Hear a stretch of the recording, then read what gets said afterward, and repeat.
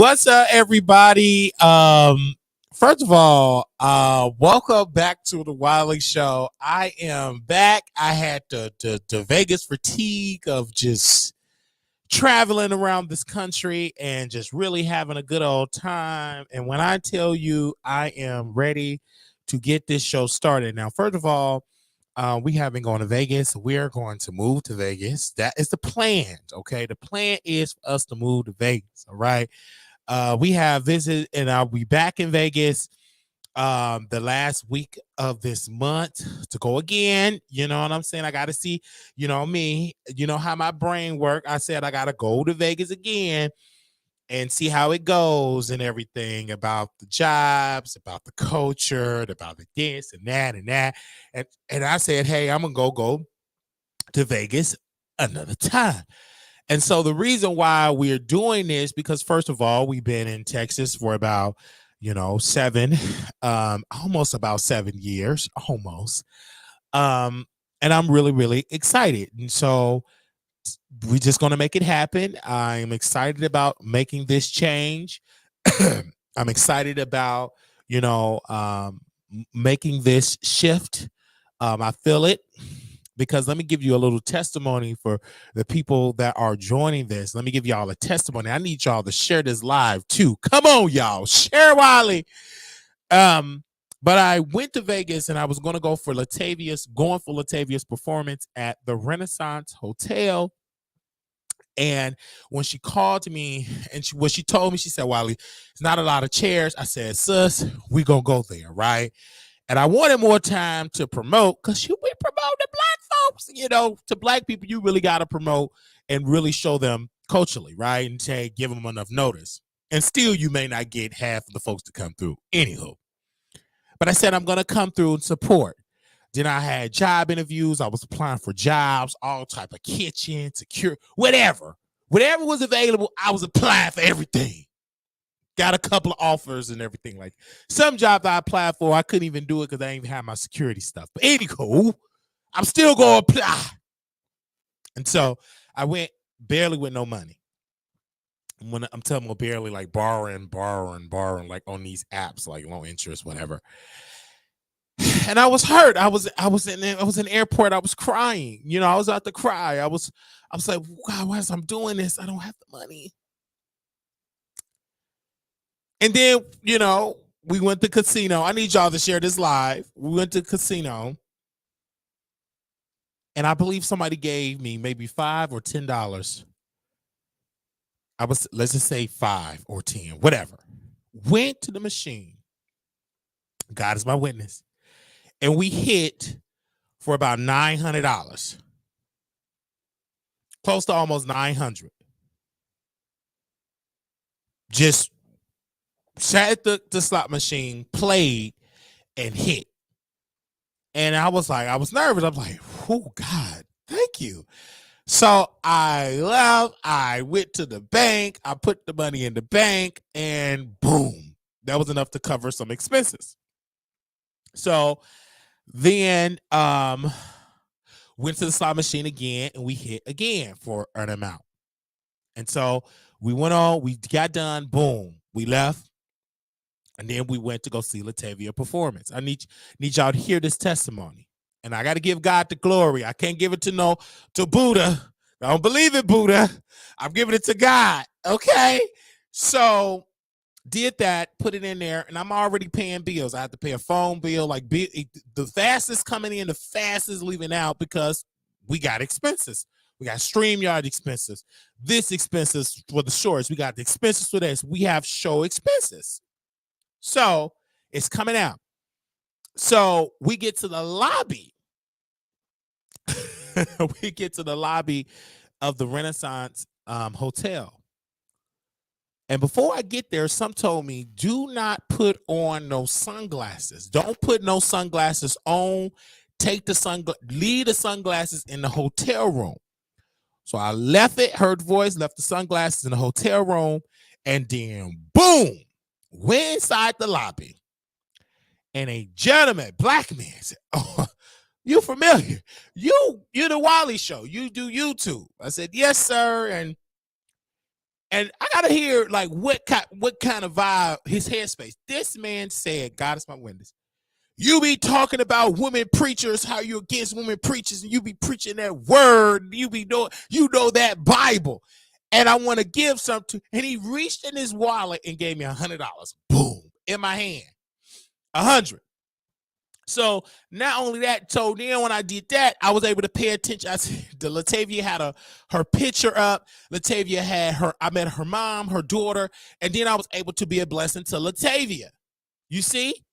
I was able to get blessed, and then I was able to be a blessing to her. You see? So, and I'm so glad. I'm so glad I went. Because this was the first time in history in Dallas that I couldn't find a job. First time ever. No callback of a start date. And baby, we applied healthcare, restaurants. We had applied. Never out of my years. You have to probably go back to when we was in a recession. Never got a call back and say you got the job. This never happened for me ever in my life. So is this a sign? I take everything, maybe this is a sign. So let's go to another state and let's see. And then doors was opening up. I mean, doors were opening up for me. And I give God the glory because it was him. He did it. And so, I went through pure hell, still going through it, still going through it, still trying to make Texas work because I'm hard-headed. I'm still applying, still didn't get a call back. And sometimes told me to rest. God just said, just rest. Let me take care of it. Let me lead. You put the faith in me and let me take care of the rest. And I believe that. So I let him take care of it. And I left with headspace. And I thank God from the way how my mind works. I do a plan A, plan B, plan C. Okay, where I'm going to stay. If that don't work, that's how my brain works. It always works in planning. But at the end of the day, you got to give first of all, the top plan is give God all the glory. Let him handle it and pray. So I urge people to follow what I'm doing, is to pray. And it ain't necessarily you have to get on your knees and get on your face. You can sit right here and say, Lord, do it for me. You can pray with and singing a song. And some of them songs is prayers. And it was a song said, Lord, whatever you're doing in this season, don't do it without me. I need you, Lord, now. I need doors opening up. I need a right now blessing. I need guidance. You got to listen to that and lean towards that. Don't lean to your understanding because we don't have that understanding. The understanding we should have is to lean on him. And that's exactly what we've been doing. Leaning on him. Y'all excuse me because these allergies got my nose breaking out. It's allergies. Being in Vegas, like them allergies was a mess. So that's another thing that we do have to make sure we get the right type of allergy medicine because them allergies would tear my nose up. But I thank him for that. You know what I'm saying? I'm looking forward to this shift, to this change. I still have a 2-month commitment here in Dallas. I have a 2-month commit here because you have to give them a 2-month notice or 2-month commitment here. So that means I have to pay rent here and pay for what I'm doing for being in Vegas. But I know God gonna bless. Amen. So we'll put a GoFundMe out. We're gonna ask y'all to help us in this shift. We already got our rent paid for next month, so we just gonna have y'all to help us with where we're gonna be staying in Vegas and contribute. So we'll put that GoFundMe out soon, so y'all can contribute for that because I didn't want to just break a lease. I don't want to leave wrong because this place did help me get here, amen. And so I want to leave like I came in right, and I want to leave with a good name. So just in case if I ever have to come back. Amen. That I can receive that because one thing we can say, this man paid his rent on time. Amen. So I just want to put that out there in the atmosphere. So that's why I'm not leaving wrong. You know what I'm saying? I still haven't even reached out to them yet. I'm gonna reach out to them maybe on Wednesday. I just, I'm still thinking of like, okay, reach out to them on Wednesday and say, hey, this is my official 2-month notice that I will not be renewing. And here you go. And so I'm just going to put that out there, and I want y'all to pray for me on this journey, on this shift. Really looking forward to it, and definitely going to be great. And thank you, because we got some more videos that we're going to be doing. Like I said, we had an amazing time. Latavia put on a beautiful performance, and performing, it was just awesome. It was a great culture of friends, and seeing Natasha, seeing Gil, seeing myself there, seeing Sneaky Link there, and also seeing, you know, some of her family and friends that was there. And shout out to the people that loved it. And it was one of the highlights of that performance. And you all probably couldn't see it because I didn't pan the camera on this, but it was two little black girls, and they saw Latavia performing, and it caught their eye, and they were so amazed of this. And they the mother gave the little girl some money to put in the pot for Latavia. And I watched that. I said, that's a good notice, a good thing to see that. And then before the performance ever started, I embraced her mom and I embraced her daughter, and we hugged, and it was just really good. And it's a good thing when you keep your word as someone that is a fan of your show and a supporter of your show, and you go there, right? And she said, you know, Latavia mom said she's such a fan of your show. And I said, thank you. And I'm a fan of her voice, and her being just a great help of the show. Like I said, Latavia be in the chat pretty much every single day, especially when we do them late shows. It may be 9 here, but 9 or 10 o'clock here, but it's 2 hours Vegas time, and she be up in the chat ready to work like, hey. Even when we cancel the show, because like we canceled last night, you know what I'm saying? We had to cancel last night and do a little stop. Anyway, but she just such a good supporter of the Wiley show. And I was like, man, we really love that this woman is a good supporter of our show. Okay, and so why not go? And she didn't ask me, she didn't beg me.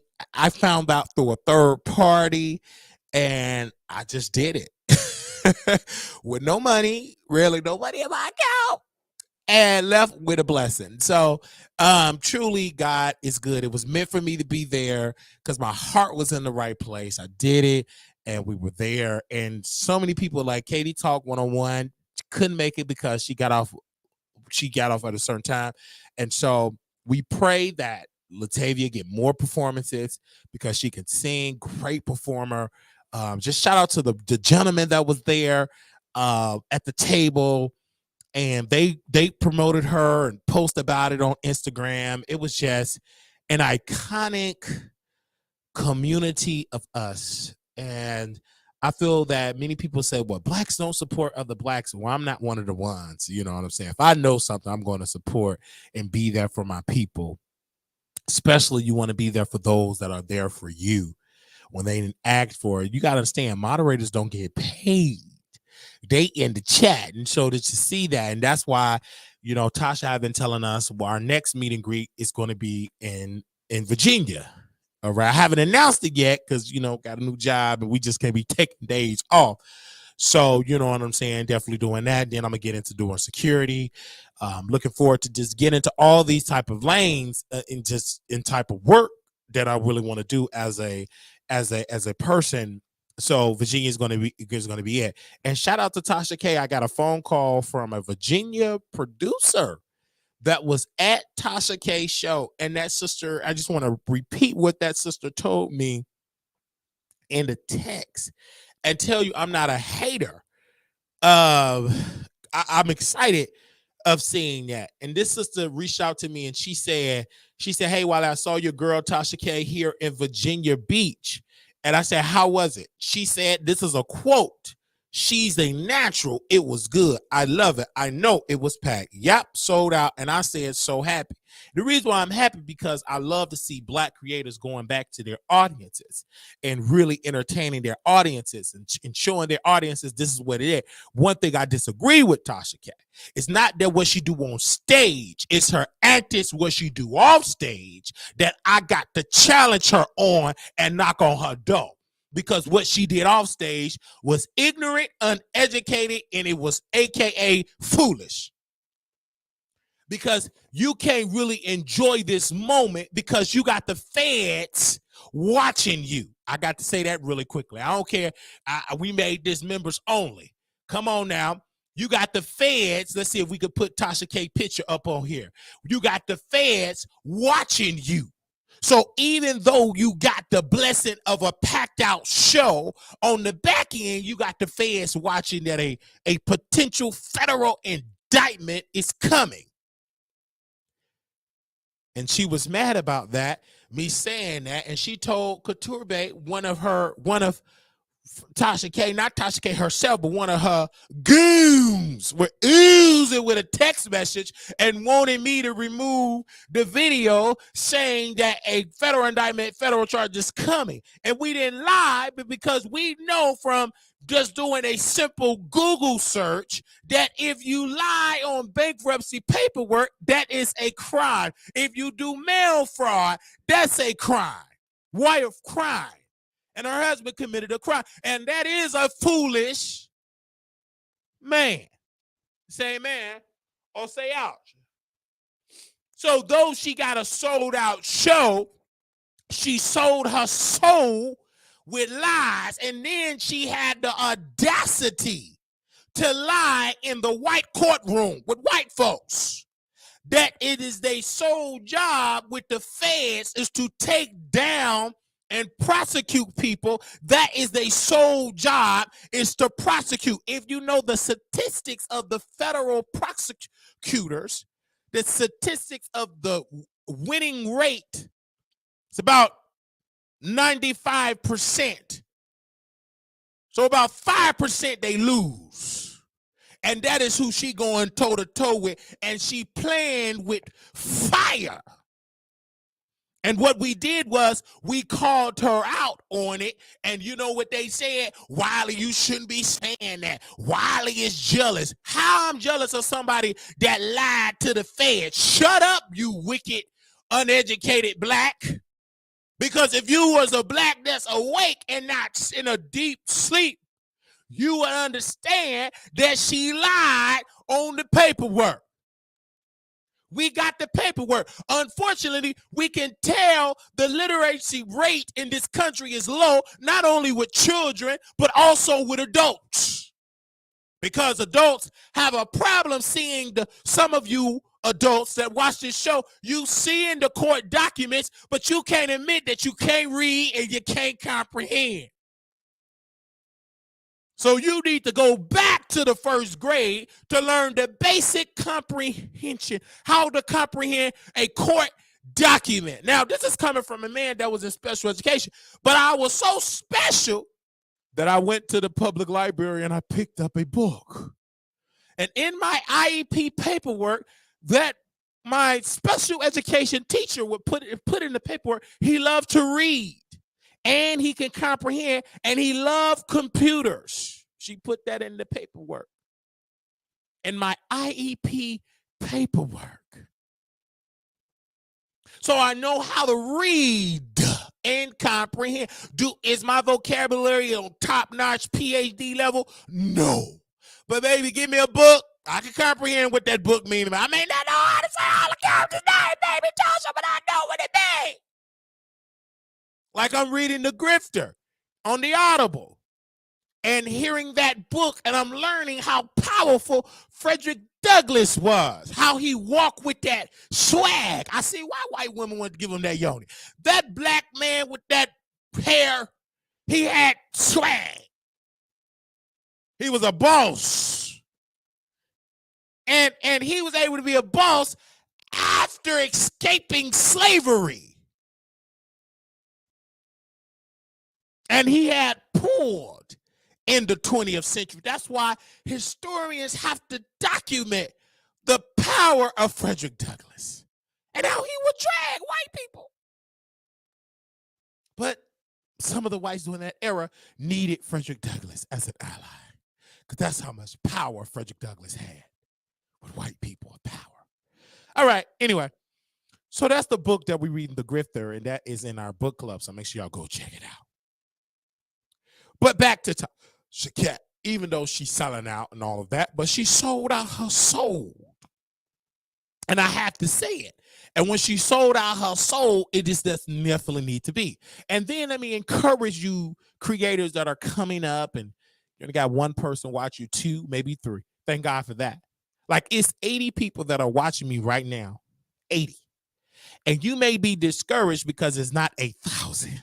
But these are real people that's watching. Stop getting discouraged by the small amount and be encouraged that you have somebody watching you. And you never know who you touching and what person you entertaining. Stop being discouraged because you're not getting the Tasha K numbers or the Lovely T numbers or the Armand Wiggins numbers. Be confident on the people that is watching you. That's why I move with a certain swagger, because I am happy for the people that is watching me. And I'm not intimidated by the Tashas, by the Armand, by the Storms, because when I walk in, I am a black man that is strong and that's not intimidated by anybody else that have better numbers than me, because I know the gift that is inside me. I know I got some people watching me too that love me for who I am. And I'm not intimidated by her numbers or her lies or that weak husband of hers.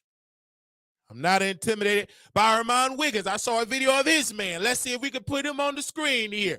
And I would have put a screenshot of that man putting cocoa in his nose.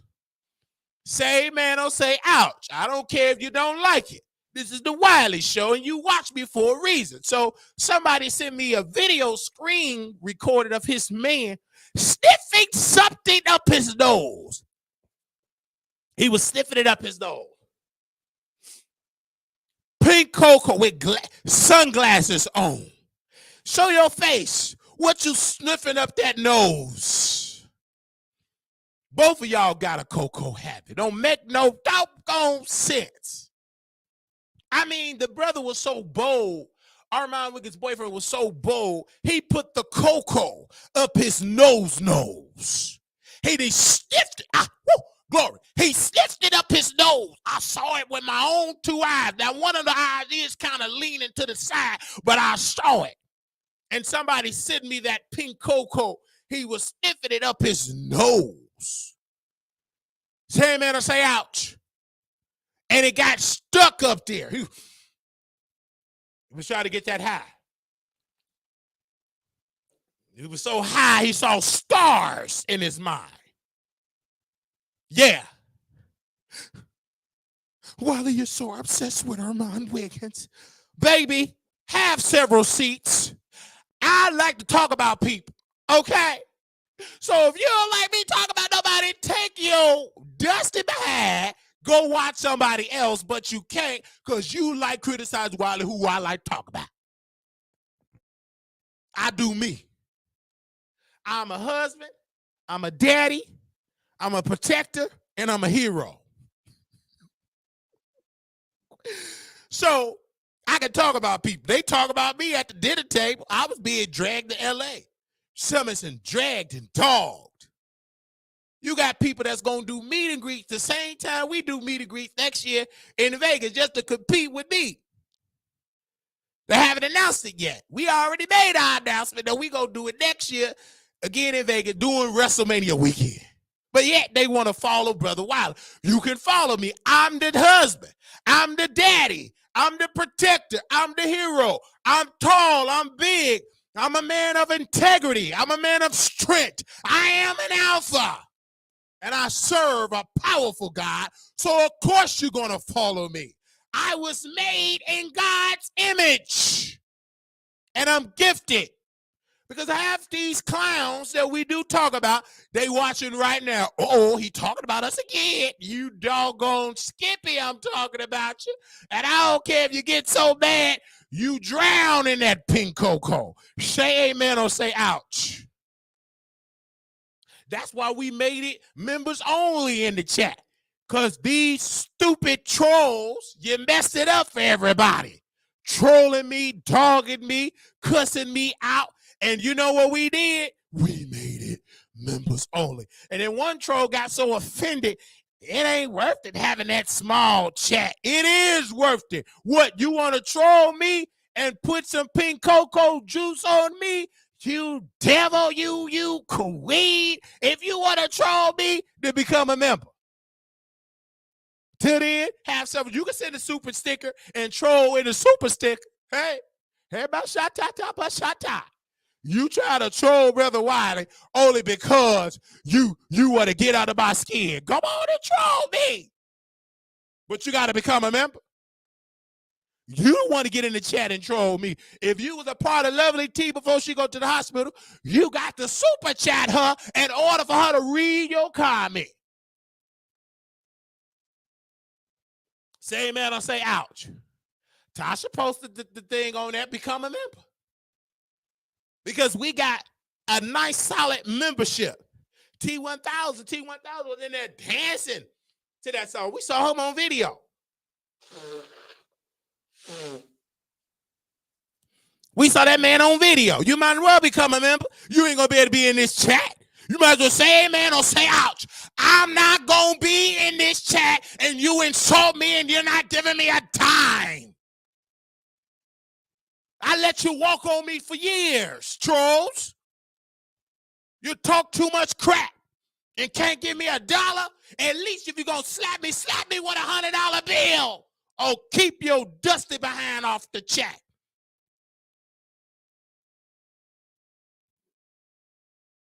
Say amen or say ouch. Hello. Oh, I'm ready. Oh, I could do it tomorrow. You there tomorrow? Oh, hold on 1 second. Give me 1 second. Yeah, say amen or say ouch, y'all. I'm live. Say. Hold on. I'm about to say amen or say ouch. Let me go ahead on and play this thing real quick. I'll be right back, you guys. At 3:42 p.m. according to the website. Okay, so here and you'll see like a lot of bond places will not bond her out if she has a current insufficient bond. Really? So what does that mean? So she will have to stay? What? Can you break that down for me? Because I'm not understanding. So I mean, there are some bondsmen that will work with that, and they'll be like, okay, cool, like, and they'll charge you an extra fee. It's not going to be cheap to get her out. Really? So it's okay. So the $2,500, that's not really $2,500 or on your system? Okay, so if her bond is if her full bond is $2,500. Yeah, because I'm looking. Hold on, let me see. Let me go on. Let me look on the website because I'm just judging it on the website here. I always say $21,500. Okay, so at $21,500, right? Mm-hmm. Divide that by 10, $2,150. A lot of places charge $100 filing fee. Okay. So you're looking at $2,250 to get her out, right? Mm-hmm. If she's insufficient with her bond, that means that she owes money to her bond company. Oh. So you're going to have to go, your best bet would be is to go back through the same bond company that she has, pay off the remaining balance, and then pay the bond that it's going to cost to get her out, because they might charge a little cheaper and take that charge off. Wow. Dude, I don't even know where she went because this is like an auntie of mine. I'm just confused. I have my credit card, my money ready. Wow. Do you have any sense of where she was at previously or no? No. But you all for a fact can't bail her, can't do it at all. Our bondsmen won't do it if they've had any insufficient bonds for the last 3 years. All right. Let me know if y'all can hear me. Thank you all so very much for your amazing support. All right. So we see the people in here. Make sure y'all like the video. We got a lot more stuff to talk about. And then also we're going to talk about some more stuff here. And we thank you all so very much for tuning in for them. Okay, give me one particular second here. We're gonna go to FAMU. Really quickly, we're gonna get into that story because this is a story that caught my eye. And oh yes, Latavia, she is a moderator. So definitely. So as you all can see here in this particular thing, if you all can see this article, and I want to say shout out to the brother here, and we thank Mr. Phil Lewis, a journalist there. But the FAMU Foundation board member speaks out on a sketchy $237 million gift that was given to the university. Now, in this particular article here, members of the Florida A&M University Fundraising Foundation and the Board of Trustees were blindsided when they learned of the historical $237 million donation that was announced at the school commencement ceremony. They said, quote, "We didn't get an official announcement, an email, anything from the university until Sunday, over 24 hours after the commencement. A board member for the foundation told what I'm reading days after the emergency meeting of the FAMU Foundation Thursday. The fundraising foundation is the steward of the university endowment and is responsible for knowing all about the donation processes.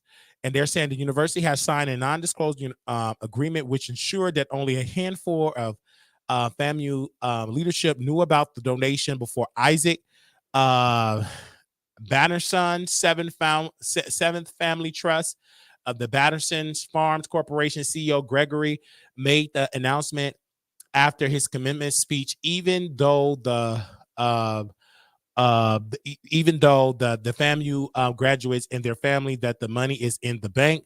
They're saying right here the proponent 9-figure gift actually came in a form of shares of stock. In other words, there is no tangible money in the bank at at that moment. Okay, so you guys listen. When I first heard this particular story, I was disgusted. I was happy at first because when Prodigy sent me this story about this university, this historical black college are getting $237 million, I was excited. I was excited because at first I'm like, oh my gosh, we need more people in the building to give this amount of money. So why not? But then word came out that the man that gave the money, the one that you see right here with the black on and the hat and all of that, it was all a lie. One thing in this article that was definitely a lie from the university, they kept saying that the money was in stock options, in stock options that there is no tangible like cash in it. It's all in stocks. And so if you know anything in stocks, that's not cash, because the university said, well, we got the money's in the bank. And to find out that is all in stocks out of this company that is not it's a privately owned company. So there is, to break it down, ain't nothing but a stack of piece of papers. And I'm so disgusted because what gets me with the president of this university, bruh, like you got scammed. You got scammed, and instead of you having any type of sense, and it's not even a publicly traded company. This is disgusting. It's really, really disgusting. I don't know if Proud of Me want to say something, because Proud of Me sent me this story when it first happened. I'm glad I didn't sit here and celebrate this, because I'd be like an idiot. Because I'd have been, oh, congratulations, they got this money, because she sent me the story. And I was excited because I'm like, $237 million, that's a lot of bread for HBCU. That would be the largest donation ever, because Spelman University, they got $100 million. They got $100 million. So this dude right here, the Isaac dude, right? He said, I want to double my contribution and do more than Spelman. So what he did was, you guys, He called up the university. Ring, ring, ring, ring, ring. I want to give more. I want to double the amount. I want to double it. And the sad part about this is he tried to give some money to a university in Texas. He tried to give some money in the University of Texas. And when he tried to give the money in Texas, they laughed him. They literally laughed him off the phone. He tried to donate money to Texas. Now, mind you, I believe his company based out of Texas. And they didn't take the money. Then he tried to call other places. They didn't take it. Because obviously they did their due diligence. And this is the sad part about it. All of these people at FAMU, the leadership, it makes me so disgusted because they could have easily done a better job with this. This is really sad. Pardon me, you are alive. How do you feel about all of this? How do you feel about, you see this check? We all thought, I was under the impression it was real. But now we're finding out it was nothing but stocks and a privately owned company, meaning that it is worthless amount of paper. Child, this is a scam of all scams because apparently Batterson Farms does not even own any farmland. So Like they don't own farmland. No farmland. It's like, this is sad. This is embarrassing. This is so embarrassing. And I'm just like, I was saying in the comments, like, these people are so money and clout hungry. Like, I really feel like they were trying to one up, I think it was Spellman that got the largest donation. Yes, Spellman got the 100 million. Yes. I feel like they were trying to one up Spellman, but Spellman actually has the money. Y'all don't have this money. And y'all that's the correction about Spellman. The people that donated was on the board of trustees for years. They've been giving money to Spellman for years. This is just the largest that family donated to Spellman. So they have a track record of giving the money for years, giving money. But this person was not even properly vetted, because if they had properly vetted him, they would have known that he tried to donate, I think $95 million to another university, and that fell through because there was no money. Right, it fell through. And my thing is, correct me if I'm wrong, pardon me, but since somebody with common sense, it was a guy on Roland Martin Show, I don't know if you saw it. He said he did a Google search for 10 minutes, like less than 5 minutes, and found out this dude. I did too. Like, y'all have to start utilizing Google. Like, everything you need to know about somebody is usually found on Google. I Googled this man. I Googled the company. Nothing came up. Like, who is this? I've never heard of this company. I've never heard of him. No offense to him, but everybody was saying, like, he doesn't look like he has a lot of money. And I know people who have money dress a certain type of way, but everybody was like, he doesn't strike me as somebody who has a lot of money. And again, who is this person? Have never heard of this person before. And no money folk, especially into farming, know them. Like, not even the organization that's over like farming. You know how they have those organizations. They don't even know this dude. Like, the dude, this got to be studied how he got scammed. If universities are out here getting scammed, and if y'all don't understand, like, universities have board of trustees, there is a process that you have to go through for this type of thing, for donations, especially of this large amount. I cannot believe no one at this university vetted this man. They obviously did not even Google him or this company. Wow. Because and not only that, he gave the commencement speech, I believe. He was talking. Scamming 101. And it's just like, how you allow this dude with no resume, not a shred of a resume, speak at the university, and y'all presented the check. Just look at y'all looking at the picture. He looks like, oh my God, I'm about to get caught at any moment.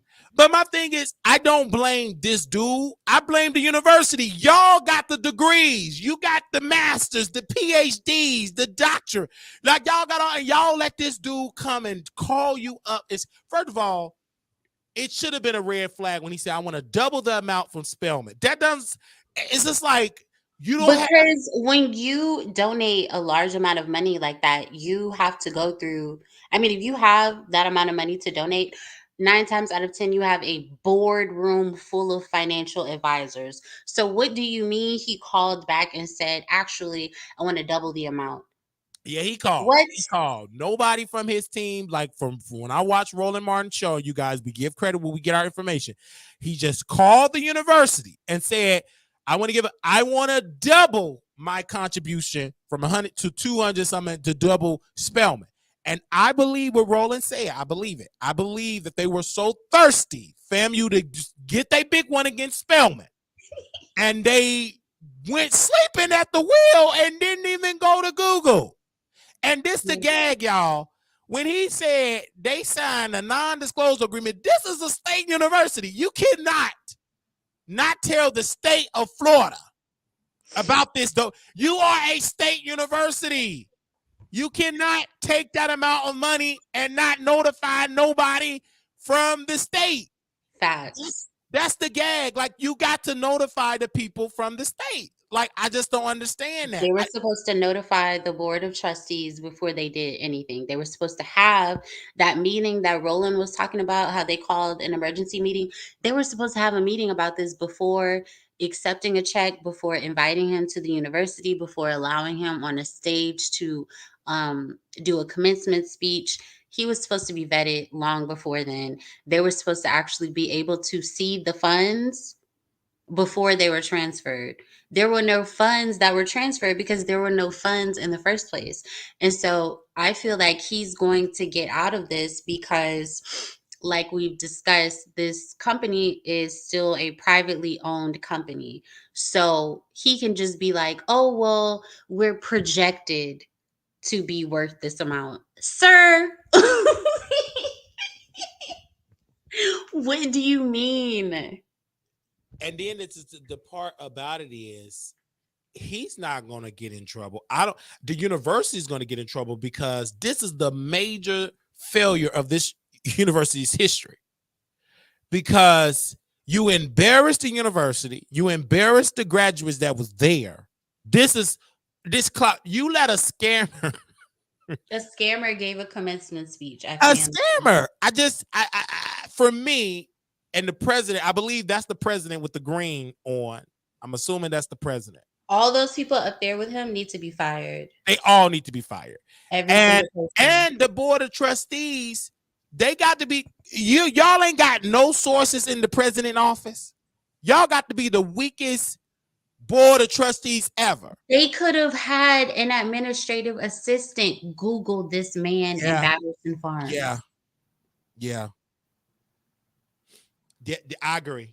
This is like an absolute embarrassment. And I need by the end of this week, I need to see some papers for all those people. I agree. And they're saying that if the president is not fired, then it's a problem. I believe the president should be fired. But definitely. You're the face of the school. You're the face of this university, and you let all of these people down, and you have the school looking like idiots. You have this school looking like this university of clowns. Yeah. University of clowns. And now the students there, they were dragging, Roland guests. They were dragging Roland. But nobody want to drag the dude that scammed your alma mater. Right, and where is he now? Like, it's crickets. Like, I think this dude is obsessed with media attention. I think that he have a mental problem because he think he got all these millions and he don't. He think that he's in charge of a company. He don't. He don't have the farm. It don't exist. I tried to read up about this Batterson Farms, and it does not even make sense to me. So apparently, it's not even. Well, it's not an actual farm because, like I said, they don't own any farmland. They don't own any farmland. The embarrassing thing is the university, because it was plenty safeguards in place. The board of trustees, the state of Florida, they auditors, the president office supposed to be smart right? I know to do a basic search if somebody say, hey, Wiley, hey, okay, I have the Wiley Show LLC. So if somebody come and say, hey, Wiley, I want to give $100 million, I'm from Prod Me Farms LLC. Just me. About Let to me Google Google. Me Farms LLC. What is this? Who is this? Who is this? Because if you're giving me this amount of money, somebody know you somewhere. And you got to have some type of thing. And it's very suspicious that I'm talking to you. Just come off the street. Oh, yes, Wiley. Since somebody gave you 50 million, I'm going to double it. That doesn't make any sense. Doesn't make any sense. That sounds good, but that rarely happens. Somebody walk off the street and do that. I know we want to believe in all that stuff. That rarely happens, you guys. And if it does, you still got to do your research. This is crazy. T1000 said all the students need an honorary degree. I need an honorary degree from FAMU. Yeah, this is crazy.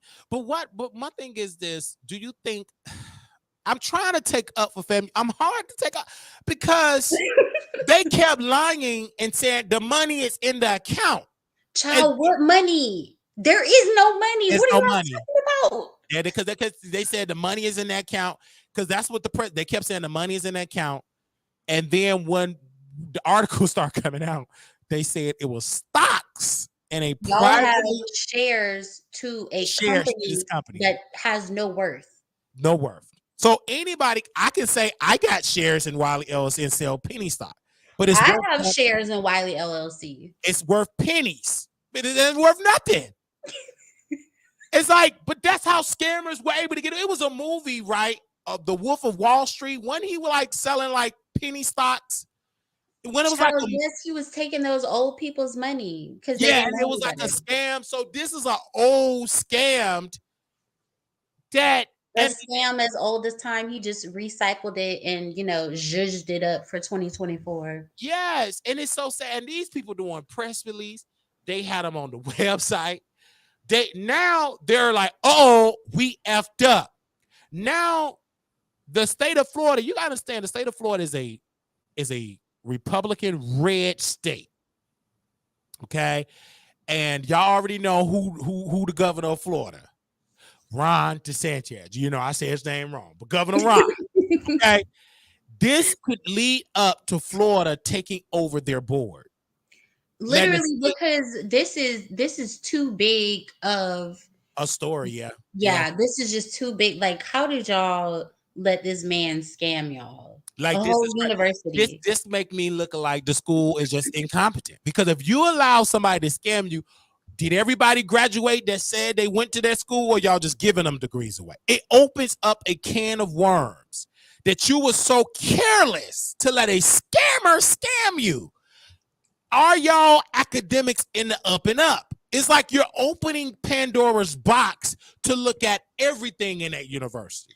Because that's why I'm not really impressed by people having master's and doctorate degrees and all these other degrees, because it doesn't matter how many degrees you have. If you are dumb enough to get scammed, you are not a smart person. Yeah, that's true. Because I don't have a degree.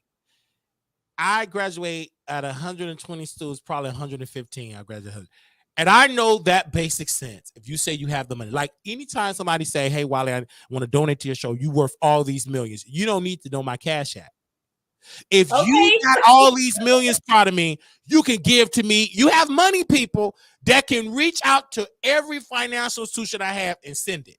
You don't need to know my Cash App. First of all, you not even donate that type of money to Cash App. You can't. There is a limit to how much money you can send through Cash App. There's a limit. So that'll tell me right then and there. And I've had people come and show me bank statements of the millions and millions of dollars. And it was a sister, right? She came in here and it was somebody on the phone. I believe she was arguing with Tasha, and Tasha was asking this woman questions she couldn't answer. Now, this is one scammer to another scammer. Like, you ain't got that. And that woman just stopped because she sent me documents that she worth all of these millions. It looked good. But I told her, let me at least donate the limit on Cash App. I believe the limit on Cash App, you can donate $5,000 or $10,000. whatever the limit is. I think it's 1,500 per day and maybe like 5,000 per week. Okay, 1,500. So that'll let me know. Okay, but nothing. You haven't even sent $5. So obviously it's capped, because why would you go out your way to send me bank statements and telling me to block folk that you worth all these millions, and that's why you don't? First of all, rich people don't talk like that. You That's talk scammer 101. First That's- of all, anybody with any type of money is not about to send you their bank like bank statements. statements. Second of Right. all, you can create scammers know you can create bank statements. You You can can create create bank check statements. stubs. Yeah. And that's what I'm saying. I'm like, wow. And this is why I had that much sense, because you do have people that try to scam you. I will never forget it. It was a guy from an energy company. I'm drinking my Celsius drink. He meet me in the gym. Hey, he give me a free energy drink. And he tried to try to goop me to promote the drink for free, the drink that his startup. And I said, well, you thought I was a nigga because I'm giving you nigga. Now you're going to get the intelligent Wally on the phone.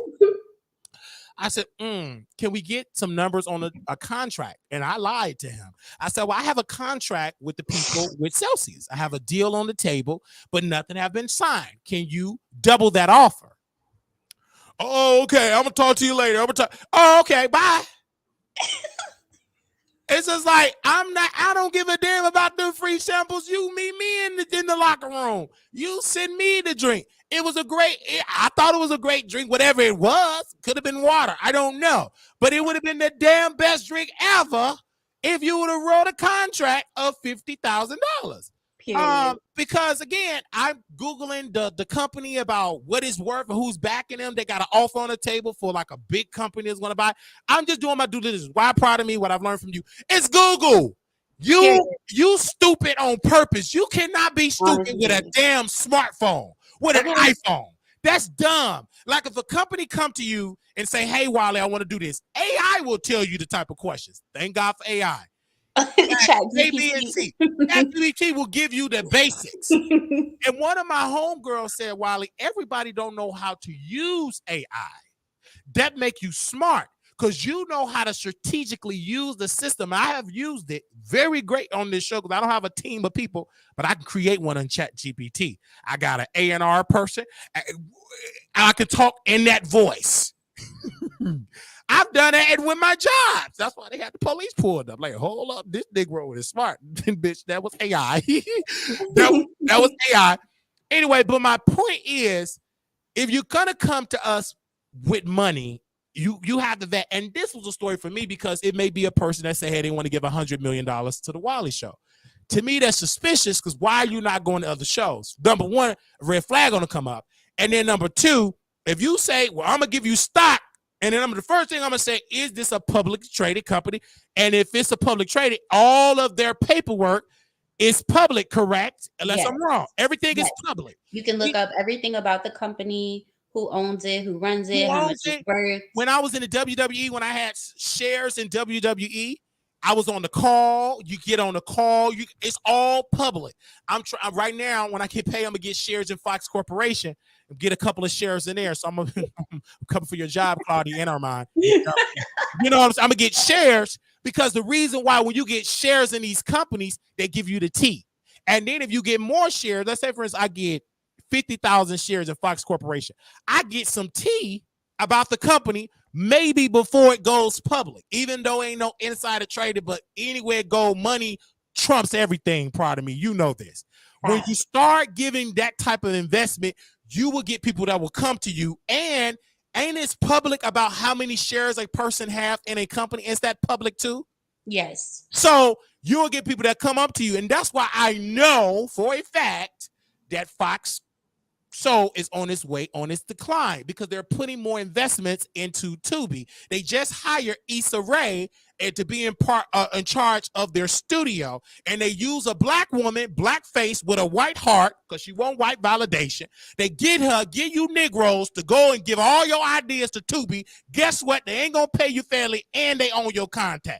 They own it. And they don't have to renew it. And you have to trust their numbers, because you don't even know the type of numbers that you're doing unless they tell you.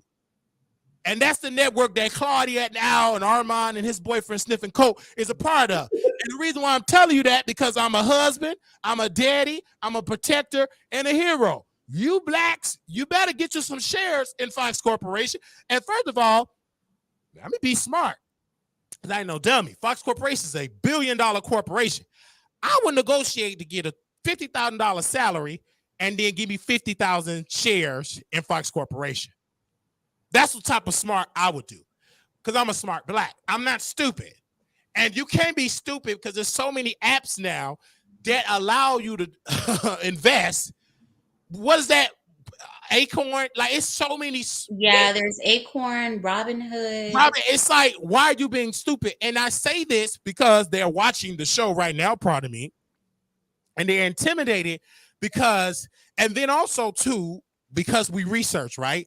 And you look at human behavior. I've learned this in psychology. If I'm looking at Al and I'm looking at Armand, two things that they're doing in Fox Soul, they're now going back to their YouTube channels. If Fox Soul was such a success, if it was so good, it was so iconic, why are y'all going back to y'all YouTube channels? Because people don't want to admit that the best thing that you can do is find a skill and work for yourself. So they saw what Funky Dineva did, and they saw Al, and let me tell you this: Al is telling Armand, player, don't you abandon that thing. This is about to close. See, right. Al know that it's on its way, on this decline. He know it. And once they lost Funky Dineva, that was a sign that Fox, first of all, if they're not giving Funky Dineva top-notch dollars that he requested, that's a sign that we don't have a long-term investment in this product. Right. If they would have gave him what he requested, okay, we at least gonna be on the air for a couple of more years. When they said no to Funky Dineva, that was the talent of that show, the backbone of that particular show. He was the only reason why I watched the show. Right, and that's the only successful show on the network, on Fox Soul right now. Yeah. Let's be clear. So when they said no to him, this not a long-term commitment. And I said it to Claudia before she blocked me. I said, you're leading me on to know that you just signed a bad deal. It's a sinking ship. Now she is out in Hollywood. She was just in LA looking for other gigs because it's on a decline. But if you were really making money from your show on Fox Soul and your Tubi career, you wouldn't be out here looking for other stuff to do. Exactly. It's so sad. And I said it's on its decline. And everybody kept saying, Wally, why you don't want to be on Fox? I never auditioned to Fox Soul. Because first of all, why would Wiley leave his own platform and his own LLC to go work for somebody else? And you can't be Wiley. You got to be white, Wiley. I could be that, but I'm white thinking I'm going to negotiate for some more money and some stock options. So just in case y'all do end my contract, I still got me some stocks. You know what I'm saying? I can walk away with my stocks because the contract is temporary. That stocks as long as that's a public traded company, you're going to eat. Because the boss, that's in charge of the board and stuff, he got stock options. Let's put his picture up on the screen here. He got stock options. Is that my guy Lachlan Murdoch? Yes, that's Lachlan Murdoch. And go to his daddy. His daddy got money. His daddy gave his children money. So what I'm saying is, and see, this show, Proud of Me, is so advanced that only the people in the industry like yourself that aspire to be great will get it. The sleepy blacks, they don't understand it. They looking at Claudia and them dragging me on a show on the White Man Network. Can you see me? No shades. You're saying that, but when the show ends, guess who gonna celebrate? I am, because not only did I prophesy you gonna get it, I also prophesied that it's gonna end. As simple, you don't even need no degree from no seminary school. You just know the history of Fox. They build it up with the talent of the blackness, and they take it and shut it down. Look at Tubi. Remember that old logo of Tubi? Now it's a white logo. It's a white. You laughing, Proud of Me. You know the difference. The logo changed. Yeah, it did. Did it change, Prada? They sure did change it. Most blacks ain't gonna catch it. They already got white creators have turned it. Now they doing low budget movies the white way.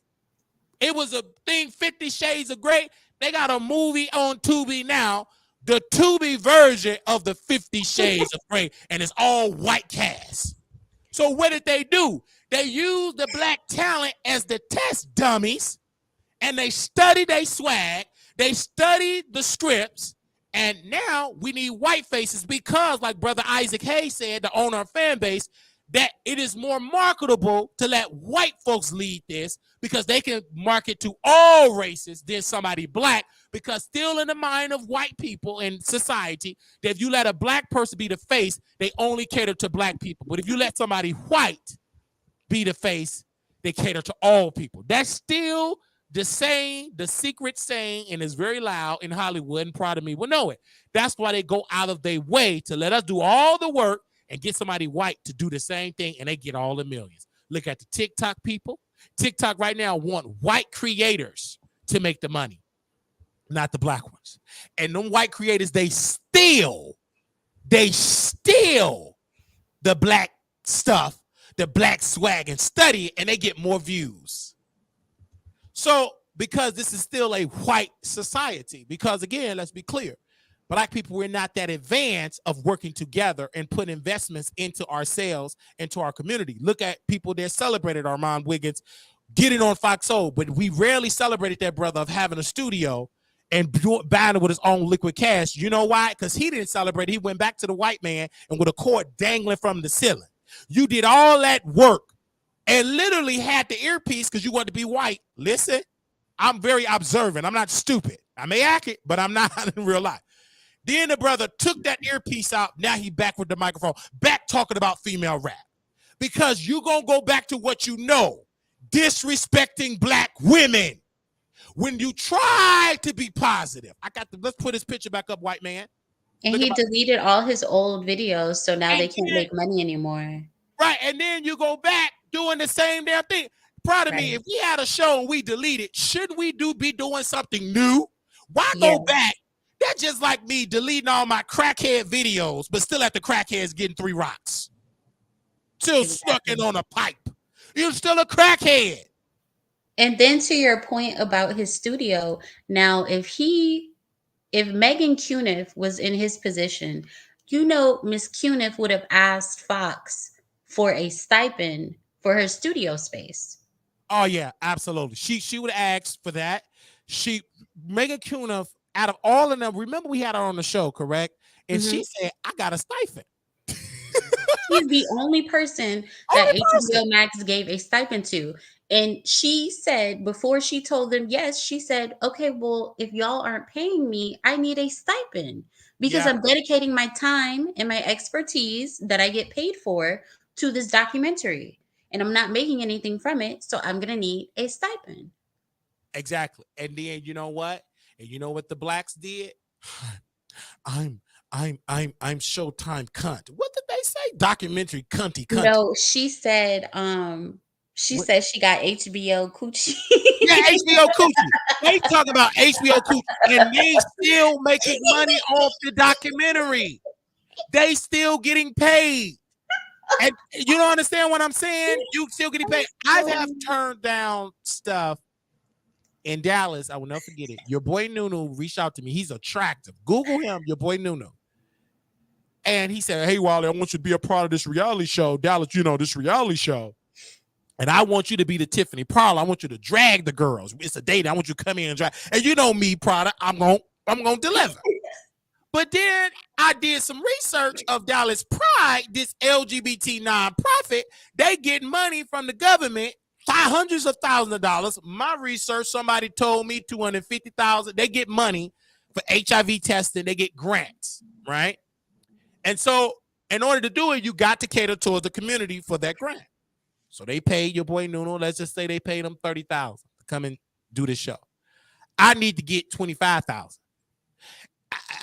I'm smart. And then when I would talk to some of the LGBT folks that were dragging me for filth, I said, did you know them nonprofits get money? Oh, I didn't know that. You know why you don't know it? Because you don't know how to Google. You too busy opening up your cheeks without a condom and you don't know how to open up your your phone like you open up your cheeks or your mouth at Club Dallas at this, you know what I'm saying, at Club I'm Dallas. just wondering, how do they think nonprofits stay afloat?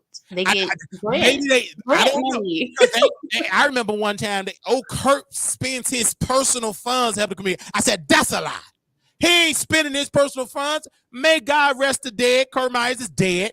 But he was a scammer because he went to prison.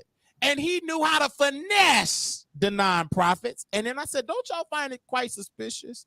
After he do prize and all of that stuff, he going to South Africa with his man. Uh-oh. He buying houses, how did he get that money? Right. You see? And then he died. He had a heart attack in the body part. Whew, gone. And we do the story because I'm a journalist and we don't care about no threats. And we heard that it was COVID and we heard drugs. His sister was crying. What about my brother? You do it. Shut up. You didn't even like gay folks. All the money going to you anyhow. Because we all thought Kurt Myers was married to the dude in New York. I couldn't find a marriage certificate. And then we find out from somebody from the family that the sister got everything. Only thing they gave that man was that dog. And now he back in the ballroom scene looking for another sugar daddy. So my point is this. And then Kurt had a board, because when you do a nonprofit, you have to have a board. The board did not pick a gay man. They picked a woman. And she took that organization and stopped making it so gay man identified. Now it's more so central around women. Because whoever the leader is, whatever her interest is, that's what the organization going to follow. And another thing she stopped doing, I haven't seen it, the scamming. Investing in these side projects for personal gain. And the only reason why Kurt haven't been indicted is because he's dead. And they just moved on. It would have been a bad look for Dallas because he was all buddy-buddy with these politicians, etc. And we stood our ground. And we stood our ground when Kurt Myers was alive and when he died. See, you can't find too many black people. And we met Kurt. I remember he said, well, my boyfriend is bipolar. Make sure you take your meds. I said, no, sir, I ain't going to take my meds. The devil is a lie. You stop doing coke and stop worried about how big my thing is. Don't worry about that. Because what people try to do is dilute your power by saying, make sure you take your meds. First of all, maybe you should have stopped doing all that cocoa and maybe you'll still be breathing. Yikes. Because he died in his office. Whoosh, he died. And they got mad at me covering the story. And they gonna sue you. Okay, where the lawsuit? It's hard to sue when you know that was in his blood and they tried to cover it up. And they didn't know I'm a journalist, that it was a death investigation, because we reached out to the Dallas Police Department. Because again, we are journalists. Hello. And because I talk to a lot of journalists. One of the things in journalism school, probably correct me if I'm wrong, pick up the damn phone call, ask questions. Facts. Pick up the phone. You have to ask the right questions. You got to ask the right questions, and most of them going to give you an email, and you ask the right questions. I asked the right questions, we got it. And one thing in the police, this is why they said, well, it's up to the family to do autopsy. I said, they going to do no autopsy. Because if they do that autopsy, they going to find all that cocoa in his blood. And so they do the autopsy. But my point is this, ladies and gentlemen, is that Wiley have always stood in what I believed in. I could be wrong, I could be right, but at least Wiley have the courage to go further than some of my colleagues on YouTube. Just like we did with Saucy Santana. Did we get the promoter to call into the show? Did we get some answers from that promoter? Yes. And this is when we move to Vegas, and we're going to be in Armand Wiggins' backyard. He don't own it. We're going to be right there in Vegas and get more engagements in Vegas than we ever had in Texas, because we ain't coming to kiss these people, but we are the superstar. I ain't stun these celebrities like that.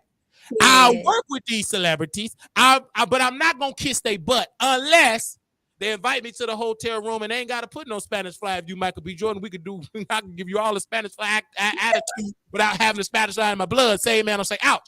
But we're not going to kiss these people butt, because I come in with an audience myself. I'm a celebrity, and I don't like people kissing my butt. I like people to keep it real. I like people to challenge me like Proud of Me. I like people to challenge me like Sneaky Link came to me. She had on mask on. She said, "Wiley, let me talk to you, player. I got a bone to pick with you. You called me a white woman. I came and meet you with blah, blah, blah." She surely did. We was at the meet and greet, Proud of Me. And said it to her. She said, "I got a bone to pick with you." She didn't embarrass me out in public. She did it private. I said, them the type of people you need around you. When you do wrong, either A, you get ignorant, or B, submit to that rebuke because it was in the right spirit. And I got it right. And that woman been a follower ever since. Like she came to the first one. I forgot. And I saw the picture. And then what the woman did, she had ideas what she want to do for her show. And I said, I'll participate because I love that. And how blessed I am, she also is interviewing other people. I love that. And as I tell you, bigger creators, to them, I'm a bigger creator. Always reach to the little creators, if that makes sense. I don't like saying little. I say up and coming creators because I'm an up and coming. Always reach back because that's where your blessings going to come from. Because in order for the civil rights movement to be successful, they had to get little black people to make it big. Without the little poor short sharecroppers, no, there would have been nothing. It'd have been Dr. King talking to an empty field of just grass and dead presidents with statues of these dead presidents. But because little people that will never, ever be written by their name, you just see their photos for those that was photographed. But because we have that connection with the Katie Talk one-on-one, the sneaky links, and all of those people, it pays back. The same thing with Couture Bay. It pays back because I've been followers of these people before they even became YouTubers. Say man or say out. That's my character. But with this man, he said out of his mouth before he got fired, so there can't be too many people on top. Well, first of all, black people ain't never really been on top like that in the entertainment business in the first place. Because even them on top, yeah, you up top by name recognition with the money. We ain't never been up top making that type of. Not even Will Smith being the highest paid ever. He still ain't got that Tom Cruise amount of money. Part of me say, man, I'll say ouch. I mean, you are speaking facts because while you were talking, the only black actor that I can think of that actually has pull is Denzel Washington. It's Denzel. That is it, Denzel. You can't when you only can name one. That means that's he's the only one. Like he is the only black actor that I know of who has consistently stood on business. And look how many years it took him. It took him decades of being so above reproach and excellence. You understand what I'm saying? And one thing I love about Denzel is that he's not accessible on the outside like that. He keeps just see me at the and it worked. That strategy worked for him. Will Smith took it to being, and that would diluted his star power. He started getting on Instagram. He started doing red table talk. He started. Your mystery is the best thing that you have going for you. And then he started getting more, and then his wife was cheating on him. August, I seen her entanglement. As long as once you become a joke, like somebody was speaking about Drake recently, and they were like, once you become a punchline, your career is over. Yeah, it is so sad. And now, from my understanding in Hollywood, from my people were telling me, Will Smith is trying to make Bad Boys be such a success because he needs this. It's not because he ain't got no money. He just want, because once you get a blockbuster, once you're known as that guy that bring numbers, he got to have this movie be a success. Because his last slavery movie, it flopped on the Apple thing. It flopped. Then he did. What else did he do? He did that other movie, Invictus, I believe. That didn't go well. So he need this Bad Boy one. I think it's going to be a success because I think because he know how to pull the strings of Black America. And because of Martin Lawrence is such an icon, and Will's still an icon to Black America. We have not canceled Will. And that's something with us as a people. Once we put you in our psyche, in our hearts, in our wallets, you're going to have us forever. So I think he going to need us to, because if we show up in big numbers, white people going to follow us because white people follow Black unity. It is what it is. They going to participate. And so, unless you're someone like, again, a Denzel Washington, every single race is represented in the movie theaters when his movie comes out. Yeah, it's just like, because Denzel stuck to his core. He did not make his wife his content. He helped his children not forcing us behind the scenes by making sure they're excellent. And The kids are never in any mess. He's never in any mess. exactly. His wife is never in any mess. Exactly. And like his son, and one thing I love about his son, the one that acted, you know his name. You can John say David. John. When they John try, David. John David, when they try to give his father all the credit, he also credited his mother. I love that about John David. Because I remember the media, oh, you're the son of Denzel, and they try to erase the woman. And he corrected. He was correct. He came out of Miss Pauletta. Yeah, Denzel was there, but he came out of Miss Pauletta, and yeah, he has to constantly remind people, like, before his mother met Denzel Washington, she was a classically trained pianist at Juilliard. Yep, and she was had an actress. She had already been all over the world, Germany and all these other places. Come on. I love that about him because he reminded, because I'm telling you, and it usually be these white journalists, they always give credit to Denzel, but a black journalist with some sense will always credit the mother. You have to credit the mother. And then the whole narrative was so ignorant. Like every single time they mentioned John David, it was, oh, Denzel's son. Oh, Denzel's son. Like, that is Denzel's son, but like that's a grown man. That's a grown man. And that's a grown man. And I feel like what Bishop T.D. Jakes said before all the swallowed up, he said, well, you are a disruptive thinker, and you come from that name. That is a blessing and a curse. Yes, Bishop I don't feel like there's a curse involved. I mean, it's a lot of people, right? It's a blessing. Who grew up, well, John David spoke about when he played in the NFL, and the men, like, players would make comments about, him being Denzel's son and all this other stuff. Oh. And so I'm just like, I really want to ask him, like, the men who were telling you these things, do you think they grew up in a 2-parent home? No, probably right. Not. or parents with a name. It's like when I have children, and because I predict that I'm going to be wealthy, successful with wealth, that name widely going to mean something because of the father. And that is something that Black America, we got to get used to having. And it is some Black prestigious families that they have a name and they're known. And I'm not talking about just a celebrity. I'm talking about Black folks that is not on red carpets. Right. They're known in regular, everyday Black people. Right. And they just have wealth coming after slavery, and they just have wealth on top of it. It is some Black families like that. And I've got to read more of that up, because what we do, we promote the white family with names, but we rarely, and that's done on purpose, we rarely talk about Black families with wealth that had it for generations. Because I think they really want the narrative to be that Black people don't have any money, and the Black people that do have money are rappers or scammers. All that, and that's not the case. That's the part of it, but it's some Black people that have money for a long time, and they struggle with that identity of being Black with wealth and still keeping their Blackness, and and all of that. But when I look at having a name like the Washington, Denzel, having that name, you can live on. That's why the children of Steve Harvey his wife children took his last name, right? Last name, because doors going to open up having Harvey. Regardless of how controversial Steve Harvey is, his name carry weight. Just like Kevin Hart ex-wife, correct me if I'm wrong, did she keep his last name?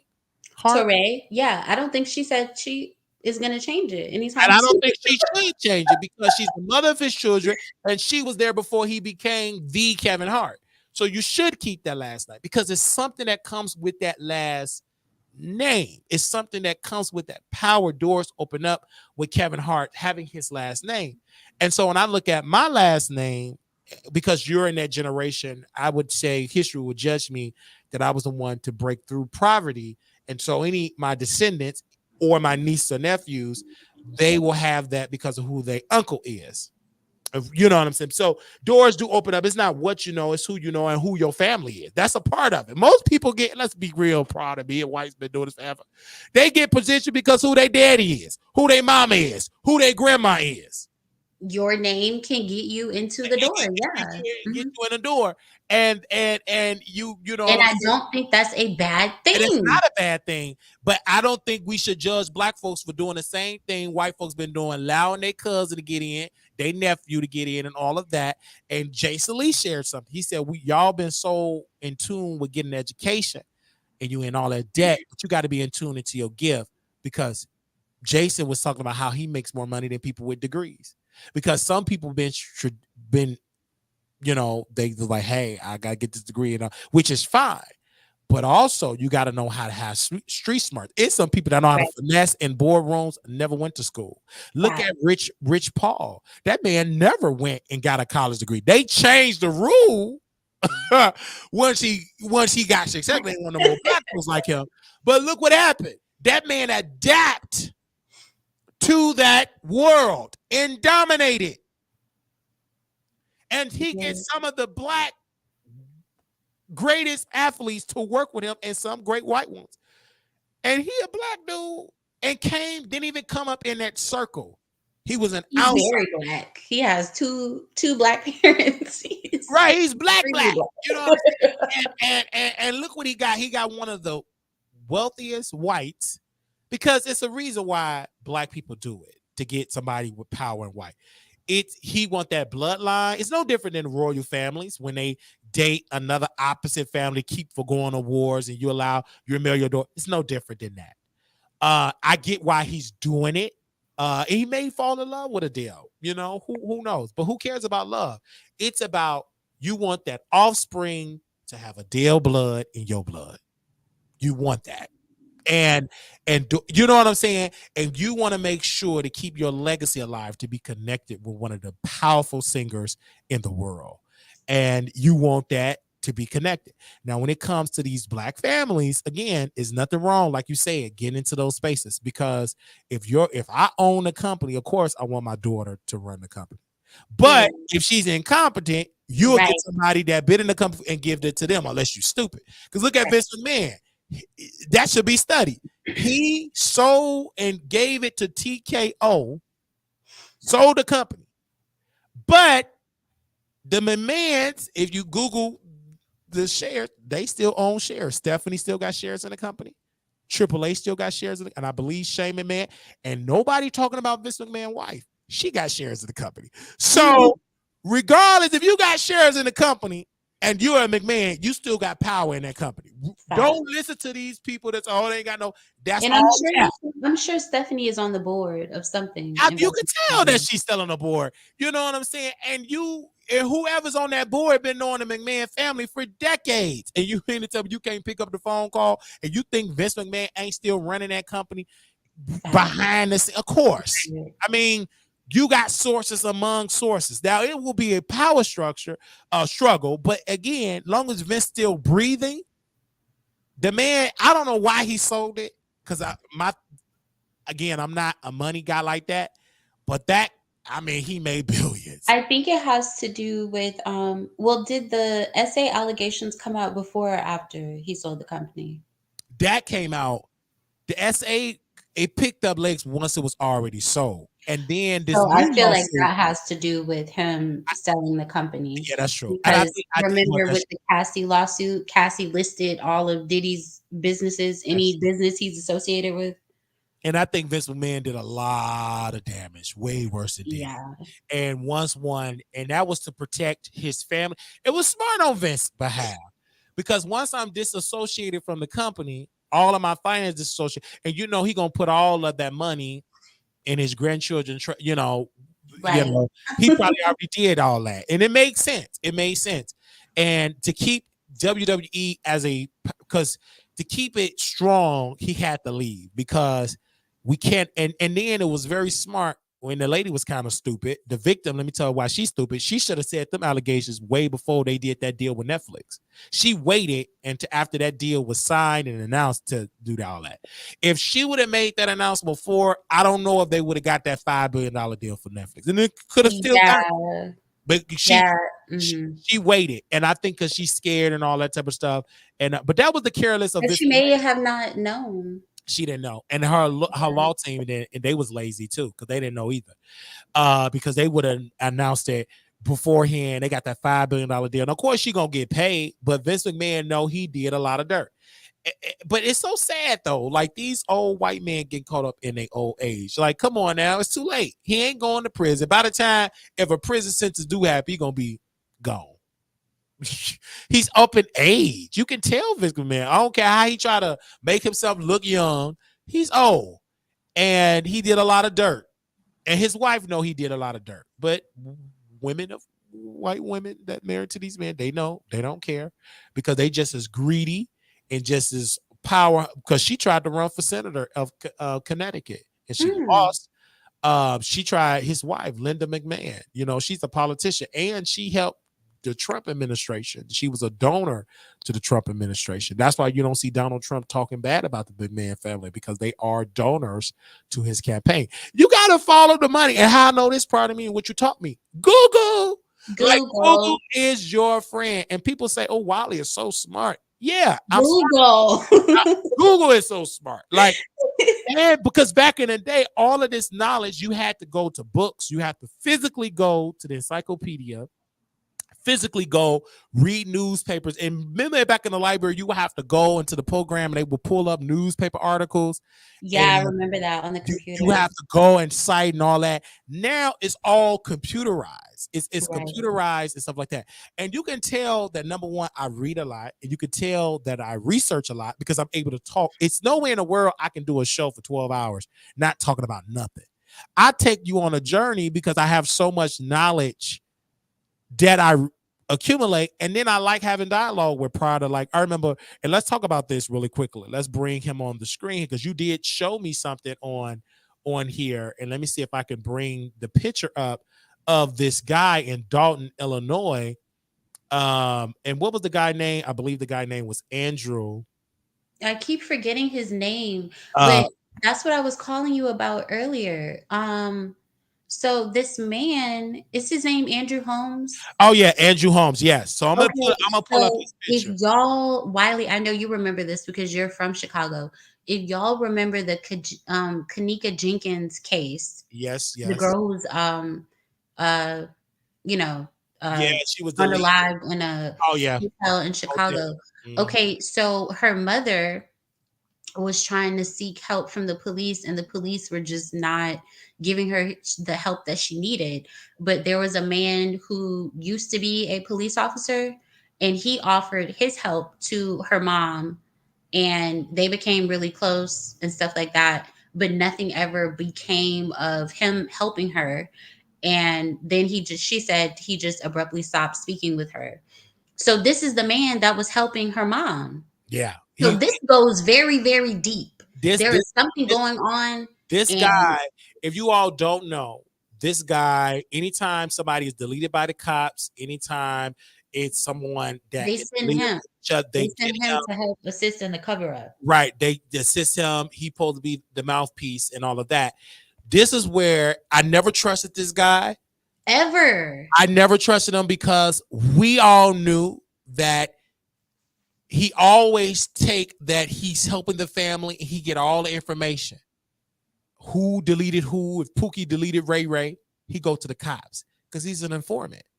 He's been an informant. The reason why they're very cautious on arresting him in these SA allegations of him assaulting Tiffany Henry, I believe her assistant in Vegas. Yes. The reason why it's such hush, because this man goes so high up, even with the FBI. Facts. Because he negotiated stuff with gang members. If it's like a gang war, the gangs, they feel like, oh, we can trust Mr. Andrew. He cool, he down. He get all information. He have been in a room with opposite gangs, been in a room with a wire on. And he go to, and all these gangs, how we get infiltrated? Because you brought an FBI informant in your home, in your trap house. He's not a friend. If you believe that, I got a bridge in Baltimore to sell to you. That's his shtick that he goes with. I'm so-and-so. I'm a former law enforcement officer. I'm here to help. Yeah, and the media gets him. He do all the testimony. If you know anything that go on, please call the cop. And the people come to him privately, tell him the tea. He goes to the FBI. He goes to the authorities. They have him paid. And that's why he's protected. Because now he may go down because of these allegations, but he have a Yeah, lot there's of too dirt. much going on with Tiffany Henyard. Yes, a lot of dirt with Tiffany Henyard. But All then this I other tell, stuff, her then, stealing money right. allegedly. Then I tell people, why is it they're focusing on Dalton? Why? Dalton is a small little black town. And what we're focusing on, them pulling our heartstrings. Well, she's stealing money. If that's the case, then we need to arrest Mayor Daley. His father, dig up Mayor Daley Jr. I mean, he's still alive. If you want to talk about scamming cities and taking taxpayer money, every politician need to be indicted. Most of them. Let's not forget about Brett Favre and how he was stealing money from the government down in Mississippi. Right. So, and he didn't did he get arrested? Is he in prison? I believe he was roped up. When But I tell you, I heard about that one time and did not hear anything else right. about it. So what I'm telling you is, this is why I'm kind of quiet on this, because it's a powerful force. And what they're saying is, Black people cannot be in government positions because all they do is scam. And they're using Tiffany Henyard as the poster child. And what gets me with this, and this make my heart ache a little bit. But do you feel like they put these people in positions because they know they're scammers and it's going to go along with their narrative? I think so too. I think this is all a use of to discourage Black folks to get Black people in political positions, because Tiffany Henyard, she controlled two powerful things. She in Dalton, Indiana, Thornton Township. She was also a trustee and all of this type of stuff. Now, I'm not saying that she is perfect, but what I'm saying is, who want her out and who did she pissed off and what do they want to do in Dalton? See, it's something greater in this, because why is the news, New York Times, why are they concerned about Dalton? Do you understand how small Dalton is? It's a very small, poor, Black suburb. This ain't hardly no rich, poor Black folk in it. Why is all these outside forces concerned? That is my question. Have Mayor Lightfoot talking about she's supposed to be investigating. And then Jay got Mayor like, this is all like, let me sit down because FBI is watching. Because this is suspicious. You never heard this man going. This is a powerful force that somebody is trying to use Dart as a poster child to come against Black politicians and especially Black women. Because if Tiffany Henyard, I just want the day, proud of me. I want the day her getting handcuffs. Because if all it is, if she just is evil as they claim, proud of me, then please arrest her. Because they did let the FBI come in there, but we still don't know what the FBI is doing. But the media, the FBI, right? They're not gonna tell you what it is. You don't know what they're looking for until they get. Don't know when they're coming. Just like when they rolled up on TV. But the media put out a lie that they're investigating Tiffany. They're putting out all these in your windows. And we still don't know the official report because, again, he have not been arrested. Neither has Tiffany Henyard. Her other homeboy that's on the board, he been arrested. He been indicted for bankruptcy fraud.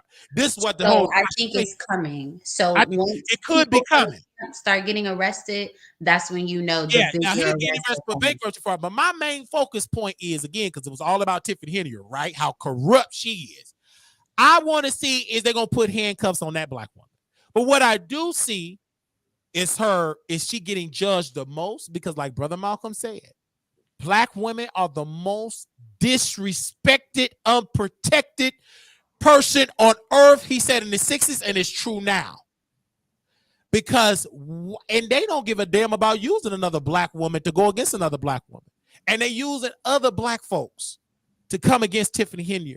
And half of them, when I'm getting on the phone, they don't even know all the details. One Black sister from Dawn told me, she said, I feel like she is guilty because I see it all over the news. But damn it, that's dangerous. Because it could all be a lie. I know all the details. Right, but just because you keep seeing it over and over and over again, it could be a lie. you got to understand when you're dealing with the media will have you hating and disgusted by the victim and literally rewarding the evil one, saying that they're innocent. You got to be careful with media that's not from Dalton, ain't black. What is their motive? What is their interest? Because let's go back to the thing in Fulton County. The way how they talked about that black woman before all this, she going down. Disbarred. Remember that? She gonna be disbarred. And to find out, she ain't disbarred. She still got her position. Her daddy said something about I like some cash. She walked away with some sympathy. But when you listen to the media had black folk. Oh, she going down. Woo! She could control her draws. She gonna get disbarred. And then the judge, she didn't get disbarred. Who lost the job was the male prosecutor. He had to leave. But the one that they really wanted was the prosecutor from Fulton County. Remember that story? Because the media, they're so job and they do it so effectively. They write these nasty articles about a person and it be some of it be clickbait. And what gets me with black folks when I do a title, it's clickbait. But do you know New York Times, they have a plenty clickbait? They have so much clickbait and they just be lying over and over and over and over because they say the same thing over and over and they have to be white and they sound so right. Oh, it must be right because white folks say it. And then when time passes, none that they say is happening. Sometimes they get it right, but the media sometimes get it wrong. And this is why it is so good for black-owned media to do more research because I look at it a different interest. Why is it that Tiffany Henry is going through this? Who did she piss off? I need to go back to when she was a trustee. I'm seeing that she got money. This is a fact. She did get some money in Thornton. Then the trustees, they're getting mad and said, you can't spend the money that she got. But y'all just make it seem like she just went on these trips and SAing people and she didn't SA nobody. Well, no, it wasn't that violent. Right. He did allegedly, he did the SA. And what Tiffany Henry, this is what the rumor is. I don't want this a bad look for my administrator. Let's hush. And pretty much fired the woman that accused him of SA. She's out. Then the trustees, and this is what make Dalton just weird. It's so many lawsuits in Dalton, I can't keep up. You got the trustees suing the mayor.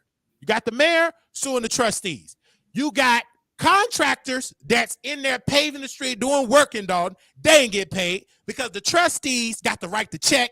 They mad at the mayor. They won't write the check. Then you got Tiffany here. Well, they can't write the check to these people because they don't have the money. And so they're like, Tiffany spent the money. And that's why so all of this started because the police vehicles were going to get repossessed. Right. Remember? And they said, so they were asking Tiffany, where's the money? Like, what did you do with the money? And then there was a report that's saying that Dalton do have the money. It's what gets me with this is what report you going to believe? And to me, it is sad for me to say this as a black man that I'm going to say something that's going to be controversial. It seems to me that the state of Illinois is going to have to put some people to investigate. The attorney general, this is their sole job because it's so much incompetence in Dalton. And the reason why Dalton, because y'all couldn't work together, y'all getting played, it's like somebody pulling the strings. Y'all about to get the state to come and investigate the entire Dalton. Well, I think that's why they sent in former Mayor Lori Lightfoot. Right, Lori Lightfoot is. But she looks just as confused as me. She's confused. It's nothing she can do, but only thing she can do an investigation and go to the feds. Okay, this is what I found. But what the attorney general can do is take over and look at their quote unquote financing because obviously they're running and Tiffany Henry. Again, I knew they was gonna be hating on sus because she was getting all these people coming to the meetings. She did the meetings. Ain't nobody gonna say nothing. Ain't nobody got nothing to say. She also was sleeping with this man. She hired him to do something with the government, and then it came out that he was on the SO list. Right. So And she so had to it's let a go lot of that him. goes right. It's a lot that goes on with that. Even Yeah. with her Tiffany Cares Foundation, even though she's not a part of it, but everybody that work with Dawn, that work in her ministry, they are part of it. So obviously you know who's running it. So it's a lot again. The reason why I'm not gonna be bad at Dalton, because Chicago is the most corrupt city in the nation. They've been so corrupt for decades. And I've never, ever seen the New York Times, WGN News, ABC, FBI, all of these conglomerates working together to take down the corruption. If y'all gonna do that in Dalton, please go to City Hall in the city of Chicago, because there's a lot of damn corruption going on there too. Why you ain't there? Because it's white. We ain't stunning, they right. We coming for the black folk. For what?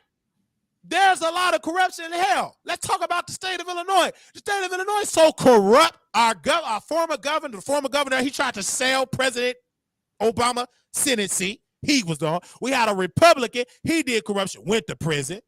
Then it's some corruption going on in City Hall. Their treasurer, she was using her staff to buy gifts and donate to her campaign, which is corruption. Wow. Then you got Mayor Brandon Johnson. His PR people got mad at somebody because they weren't promoting them more, and so they retaliated towards them. So it's a lot of corruption that's going on. My question is, again, why are we so concerned about Dalton? It's not a big town. They don't have millions of people there. You literally can drive in there from front to back, probably within 30 minutes, you out of Dalton. I just don't understand. Now, this man, it is something very suspicious with him. I'm glad he's quote unquote I getting was gonna exposed. say I feel like they're focusing on Dalton because it's just too much stuff going on much, in that small but town. It's too much stuff going on, and you got the media using this as, instead of them being on Chicago, how they using Chicago as money to spend it with illegals. We're spending it on Dalton. I don't give a darn about Dalton, to be honest, because that's a small fry.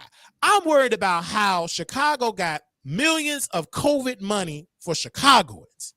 And Mayor Johnson took the money out, not to black Chicagoans. He gave them his back and giving it to illegals.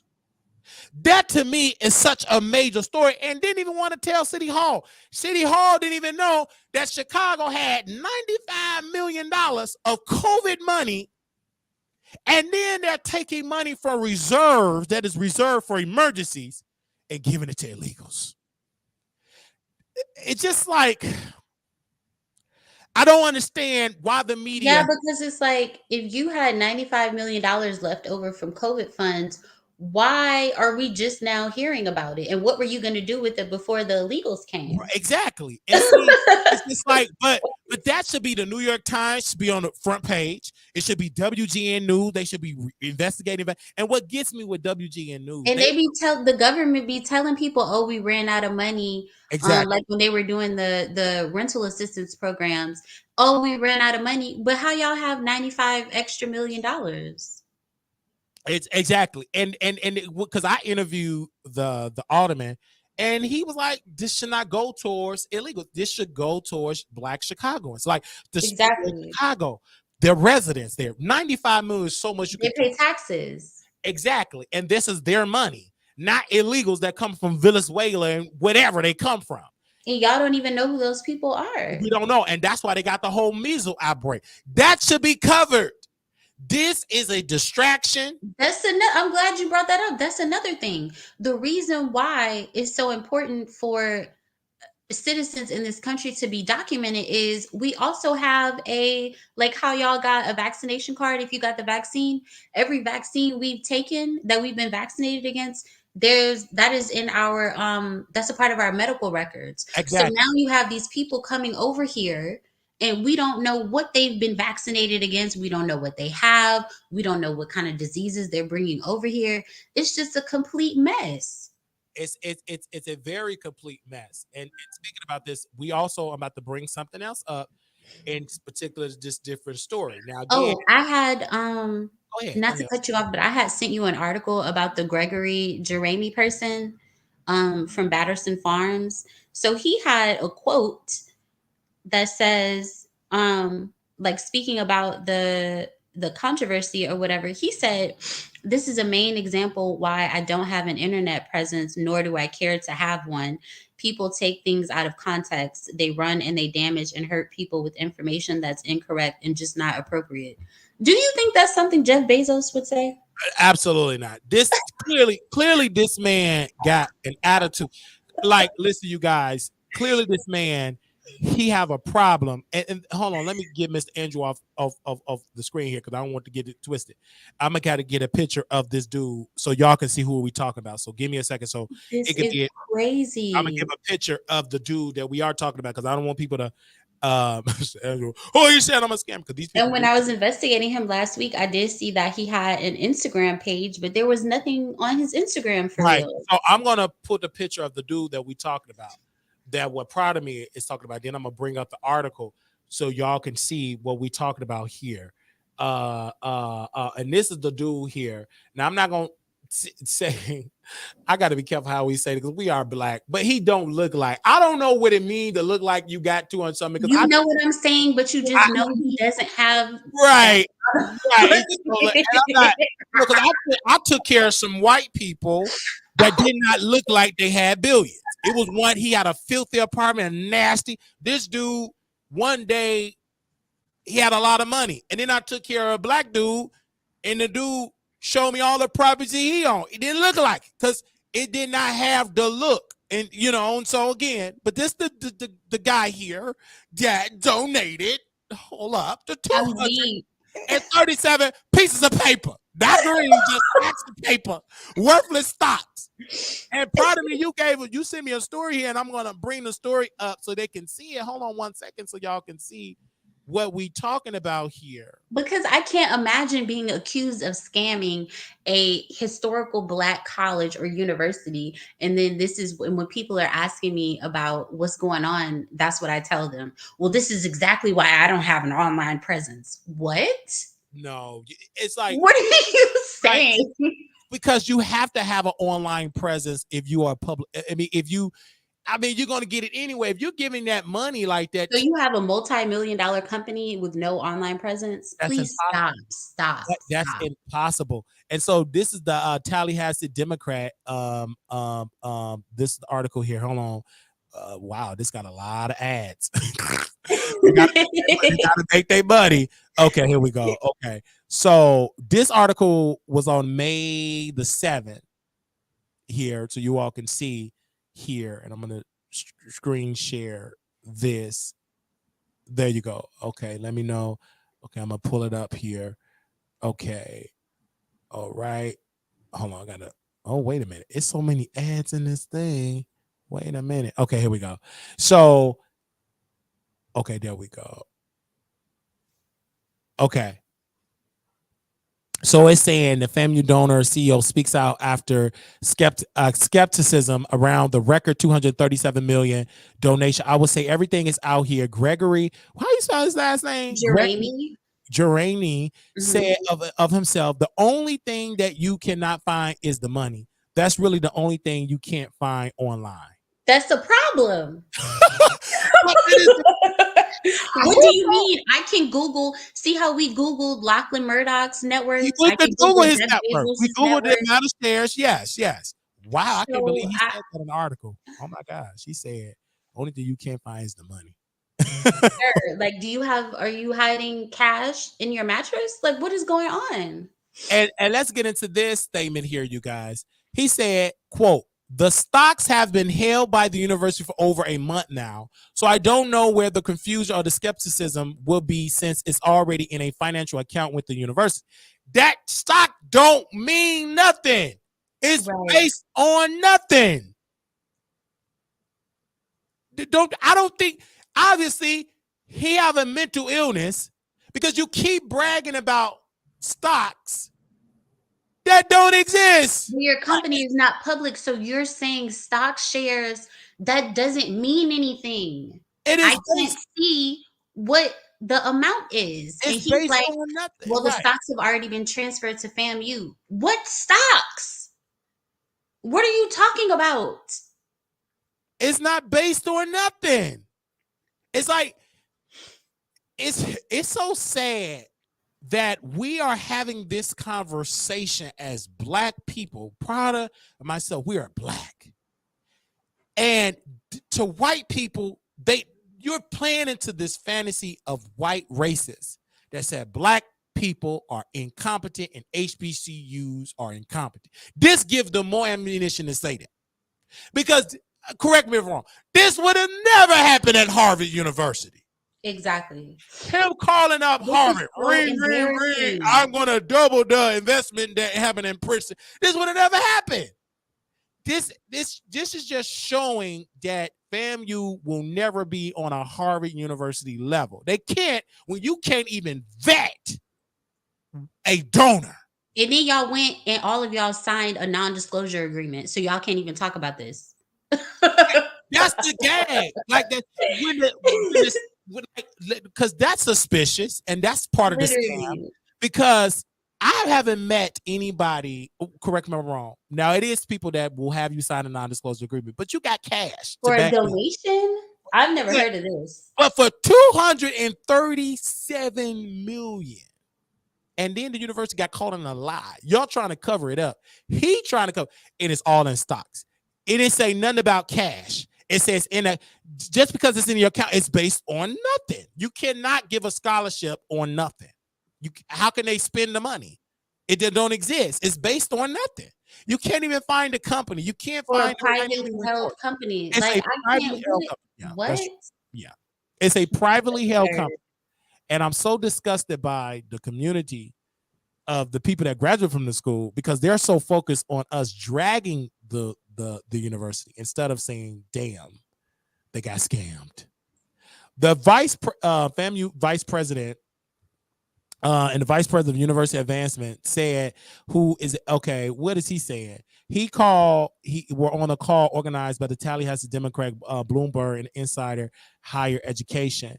They're saying that this is the main example why I don't okay. So this is the quote that you're talking about, how and the quote is scammery.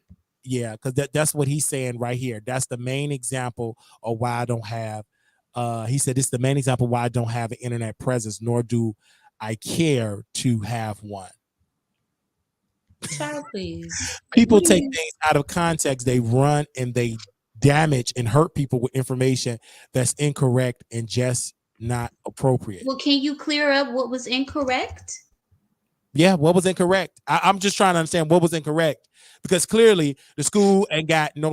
Now they silent. The school, you got scammed. You got scammed. It's like you bringing somebody to rob your house and then bring them in to write you a check to replace the items that they stole. And then, according to the Miami Herald, in February of 2020, that's crazy. Jeremy had CCU, Coastal Carolina University officials and others whose names are redacted to convince Coastal Carolina University that Jeremy's net worth was around $600 million. Sir, now this man is a professional scammer. I don't know what. So this is the university whose their donation fell through a few years ago. We were talking about that earlier. So that's what they said. Did it ever? Okay, can you go back to that? Repeat that again for the people can hear. Go ahead. I'm sorry. So it says a timeline of Coastal Carolina University's interactions with Jeremy, prepared by the university's former interim vice president for philanthropy for internal use, shows that a meeting during February of 2020 with Jeremy and Coastal Carolina University officials and others whose names were redacted from, I guess, this report, convinced Coastal Carolina University that Gregory Jeremy's net worth was around $600 million. Child, please. Me too. I'm worth $600 million too. Mm-hmm. Yeah. You know, it's really disgusting. It's first of all, I'm blaming the university. Let's get to the FAMU president here. Let's go to his picture. He should be dragged, right? Let's be clear. Who should get the smoke? The president. Let's get his picture up on the screen here. Okay, I want to make sure that this is the president, Larry Robinson. I believe the office of the president. He should get scanned. He should be removed. Okay. Child, everybody should step down. The board, because how did y'all let this man make a decision without y'all's go ahead? Let's go to the president here. The office of the president, he got to go. Dr. Larry Robinson, he got to go. First of all, he old. He got a PhD. Hold on, let's get this dude got a PhD and got scammed. Larry Robinson, PhD, was named the 12th president of FAMU on November 30th, 2017. Previously served as interim president of FAMU from September 2016 to November 2017, and from July 2012 to March 2014. He served as director of FAMU Environmental Services Institute from 1997 to 2003. So you clearly get to see this man got to go, because PhD ain't this like when you study to get a PhD, you have to write a dissertation, or is that your doctorate? Yeah. Okay. So this dude got to go. He the first to go. He signed the NDA. Correct me if I'm wrong. The president of FAMU signed, Dr. Larry Robinson signed the NDA, a non-disclosure agreement. I don't know what he think this is some secrecy, because this is a state university. This is crazy. He got to go. And it's so sad. I'm on the Batterson Farms Corporation website. I don't know what this is. What is this? It's sad. Look at this, y'all. Oh. This man got scared. Like, he supposed to be an expert researcher. Girl, I am an expert researcher. It's no way in the world to give me a PhD, because we have cracked the case. We ain't got a PhD. You a PhD supposed to be an expert, baby. You don't have to be no expert. Just type in Google. Just look at this man. Clearly, the university that laughed him off the phone, they just gagging that FAMU got scammed. This school gonna have bad publicity, that you will have people that will call for students not to attend this university. Because why would I want my child to attend a school that got scammed? That means you easy to getting hacked. That means it's just like you're incompetent, and it from the top. I understand that I can't understand it. I mean, this is complete incompetence. He needs to be in a psych ward. Both of them. The president of FAMU and this dude with them glasses. Both of them need to be in the psych ward. He woke up. This ain't nothing. This has got to be Jaguar Wright's son.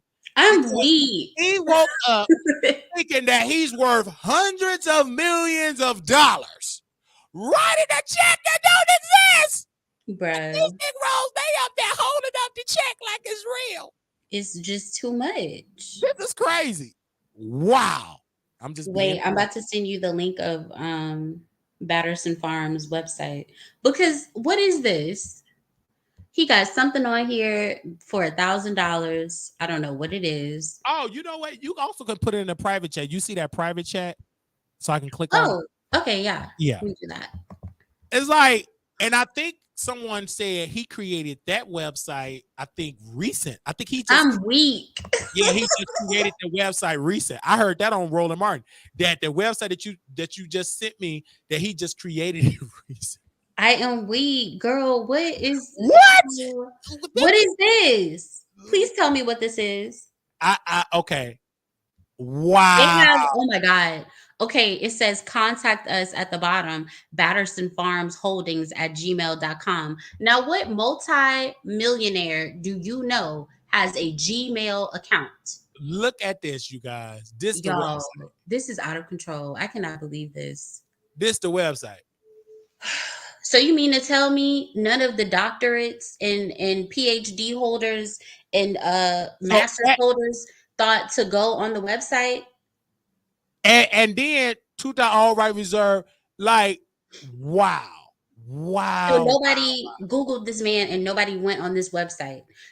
I don't take people seriously, and this is why. You have a PhD, you have a master's, you are the president of a university. You couldn't take your fat fingers and type on your keyboard to Google and see this. What is this? This is like really rushed. This is sad. Wow. And at the end, it got a Gmail. Baby, let me go and click on. Hold on, let me see what is the Instagram account. Yeah, let me. Oh my Child, God. This is crazy. mess. Let me go to Instagram here. Baby, the Instagram ain't got none but 138 followers. And this is the Instagram, you guys. I want y'all to see the Instagram. This is sad. This is the Instagram. Boom. What is this? This the Instagram. Then they have the website up there. That's not even the correct website. The website is battersonfarmscorp.com. It says battersonfarms.com. Now let me see what battersonfarms.com is. This is crazy, you guys. That is crazy. This site can't be reached. What is going on? They said no one clicked on the website. Me too, Terry. Me too. I just like, you right. Because you know what I'm saying? The last time I checked my bank account, I had $1.2 billion in there. And nobody is about to tell me anything. This is really, really, really crazy. This is crazy to the highest form, because we could have the university could have easily saved themselves from embarrassment. I want to be the president of FAMU now, since it's yeah, they just giving that position away. Because this is crazy. This is ridiculous. Because on the phone call, like y'all was this a social experiment? Was he doing a social experiment? This has to be what it is. This is crazy because it's first of all, he tried this at the University of Texas, a school in Texas. Coastal Carolina University. Yeah, they laughed him off the phone. He saw Spellman and called. I would have doubled the contribution. Nobody said, this sounds suspicious. No one Googled this man. Wow. This is what Google is for. So you saying it's impossible to get scammed. It is impossible to get scammed unless you he didn't even do that much of a good job at scam. He didn't even do that much of a good scam. This is not even a good scam. It's not even a basic 6-year-old that ought to use would say this ain't. Just to let y'all know, there are scammers out here that are calling people pretending to be their banks. That's how advanced scammers have gotten. This man is not even that advanced. It's not. For him to sit up and tell somebody, I have a net worth of $660 million. I know this is going to be controversial. This is proud of me. So are you saying that FAMU is a scam university, that they're just incompetent, that they're accreditation? I would be embarrassed to tell somebody that I graduated from FAMU. Do you think their accreditation should be called into question? It definitely should be stripped away. Because what is this? Wow. Y'all had this man give a commencement speech. This man was on FAMU's campus for an entire week. Wow. And no one thought to Google him or his company. And then you go on the company website, and I can't even explain to you what this stuff is on here. I can't explain it either. And correct again, with a Gmail email address. They said that website was rushed. It was just made. I said, OMG, what's going on here? And they said it was just made. It's really sad. And shout out to Roland and to Black owned media, because I mean, he cracked open the case, and he brought this gentleman on that when I tell you he brought it and they tried to drag him and bring up his past, he said, listen, I shouldn't be getting the smoke here. It should be on the people that say they're so educated. And I didn't know the president had a PhD, and for him to get scammed, this is given like you ain't even graduated from 8th grade. I understand that. But if you had went to PhD, that means, did you really pass that, really do what you have to do legally with a PhD. Well, you know, people are out here buying degrees. Y'all didn't hear it from me, but I know a man that paid for his master's degree. It's just so Man, it's like, this is ridiculous. it is. So I don't take people. I'm not downplaying education. Education is important, especially Very higher important. education. Absolutely.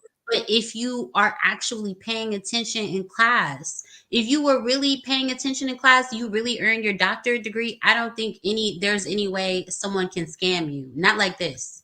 This is impossible. This is absurd. A quick Google search showed me that this man probably does not have the amount of money he's saying he has. And then I look up this scam company that he works for. Child, I could put a better website together than this. Fresh produce. I don't see any produce on his website. I just see boards. What is this? You see hardwood boards.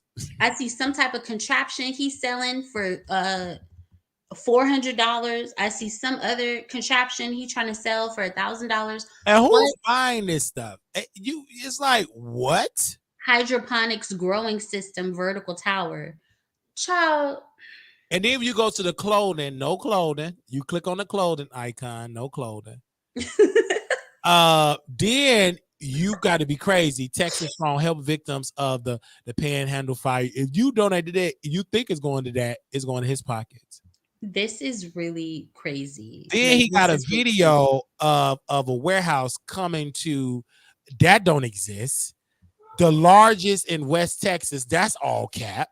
It don't exist. He's lying. Wood cabinet kits. What? Lord Jesus in heaven. And then when you contact, you got the corporate office. Everything is Gmail. 2024, all rights reserved. So y'all just created this company and you just created this website? Anyway. Yikes. You guys, also I'm going to get to this other story here, you guys. Hope I'm saying his name. What was the guy that Steve Urkel? Is it Mr. White here? He got married to a white woman. Steve Urkel family member was married to Jaleel White. Jaleel. He cried and he said that hold on, let me put his picture up here, you guys. He cried and he said, give me a second here, because he said something very controversial. He said he said fine black women didn't want him because he wasn't a rapper or a drug dealer.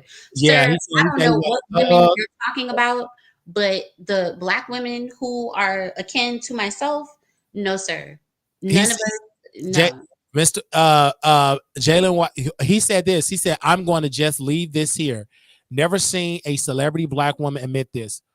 Props to you, Papa, for spitting a little known truth. But if you weren't about that thug life as a youngster, smoking hella weed or getting paid for playing in the league, the Finest Sisters was not checking for you in the 90s. The jerk rappers, the jocks, scoop them all up.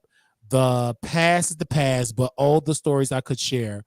Props to you again, Papa. How many of you brothers who grew up in the 90s can relate? Is that true, ladies that grew up in the 90s? Again, when I was in, is that true that no black woman wanted to date him because he wasn't a thug and all of that? That's called cap. But I remember there is certain truth to it, but it all depends on the type of group of women he's around. I personally can't. Again, the 90s is a different time frame, because even Storm said that none of the women, the black, wanted to be around because he was a geek. That is certain truth. Did you go to a white college and join a white fraternity? I don't want to hear anything. Okay, yeah, that's what Storm did. Right. Maybe because of Storm probably felt more accepted towards that demographic. But I think some people need to just be honest with themselves and admit that you're lame and stop alienating women black like lame dudes. Just say that you're lame. But can we also? And there are black women that like lame men. Okay, but just stop trying to be someone that you're not, because we see that you're being fake. Because can we also say that some black women do prefer black thuggish guys from the hood versus getting a clean cut, paying their taxes? Is some sisters that's on Kendra G that they dated the thugs, they got them pregnant, and blah, blah, blah. Now you want a dude that making legal 6 figures, work a regular job. But even with that woman that her show got canceled, proud of me, and she said she don't want to date no bus driver. But we all know that you can have a bus driver that can get a good retirement check and make decent amount of money. Let's be clear here. But there is still a sector of women that like to date rappers. Let's be clear. I can finesse and dress like a rapper, look like I got money, get in VIP, get in bottles, and get all types of women. Gonna get a spray on fade. And get a spray on fade, get some dreads, talk broken English, and get a whole plethora of beautiful, thick, black women. And you 6'2", Wiley. And 6'2". So let's be clear. So what he say is it's some white women that prefer those type of guys. Let's be clear. White women study blackness with money, celebrity athletes. It was a brother said how white women study athletes to a point, cook their food, do their homework, and the black sisters that's in there, they got their head in the book. But them white women, they study the athletes all the way up to high school until they get to college. They study them and they get them. Anyway, but let's not act like, but again, I'm not shocked that he got a white woman. White woman is above and more advanced of getting some of the best black males. But also black males have to understand you date who you're accustomed to. If you go to a white college, if you go to a private school, you live in a white suburban area and black, typically you gonna date you a white woman, right? My brothers, just judging by their social media presence, I never talked to any of them. The reason why they got somebody white is because in their household, our father dated what? And married what? A white woman. So for them growing up, you see your white mother, you see your black daddy. So that's normalized in your household. That's considered the standard for them. And that's considered the standard because you're going to look at your white mother. And also for those that, my brothers that their mom is Native American, they're under me, their mom is Native American, but still they was raised with that white stepmom. So in their subconscious, this is very normal dating a white woman. But their brother, me, coming here in a black household around a lot of black women, I'm more conscious. It will take me a while to adapt to that lifestyle. It would take me a while to adapt to it because of my upbringing. You understand what I'm saying? Has Tommy Williams always been into white women? No. But when he started playing Canadian football and he started moving to Washington State, I mean, you around who you are around. Let's be clear there.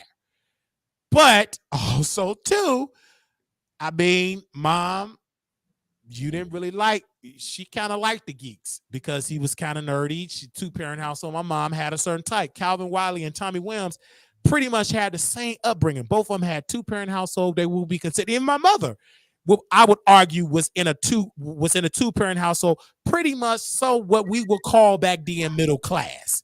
Because my mother wasn't poor, didn't grow up poor. My granddaddy had a great job. My grandmother worked, and she went to school. I believe they paid for her to go to a private school, and the Catholic school paid for her to go there.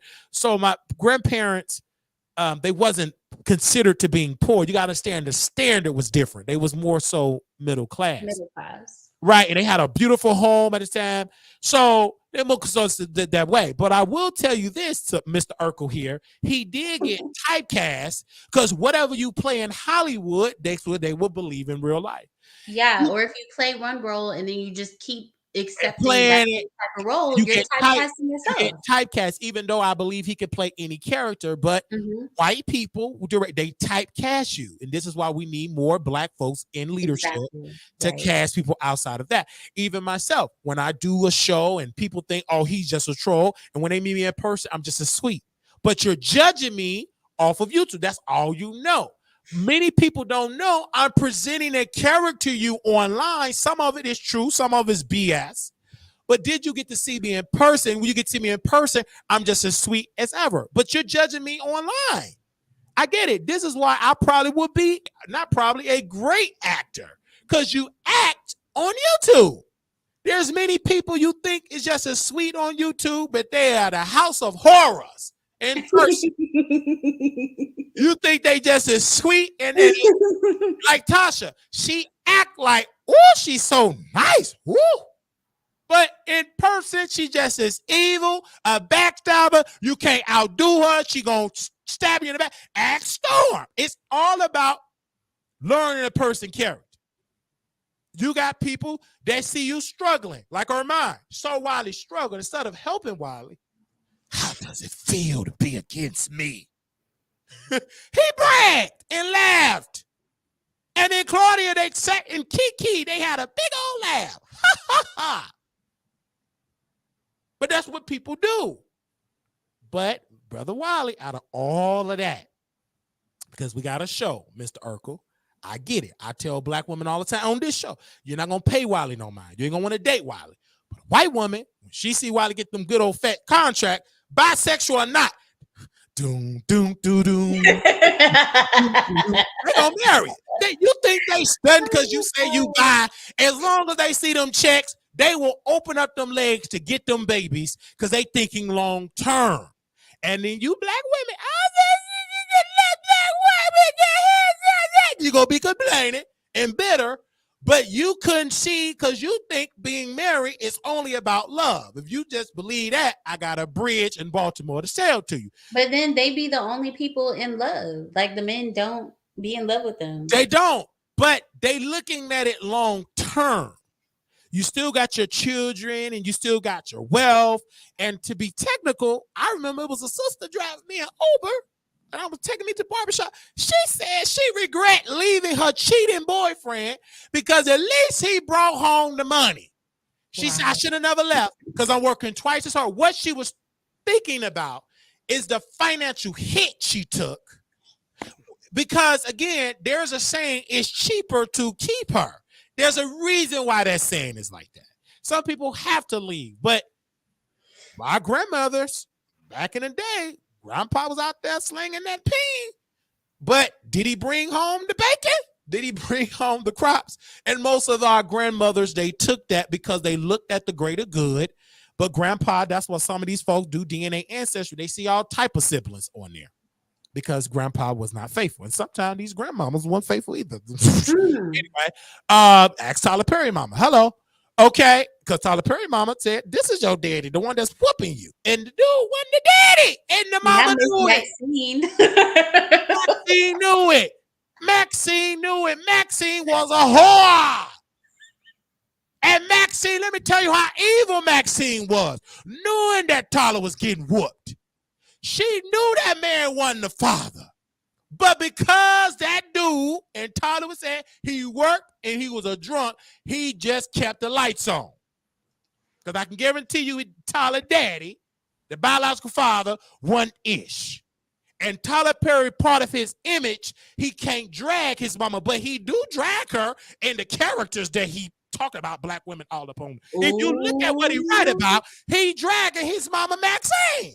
His mama wasn't, she was evil and cruel. Let me tell you why. Because when he was getting whooped, mama didn't leave him.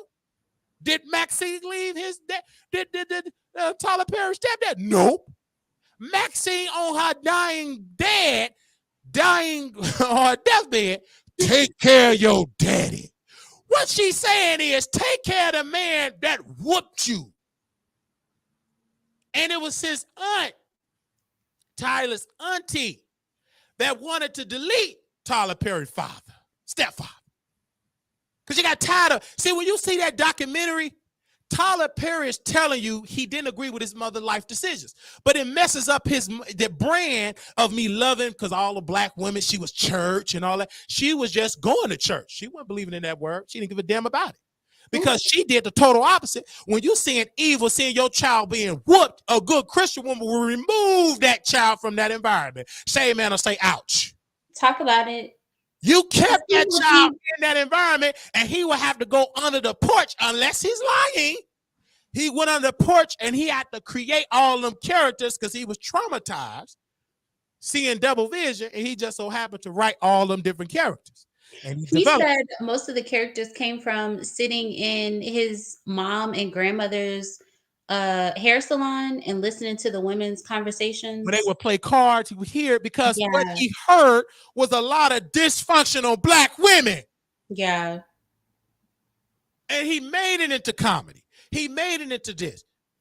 But one thing about Tyler Perry, he's a liar too, because he keep a secret. You don't know who he like to hump. You don't know if he into women or into men. You know he do got a child. You ain't gonna see that child. You ain't even gonna get that woman that he's supposed to be his long-term lover. She ain't no wife. And they ain't having no conversation about it. It looked like she was just paid just to produce a seed to keep up with that image. People will go so far and get you pregnant to keep up with the lie. She is, I would say, and I may get sued by Mr. Perry. I don't care. She is the prime beard. Beards need to look at Tyler Perry girlfriend, oh baby mom. And first of all, he ain't believing in gospel principles. That ain't nothing but cap. Because if you did, you would have got married to her. You done already committed what? Fornication. Uh-oh. Say amen or say ouch. You done committed it already. You don't believe in that gospel principle, but you would use that Bible to get you to sit your black church behind self with high blood pressure, high cholesterol to make me rich. And then when you pull back the stuff about, not about you, Mr. Steve Urkel, you married a white woman. At least you got sense. You ain't married no man. Okay. Then made them rich. Then when you act the black talent, they hush because they ain't getting paid fairly. But you can't talk against Tyler Perry.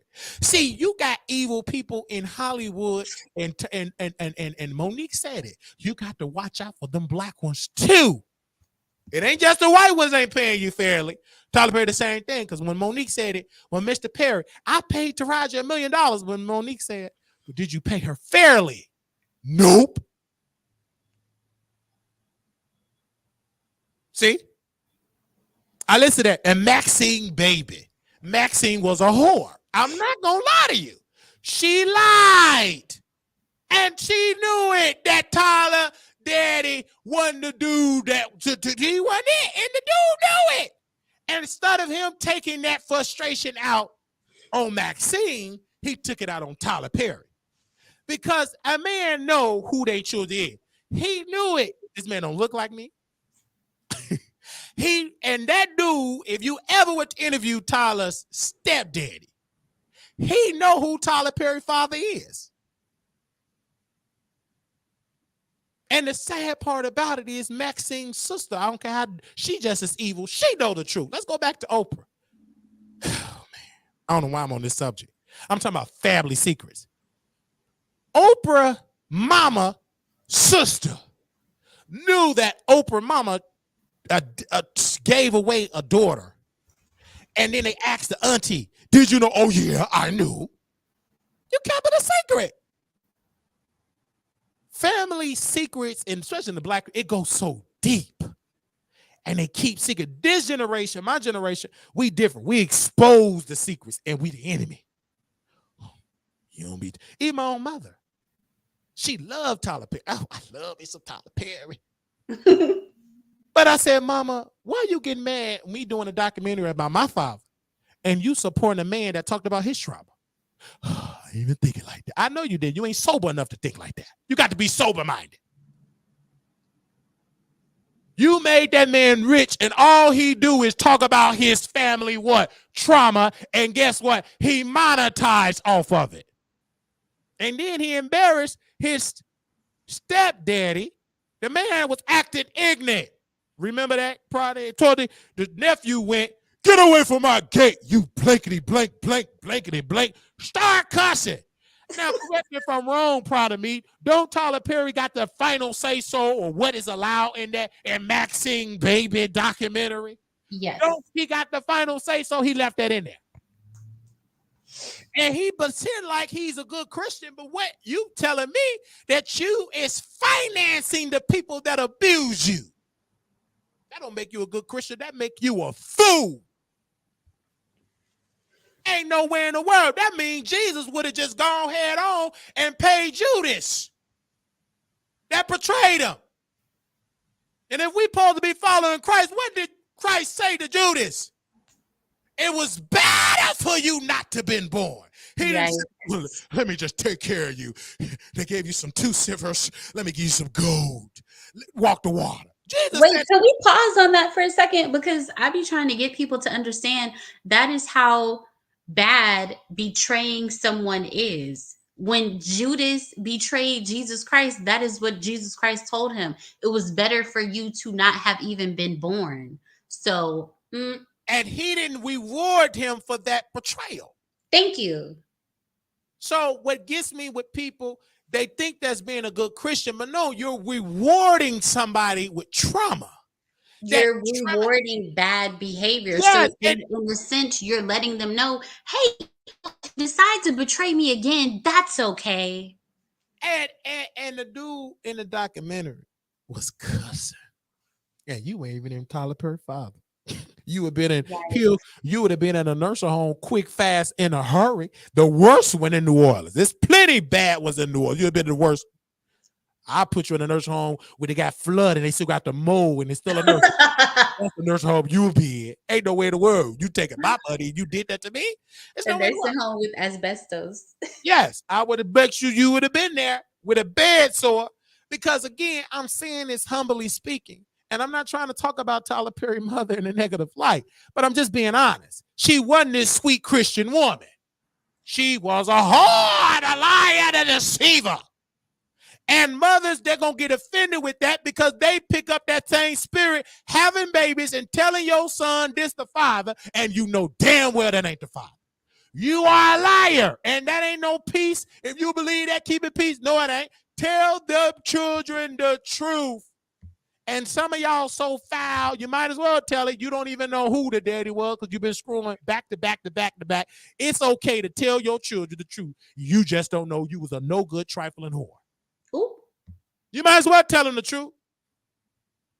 See, I come against hard deadbeat moms because they rarely get a pass. Oh, that's not say. Let's focus on the fathers. But there's a lot of mothers that done a lot of evil.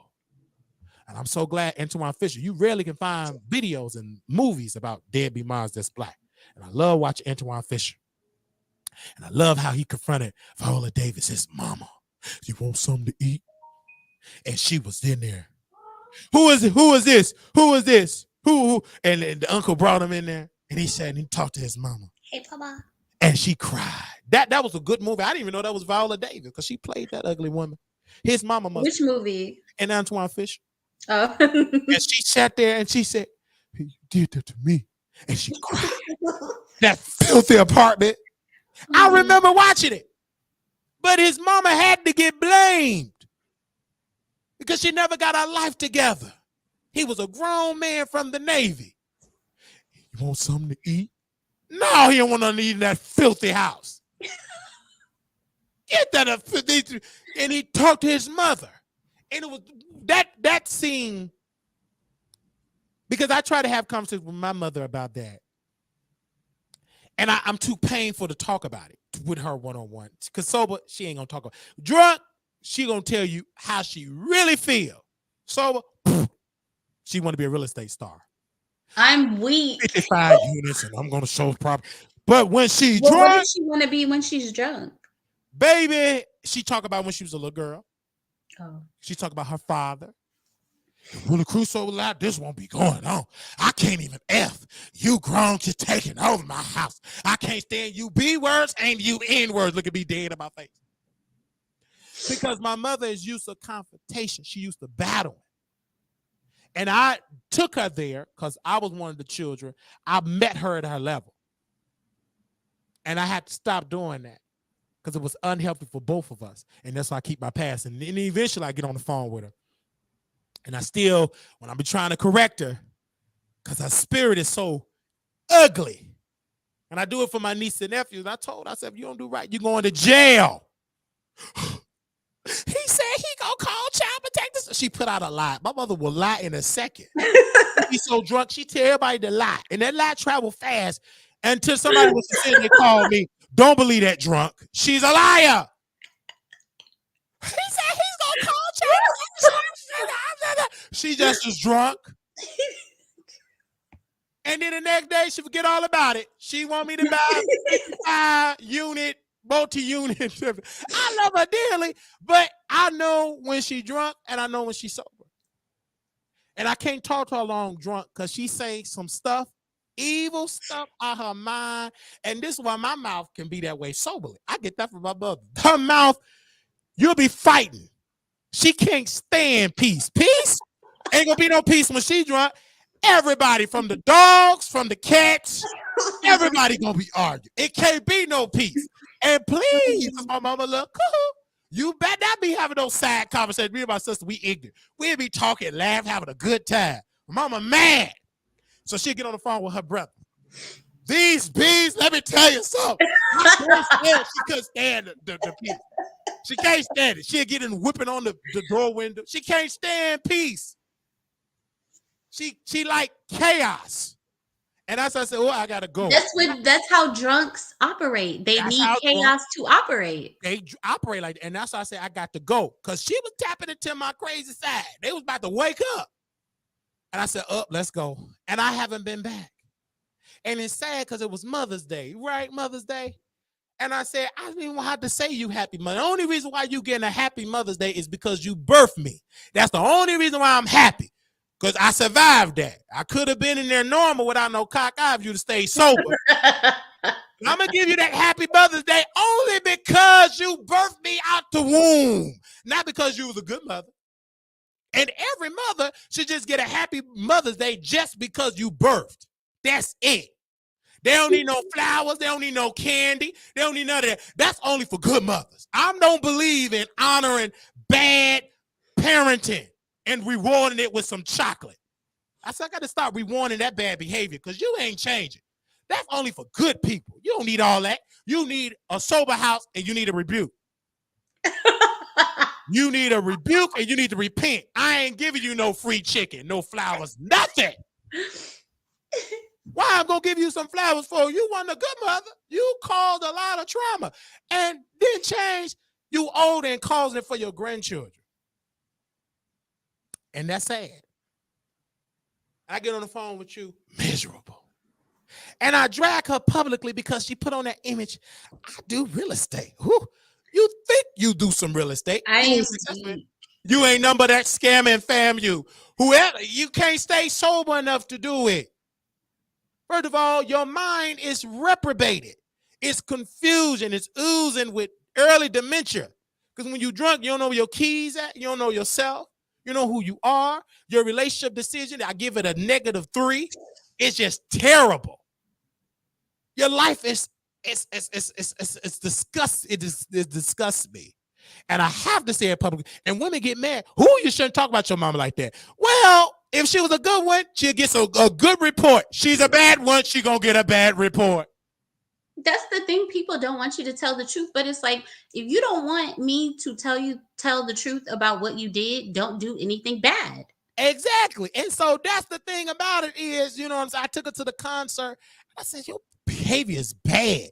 I need to take you to Jesus. Rebuke. Lay down at the cross. Don't get up. Be baptized until you come up as a new woman. Because you don't need to be reborn. I have to put a standard. I don't agree with my mother's lifestyle. Her decisions, number one, the reason why I don't care if you grown, you want to drink. If you was by yourself, that's you. But when you have children in the household, you need to stop doing that. Exactly. And if you don't want to stop doing the crazy things that you do, you don't need to be having children. Period. You shouldn't be nobody caregiver. You should be nobody this. And I speak to the shame because I know that phone call gonna happen bad. Because I know my mother. All them weapons in there, she gonna use. I don't know who, but I know I'm gonna be far away from because she get angry. And sometimes them voices tell her to do worse. And the only reason why she haven't picked up because somebody praying and say, Lord, don't give her the thought. I rebuke the thought. Somebody got to pray for her because she's a fool. And then her Negro that she's humping, her roommate, with a need a new kidney and a new rack of teeth, he up there banned the weapons. He banned it. Oh I bought your mama. Let me put the wireless show. I don't want people to think I'm talking about this man. I bought your mama. He just bragging. I'm looking like, you bought my mama a what? A weapon? I knew then. Let me keep my carry on the side. Let me keep these doors locked. Okay? So this is crazy. And let me type up my report. So when they come, I know the day that you did it. You know what I'm saying? I said, I got to go. I don't want to witness this. This is crazy. Let me get the information when I got to fly in once all the tape, and you got to cross the tape, and you do. You know what I'm saying? Let me get the phone call. I don't want to be inside there. This is crazy. Then you don't want to give a witness statement? I don't want to get no witness statement. Let it be. He was thousands of miles away in Vegas on the strip. And he had the nieces. This is a true story, you guys. It's really sad to share this, but I have to share. They playing with the bean, playing with it like it's a toy. To them, it is a toy, but it's a dangerous toy. And it's not a toy. It can actually take you out. And it's so sad because they both incompetent. It's so sad. And then when you judge my mother, you won't never know it. She ain't gonna tell you that. Oh, I'm a real estate. Oh, 500 multi-units. You just passed that exam. That's it. You're not a successful real estate agent. You have to be sober. And how you gonna do that? You got all them kids, all that. You ain't gonna be able to do that. She get on the phone and she lied to me on the phone. Oh, she will lie. Got 5,000. That's a lie. Lying like Gregory Jeremy. She will lie in a second. So it just, to me, it's like she does. She's very smart. I will never take away from her mother smart. She's very intelligent, smart, and she potentially could be a billionaire. But it's hard to do that when you're drunk, beating on the wall. She almost bust the window. I said, I just be looking at my mom. I be just sitting there. Wow. I just be looking at, literally, I'm in the kitchen. She just walking around just beating on stuff. Until I stand up, I let her have it. I said, if you don't stop, I'm going to call the authorities and lock your crazy behind in the psych ward. And then she'll stop.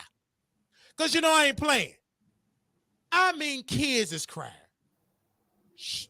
Damaged things are just stuff, the little cliche stuff she be is all destroyed. She all outside. I said, Lord Jesus, please don't get the police to come. And I had to stand up. It's just like, I got to stand up. And I had to rebuke her. Because you just acted ignorant on purpose. Take your drunk behind the bed. Got gospel music playing. I understand if she has some rap playing, thuggish rap. This woman got Shirley Caesar playing house music. Dude, they got house music in the back. I can understand if she has some gangster rap. Maybe she got Jesus working out and acting ignorant. Maybe she got house music. And okay. And it'd be okay. But I can tell. At 10, she got gospel music, Leandria. That's her Leandria. I said, okay. And then she gonna blast it. Then she go back to her childhood. And then when she see Marquise, I told you I got to get a multi-unit. 55 multi-units. I said, she drunk. Now, why the world? I just be looking. I'm just looking because I know it's about to turn up. And her man in there knocked out sleep. She gonna get mad. And she drunk. I know how to sleep. This is so much trauma. I didn't know how traumatized I was. How peaceful I can sleep. Until I get woken up out to sleep by her man. Get your mama. She drunk. She outside blasting the music. Like, sir, isn't this? Aren't you her problem? That's your problem. That's my man. Then you're supposed to pay that check. And I said, I'm gonna let her vent. It's a little word in my mouth. I said, if you don't sit down, I'm gonna call the authority. Get yourself in this house and get in that bed. I have to literally rebuke her because if I don't do it, because if they come, she gonna be gone.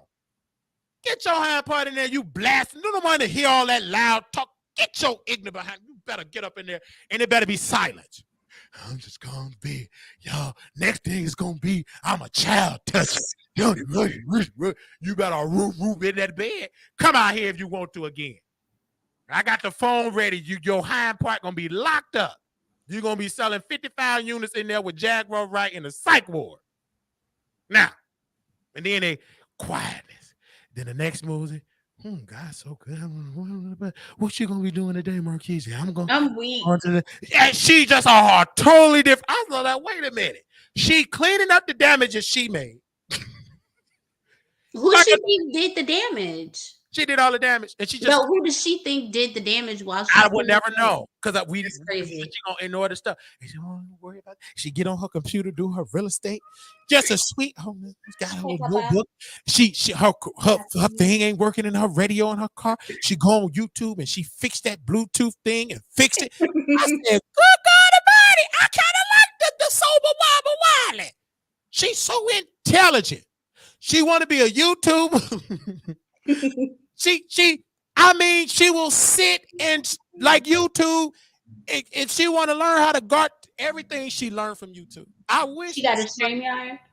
She ain't got a StreamYard yet. I wish that a YouTuber that teach her how to be sober. Maybe I need to find a YouTuber. She watched Tasha K when Tasha K was talking about escape. And she said, Tasha K need to leave them people alone. Stay out them people marriages. I said, listen at this adulterer. This adulterer. Baby, when she get it, I mean, when my mama sober, she gets so judgmental. I don't understand that. Yeah, Kurt Franklin, I seen it, but Kurt Franklin didn't leave it alone. I said, look at this adulterer. You just as worse as Kurt Franklin, mama. Both of y'all need to rebuke. But I'm listening to her. And then she get, the beers coming, Miller Hot Light. Before I know it, a garbage can full of cans. I said, oh, it's going to be one of them nights. Now, some days when she can't afford it, it's going to be peaceful. Like, let me say Monday, Tuesday. It can't be too many days of peace. If you got about a Monday and Tuesday, you blessed. Oh, baby. She come in, she sit in that living room, she get to talking. She get on that phone with her brothers. This is when she level because she flipped on her brothers. My uncle, the pastor, she flipped on dogger. Shut up. You don't know what you're talking about. She pushed you out. And then she a level. They know my mama is an alcoholic, but they keep it hush hush. I say, I'm going to talk about this on YouTube and get a coin from it. Ain't no way in the world. I'm going to do what Tyler Perry do. Talk about his mama and put him in them bad characters. He talk about his mama, how his mama should have got kicked out. You remember that Diary of a Black when he talking about Maxine. He wanted his mama to get put out. And he wanted a man. He feel like, I can say I don't know about Tyler Perry. Let me shut up. I might need a job, but Tyler. I done blackballed myself. But while you was talking about him, Wiley, I sure did go on his website and see if he was hiring because I was going to send you the link. Okay, I'm going to go there. I'm going to get thrown out by security. And then there's something suspicious about Tyler Perry. I got to talk about I don't know why I'm on Tyler Perry. Maybe because my mama loved him so much. She loved that dysfunction. Tyler Perry had a scandal. I don't know if y'all remember that. Remember the young man that got into his office? The young man, Google that article. It was a young man that infiltrated Tyler Perry's office. He was an employee, deranged. He was LGBT. And I said to myself, allegedly, I said, he humping that young man. Are you talking about the man that threatened to blow up his studio? He got into the office. Like somewhere it was a story where the young man got into the office. He got into Tyler Perry's private office. And everybody wanted to know how is he able to get up there because the average, even Tamla man, they're not able to get up there without clearance. But this young man, either he got up there or close to getting up there.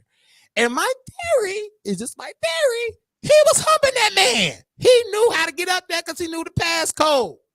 And Tyler Perry dumped him because anybody that hump you, you're not going to keep that. They can't keep you because questions come up and he switches. Become a liability, yeah. You become a liability. But I remember that story. I put the article in the private chat. You put the article in the private chat, you know, because I'm not lying. It was a man. Tyler Perry revealed a scary office incident. They said Tyler Perry took the day off, and it was probably a good thing. Last week, an employee of Tyler Perry's studio allegedly broke into the company executive floor. The studio is an Atlanta-based 60-acre campus that looked like a small college. Prairie Road on Friday. Luckily, the Gone Girl actor, prolific film and television director, was at home at the time. Well, luckily for him, if not his 400 employees. This young man wasn't fired and didn't get into it with anyone at the studio. He just decided he wanted to meet me.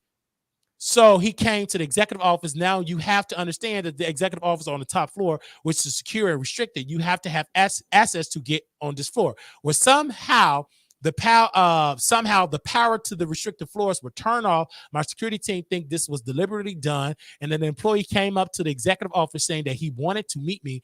The accountant that he said this was scored by him, so he called security. And the 15 seconds that took for them to get upstairs to look for him, he seemed to have vanished. They called downstairs to the department that he worked in and spoke to the person who had hired him a couple of months ago. His supervisor and coworker said that he had been acting strange all morning. Security continued search for the young man. After 45 minutes, they heard him inside the sheetrock walls. He had somehow climbed into the drop ceiling and made his way into the empty office. He barricaded himself inside and refused to come out of the office until he meet me. So the point of it is, that sound good, but this man, let me shut up before I get a loss. So let me sit on down, player. If you believe that man just invaded that, he had a psych problem. I got a bridge to Baltimore to sell to. And nobody else brought it up. Nobody bring it up. This man knew how to do all that, and he was acting strange. I don't believe none of them employees talking about, because they all work for Tyler Perry. So they going to make his boss look like the victim. But that looked like a deranged lover that was mad that he was cut off by Tyler Perry. Say amen or say ouch. I'm not saying Tyler Perry. I am saying it. And Tyler Perry got goons because it was a muscular man that was exposing Tyler Perry. They whooped him in the gym. There was a muscular man in Atlanta was exposing Tyler Perry, and one of Tyler Perry alleged goons oozed him with a knuckle sandwich. I don't know if y'all remember that. It was a muscular dude in Atlanta spilling Tyler Perry tea. Next thing I know, somebody whooped him. And he shut up. And he shut up talking about Tyler Perry too. He was oozing with a black purple. I'm being honest. I'm not lying. I am not lying. That dude got whooped. Because no one knew that Tyler Perry, the girls knew that Tyler Perry is down low. People know it, but you hush like Luther Vandross. Our aunties knew that Luther liked men. And Luther was so bold, he would go to gay clubs. But because it was in that time where it was so secretive, social media wasn't prevalent, there wasn't no camera phones. And Patty, that messy queen, she spilled that man tea. Well, she did wait till he was gone. Say amen or say ouch. So, oh yeah, his tea do be spilling in Georgia. But my point is, you hear, and I'm so glad for proud of me being a researcher. I ain't just thinking this about that. I remember this story. And y'all know Miss Sophia, what's the lady name that worked with T.S. Madison? This woman's career never was the same. She exposed Tyler Perry, stealing her ideas as a drag queen performer with weapons and everything. She would have a purse. And Tyler Perry took that and created Medea. And that woman's career have never been the same because Tyler made sure that woman was blackballed. She lost that radio gig. She working with Yes, master, that didn't work. Because she exposed Tyler. I remember that. See, and some wealthy people will steal from you. They will take your idea in a second. Because if you don't know how to protect it, and the average person don't know how to protect their stuff. Yeah, don't be coming on set talking about you got a movie idea for so and so, because a lot of people are gonna pull up a chair and steal your idea right And from under steal it, you. and they will Yeah. steal it. Even when people try to protect their stuff, they have powerful people that will find loopholes to still take it. Even in the music industry, there are a lot of music producers and writers coming out saying that these big name people who they worked with stole their credits. Well, that's what you get for clout chasing, thinking that And your like career Beyonce, is about to be same made thing. because you're working with so and so. Yep. So I want to get to this other story here with the teacher that was getting his hair braided. Wiley. That teacher was getting his hair I braided. can't stand you. And it was so sad. And this is the thing of it. And it's the reason why I'm going to mind my business. I'm going to keep it real here. I believe there's two reasons why he lost his job. One reason, because of social media outrage. Another reason, because he was an attractive teacher. He wasn't ugly. Attractive to you. Well, I'm just talking about, he wasn't a Flavor Flav. Would that be accurate? He was to him. Let's look at the standard. He wasn't a Flavor Flav. He wasn't a time. If this man was a butt ugly teacher doing that, he would have got an award. Like, oh yeah. But because he looked like that, they assumed that he was screwing the students. Now, I gotta say this part of me, and you can give your input on this. I do agree. I don't agree on him being fired, but I do agree for him to get suspended. The reason why I don't want him to get fired, unless we got some things, he humping the stools or something like that, I believe him getting suspended, because we need teachers that are black men. And according to my research, just looking at his students' posts online and etc., that he's a great teacher. I just think that most teachers his age, because I'm older than him, I believe he's in his 20s, right? They're in this type of internet, TikTok. That's what I'm saying. Everything does Right. not deserve to be online. And I feel like you said, he only lost his job because he decided to put this online.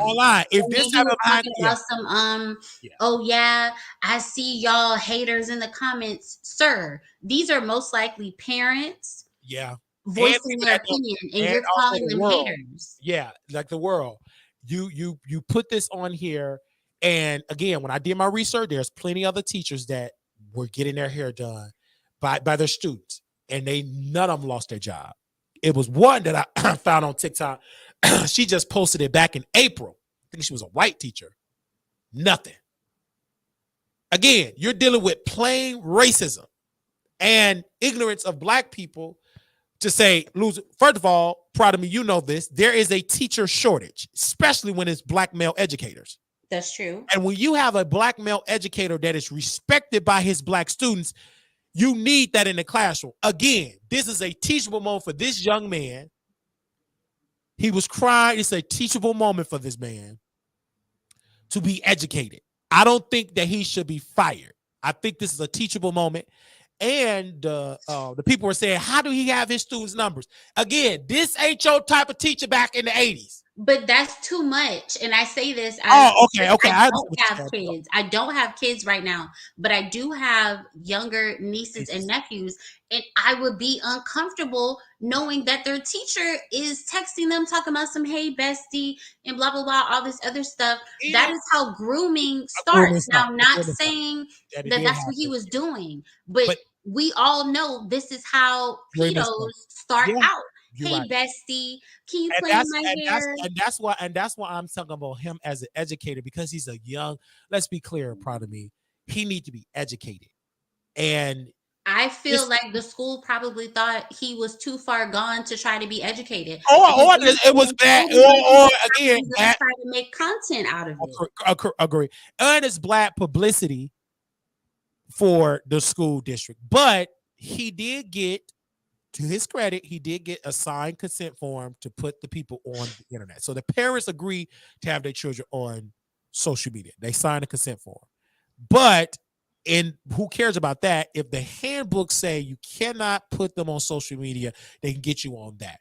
Me personally, I think I would be questioning the parents. Like, what well, type of mind frame are you in? right. But you know, those type of parents probably just as young, you know, or they love social media too. I mean, this is a different type of era, and these are high school students. And then again with the number again, because I didn't have I did have his number, but I never got on the phone with John D. Evans, and he was gay.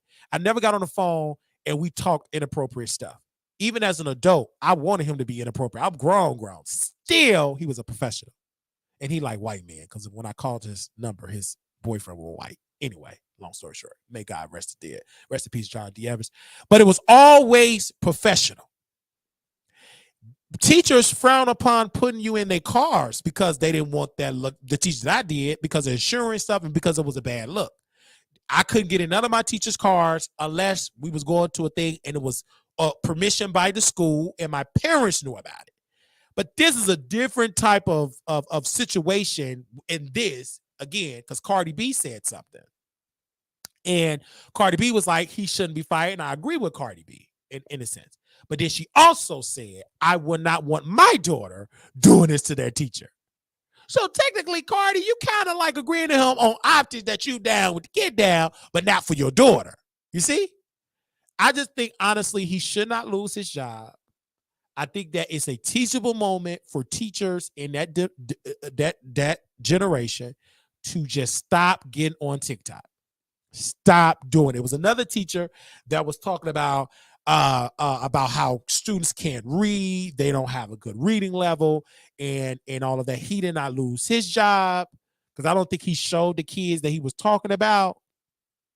But they did call the school to get him fired. He didn't lose his job. That was out of Georgia. And he was a gay teacher. This young man is a teachable moment, but it was foolish on his behalf because you're crossing a boundary. You're crossing a boundary. You're crossing a boundary. That's just like if a resident asks me to give them a massage, I will say no. And I dang on sure not going to give them a massage and recording that. That's bad optics. That looks weird. It is optics. There have been situations where me as a male CNA and a male resident, they will get excited when you're cleaning them. And so I will exit the room and I will report it that they're getting excited or whatever, because you have to be cautious. And then we will bring another CNA in because clearly this person is getting excited regardless of what it is. And, you know, it's all about that way. Even it was a job that I worked at where this male resident requested a female to shower. He did not want men, but he requested that because he would get excited in the shower. And I told, because they would come to me, and I was a man of wisdom because they were young CNAs. I think they were in their 20s. I said, well, you go get another CNA. And y'all both go in there and get the deal in. She said, oh, yeah, I agree with that. Because never go in there by yourself when he's getting excited. Have a witness in there. And then again, I said, if they keep doing it, they refuse to shower him. I told the DOA. I said, that's not a good look when he's playing with himself and they're in there. You can't do that. Especially if this person is in high school and she is not 18, she is a high school. He cannot do that. That is a crime. So, and y'all can't go in there and talk. So nobody shower. And then I said, I'll shower. He didn't want it. Put him down that he refused. Don't force them to go into no patients to get a shower to keep it. No. He want to be doing weird stuff. He know what he doing. He ain't got no dementia. He being ignorant. And I said, this little girl she's in high school because I was working with her, and I didn't agree with her working there because of that. Because if that parent would have known that her daughter is being harassed, like they could shoot her entire place. But y'all so desperate, you let her be there. First of all, she ain't old enough to do this type of job. That was weird. When I saw that, I said, I wouldn't want my niece to be she is not an adult, and she's seeing somebody with not their clothes on, and they're getting excited, and they're doing weird stuff. This is illegal. This is just wrong. I don't play. I've stood up for people, and I told the quote-unquote DON, you are incompetent. I tell her she was incompetent. She really was. She had to leave the job because a resident failed. Some happened. Either she got whooped or she failed. That family was going to whoop that DON. The DON, she left. She had COVID. Didn't return back. I go on and on and on. Bad optics. And as a CNA, I said, no, I didn't take no pictures with residents, like videos, putting them on camera, because it's just bad optics I've seen people that will abuse the resident and will post it on Snapchat. Talking bad to the residents, cuss them out, will post it on their Snapchat. There's been stories like that. That's crazy. That's disgusting. And it's just a bad optics. You need to be educated. Don't do it. Don't do it. You don't let nobody play in your hair and just don't do it. Nigga, Negro, you get paid to teach. This ain't no hair school where Negro, you is a black educator. You cannot do that. And they will teach you, if you have to do a one-on-one with a student, you get another person, the vice principal or something. You don't meet with a female student as a male by yourself. That's just training. And to do this, it's just like you didn't want to work. It's like, I speak to your shame because, yeah, you young, but you an educator. Have some common sense. You did that, then you crying. And you should have thought about this. This was just plain old stupid. You're doing that.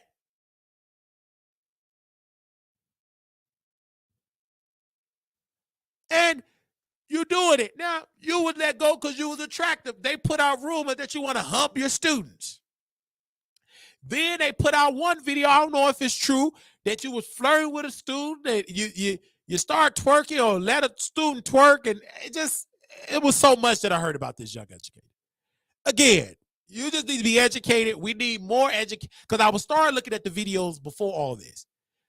You are respected in your class. You allow your class to participate with their teacher by doing darts, and you give them you give them extra credit if they do this. And you have a great relationship with your students. They respect you as an educator.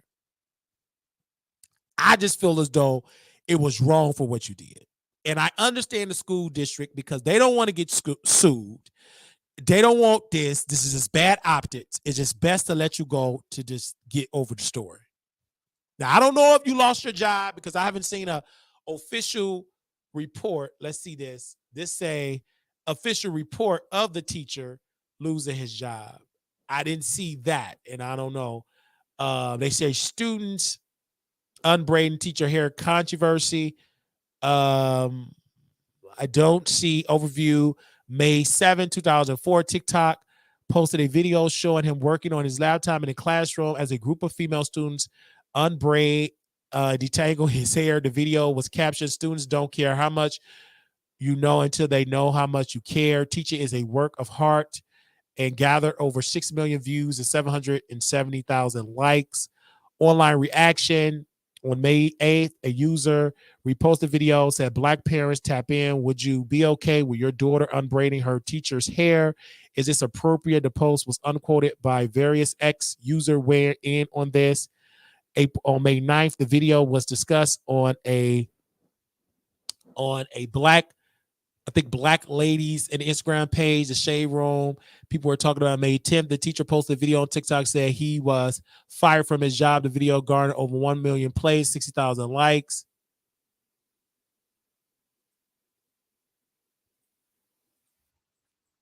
Okay, that he was let go.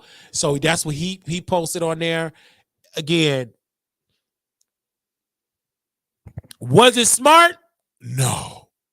Do he need to lose his job? No. Do he need to be suspended without pay and educated? Yes. Moving right along. Do he need to be educated? Absolutely. He do need to be educated. Okay. Now, okay, we're going to go to this story. Now, this story is, I graduated from Chicago Military Academy, Brownsville, 09, and is a story out right now. I would say it's a story out right now. Everybody know who Jedediah Brown is. He is an activist in Chicago, and he did a story. He's exposing Coach, this brother. Hold on, let me see if I can find this picture. Hold on one second. I want to make sure I bring this coach up here. He's an employee at Chicago Military Academy, Brownsville. Let me get his picture. And Michael A. Smith know of this brother because he's a part of the group, and he announced that he was the basketball coach for Chicago Military Academy, Brownsville. So when I was in Chicago, I never was able to get to the game because I was so busy. And all of the class, like, he really did good getting some of my classmates to go there, buy stuff, and support the school, etc. So this brother works for Chicago Military Academy, Brownsville. Okay. So I get an update on this brother. Give me one second. An update on him. And Jedediah posts a allegation that this man posted a video and he was pleasuring himself and sent the video to an underage girl. Okay. Everybody understand that? He sent the video to an underage girl, and that's allegedly. This is what Jedediah is saying. Well, he alleged. Did a video, posted the video on X. He posted a redacted copy, and he said he sent the unredacted to the authorities. Michael H. Smith is a supporter of Tiffany Henyard, the mayor of Dalton, and he was criticizing Jedediah, pretty much telling Jedediah what he's doing is wrong. And so people were saying that Michael H. Smith have a charge of grooming in another school district and lying on application. So then we get to this particular situation where Michael A. Smith sent Jedediah, his lawyer sent him a cease and desist. So we want to make sure we bring this up here. And then he posted this online. Okay, I want to read it here. He's the letter reads, so you all could definitely see it here. Give me 1 second. It said, "Dear Mr. Brown." Okay, dear Mr. Brown, I represent Michael Smith. Mr. Smith have documented numerous malicious and defamatory statements that you have made regarding him through social media. The false statements include accusations that Mr. Smith has committed crimes, that his lack integrity in the performance of his job, and other statements to harm his professional and business reputation. Under Illinois law, these statements are defamatory, per se, meaning that Mr. Smith will be entitled to damages against you without the need for him to prove any financial loss. You are hereby directed to cease and desist for making any additional false defamatory statements regarding Mr. Smith, and are directed to remove all false / defamatory social media posts regarding him. And that is what he wrote. The lawyer sent out. See, that's why what the teacher was doing that we were just speaking about, I just got back. Okay. That's why I said what he was doing and what the parents were allowing him to do is dangerous. You are inadvertently opening a door. Right. You're opening a doorway for predatory behavior. Right. Because because in this particular case, I'm not going to say he did or not, but I did call Chicago Military Academy, Brownsville. He's still his employee there. Like he's the basketball coach, and the team were doing pretty good for Chicago Military Academy, Brownsville. It's a military academy that was opened in 1999. I graduated in 2009. I attended the school from 2005 to 2009, graduated with my high school diploma. And I would say this. I mean, I believe that school got some common sense. I don't believe that we have that. But when something happened to me off the school grounds, I had a job that we was building playgrounds and all of that. There was my supervisor. He said these words to me. I heard you have the biggest C word in Chicago. I was Wow. and all of that. I reported it to my mom. And no, I didn't report it to my mom. I reported it to to somebody I reported it to. They reported it to the board, the school board or whatever, Chicago public school system, and they questioned me because at that time, if you go to Chicago Military Academy, Brownsville, there's the principal office used to be in a gym, like up like the gym, and then it's like the skybox. That was the principal office at the time. So they said, come to the office, and the Chicago public school, like their investigators, were questioning me without my parent or guardian there.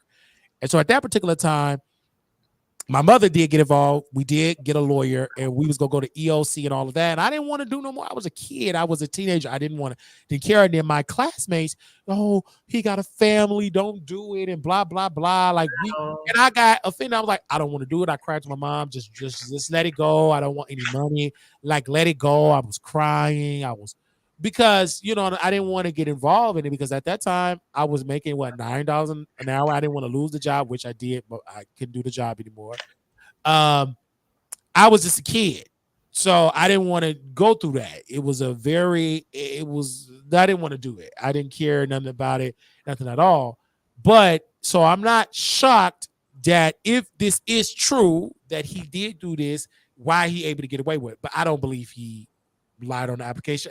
I don't believe this school could be that incompetent. If it is, that's why I'm calling the school board, because I need more information. Because I do see a video of him. It looks like him. Again, I can't say he sent that to a student because you can have videos playing with yourself. There ain't nothing illegal about that.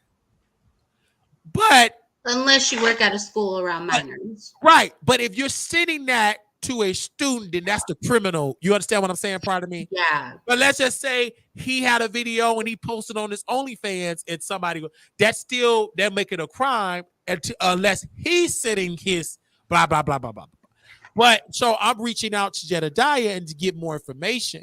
But also because he's employed by a school that I graduated from. I have interest as being a graduate and for the future of this institution, because I brag about Chicago Military Academy, Brownsville a lot. It helped me make me who I am today. That school was a big part of that. I was able to meet my one of the greatest teachers, John D. Evers, may he rest in peace. Mr.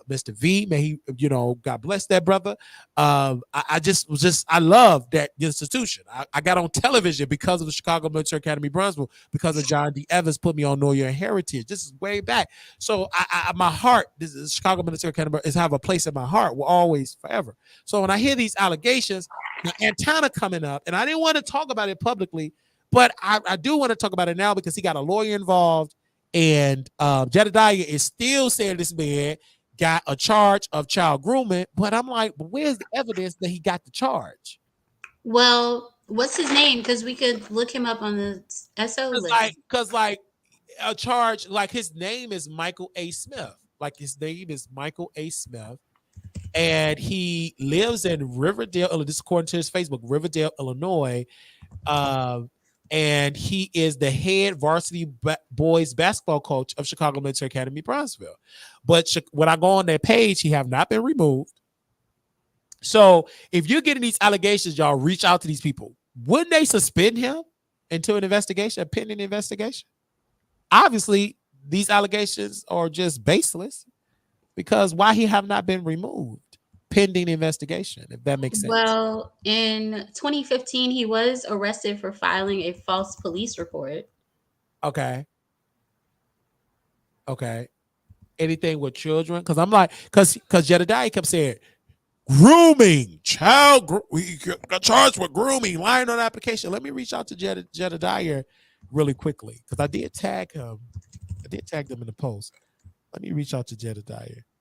I don't know if he's gonna be able to come on.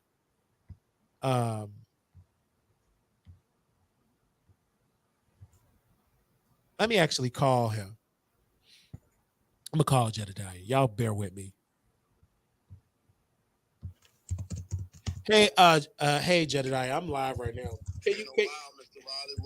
Can I ask you a quick question while I'm live right now? You're live on the spot. You giving me a taste of my own medicine. What up? Because we're talking about Coach. You know what I'm saying? I first of all, I'm talking about this brother. You know, you exposed him. He sent a cease and desist about Michael A. Smith, and you said that it was child grooming. Now, I did go on your Twitter, and you posted a video of him, you know what I'm saying, playing with himself. And you pretty much said that he sent that video to one of his students. But what I'm not understanding is, because he works at Chicago Military Academy, Brownsville, he's the head coach. I called them. He's still employed. I don't see no statement that he been removed in the investigation or whatever.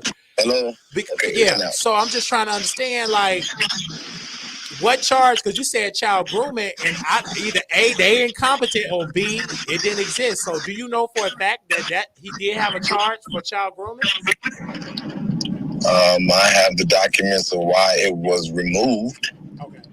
So he did have that charge, and he got off his records. What you saying? Yeah, they went to a lesser agreement because the parents were satisfied with him no longer working at the school at the time.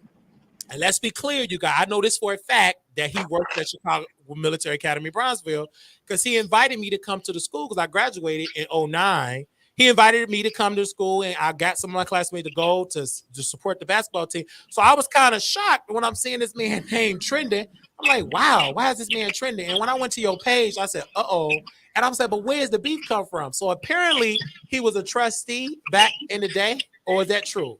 Was he like worked in government? He was a trustee for the village of Dixmoor, former mayor candidate or aspiring candidate. So why is he coming against you? Because I know you standing up against, you know, Dalton corruption and stuff like that. So did he dish you first? Because you don't seem like a person to pick on somebody. So how did he get on your radar? So we're not picking on him. He literally has been involved in what's going on in Dalton and Thornton Township very heavily by being a henchman for the mayor, Henyard. I ran into him at the store. Me and Michael actually had nothing but good interaction up until Dalton. And so he was very disrespectful to women that were on my team and women that were a part of the government. And I just consistently saw him coming and trying to save face for this mayor. So we did the research. I had no idea of the kinds of things he was charged with because I had always been proud of him being a young government official. And once I found it out, my commitment to Dalton was unearthing all of the bullshit, and unfortunately, he's a part of it. Well, because first of all, I'm kind of torn with the Dalton stuff, but I do take your word because you have been an activist for years in Chicago. I mean, if you all don't know Jedediah, you will know this. When President Trump tried to come to an event, he got on stage. Jedediah got on. I think he snatched the sign down, and whatever. Like Chicago did not allow Trump to do the rally, and Jedediah led that fight. I mean, but you go further beyond that. You help people come. You fed folks, et cetera, et cetera. I mean, so the man have done great work. So he's not one of them type of activists. You just see him because it's so popular. He have been doing it for years. I've been watching from the sideline for years. He have a lot of courage. So this thing, what he's saying about, I'm kind of like torn because I'm like, dang, like why would the school even hire a man, even with that allegation, to get a lesser charge? Why would he still be around children? And I'm kind of torn about this. So now that makes sense of why they will allow him to work at Chicago Military Academy, Brownsville, if he took a lesser charge. But I'm still kind of torn. If the allegations is true, then you could just go to those parents. I wonder, would you question those parents to do an interview with those parents that accuse him of doing that to their children, trying to groom? We actually are considering that now. When the agreement was made that he would just resign, I mean, no, I can't tell why the parent made that decision to do it, but they did it. And unfortunately, when schools do their checks, they're not gonna. I don't think they're gonna check for rumor or for innuendo if there's like no official charging or nothing like that. But what you see is he left that school. He went to District 215. He did an application and he was in fact hired because it wasn't on his background. However, he was fired subsequently from that school because they saw that he did not disclose that he was fired from the previous school, nor why, which is a requirement. So the school he works at now, we're in the same exact scenario as of today.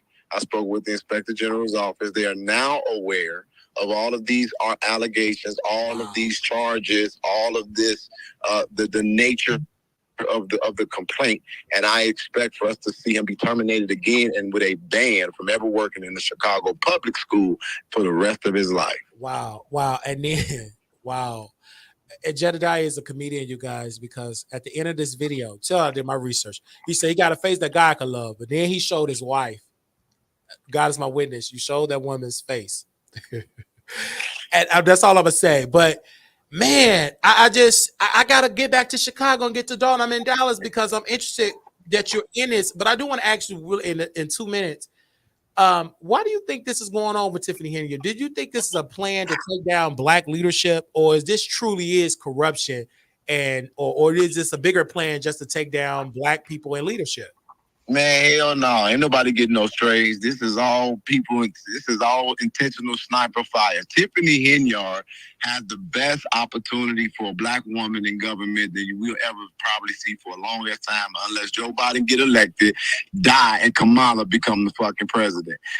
Tiffany Henyard has over $200,000 a year from being a Thornton Township supervisor, $60,000 a year for being the mayor of Dalton, and she literally weaponizes the government. The reason I got involved was because of the sexual assault for Andrew Holmes, which y'all know was an advocate as well, very well known, was involved in the Kanika Jenkins case, and he is accused of giving a Mickey to a girl, sexually assaulting her unprotected, and that's what brought me to Dalton.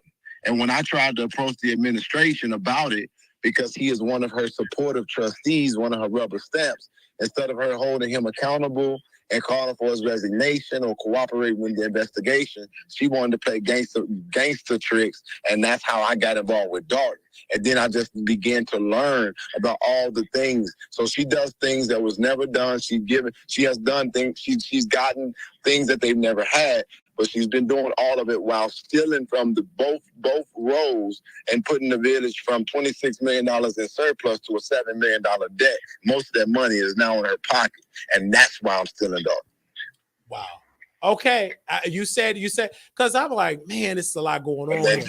I see what is going on again, and then Hell Week. So Hell Week, I did see your name there. And I did see one of the trustees that's been very critical of Tiffany Henry did attend there. And then people said it wasn't a success. Obviously, I've seen the people were in the building. They were outside and all of that. So would this be accurate that you back full time being an activist in Chicago? Because you left. Are you back or you gone? Because when I talked to you, you had the Atlanta. You was doing the trucking, the security. You was a preacher at one point.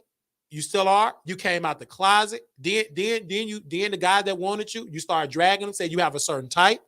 I mean, then you love the women. I mean, but I didn't care nothing about your sexuality because your heart have always been for the people. But then you also critical of J. Mal Green. Y'all, he don't like J. Mal Green. He feel like J. Mal Green's for himself. I've saw that, and I'm like, I like y'all both because I met you. Because you was like a mentor, correct me if I'm wrong, and J-Mal don't judge me, but when you were a mentor to J-Mal Green, when you were like a mentor.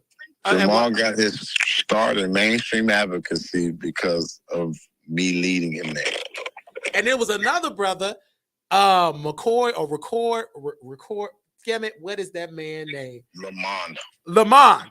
You helped that brother. I mean, I've seen it all. I was amazed. I just couldn't get all them federal charges like y'all was getting charged. I was scared because y'all was getting, arrested. Like you have led, and when you went against Martin G. Johnson, the crime chaser, and you say his breath stink, and you said, I'm coming to whoop him, then you post the plane thing. I just like, brother, I never took, because at first you was team him, and then y'all fell out. I just think a lot of people, and I'm gonna ask you, do you think the elders are jealous of you because you have more, you can get more of a crowd, and they can't get like 2 people to come and support them? I think I'm misunderstood. Yeah. And I think that people don't automatically. I think we don't have a lot of grace for each other. We don't build relationships, and we don't seem to understand that this isn't just about a title. Advocacy is something that I did for years, every day. I don't do it mainstream. I'm just a man. But on this one, I was actually called by some people from Chicago asking me to come and help this sexual assault victim. And it just put me back in the seat of doing advocacy. But I can't wait to get back to where I don't even know if I can get back to private life, because not everybody wants me to come and help them in their city. So I'm just considering it. But Wiley, it's been a lot of shit going on. And also he got another victim that reached out for the Andrew Holmes. Like another person reached out to you. I saw the text messages that it's another victim of this man, victim at high school back in the 80s. We're at 14. At 14, you said? No, we're at 14 victims. At 14 victims. So I'm gonna keep, and I'm so glad that Jedediah got a YouTube channel, because I'm like, he just been getting a lot of views on Facebook. This gotta be on YouTube, and now he have a YouTube channel. I'm happy for you. And North Carolina Beat interviewed you, and I said I gotta get Jedediah on the show because you have been doing it. You have been doing the work. I mean, regardless of what people say about you, you have been doing the work for years, and you actually have been doing more work on the outside of Chicago than people have been doing living in Chicago. That never left the city, and you've been doing more work. Because, so I don't want to hold you up because I know you're a busy man, but yikes. I know you're not afraid of being sued, because the lawyer did reach out to you from Michael A. They did reach out and said that you could be sued. But the lawyer did reach out to you, had your number, put you and said, "Dear Mr. Brown, are you afraid of being sued?" Him and his lawyer can kiss my ass. Oh my God. Oh no. So you're not afraid of the lawyer because they wrote a cease and desist. They told you to stop and you can be sued. But okay. I'm gonna come back to Chicago to see what you're doing, because wait, Rodney, I heard you say you were in Dallas, Texas. I'm in Dallas, yeah, of course. Yeah. That's where I live. Well, I thought you was in Houston. Okay. So I gotta keep it moving. I don't have a family. I can go where I want to go. I don't have a family either, and I definitely going to do a sit down with Jedediah. Listen, I wanted that interview because you did it with North Carolina Beat. If y'all cool, because my followers have been reaching out to you. I said I know of Jedediah, like he been doing the work for years. Everybody talk about the Jenkins case, but you've been doing it before that. That's how long you've been doing it. And that's why it's important to support Black outlets, because we know all the stuff.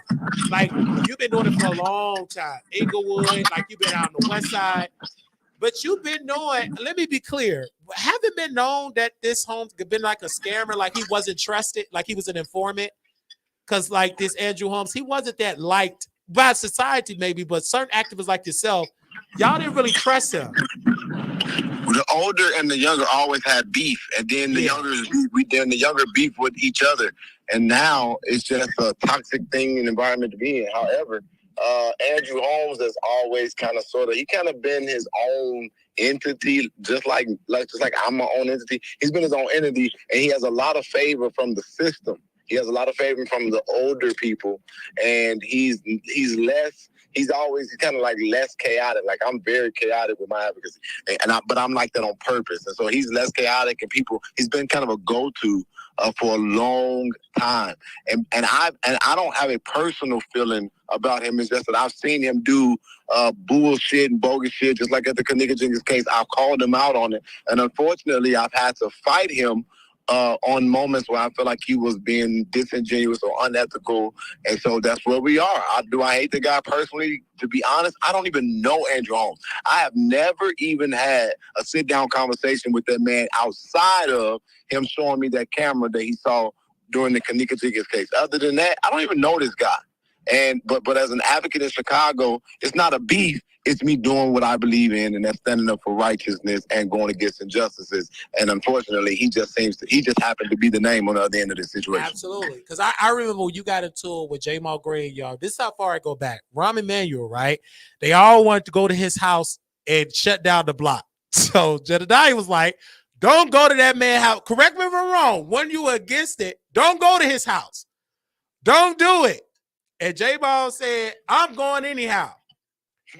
I remember, I don't know if that was that particular case, but anyway, it was a case of somebody wanted to go to this man's house and shut it down, like the block. And I think you were against it. You correct me if I'm wrong. Didn't you speak against that at first? But anyway. At one point, I supported Rahm Emanuel, unfortunately. And they were very upset with me for doing that. Yeah, they were. But me and Jamal's issue wouldn't be about Rahm. Me and Jamal's issue is about how we do advocacy. We just kind of was on two different. We just thought about the approach doing it completely different, and we're both Leos, so we were naturally competitive.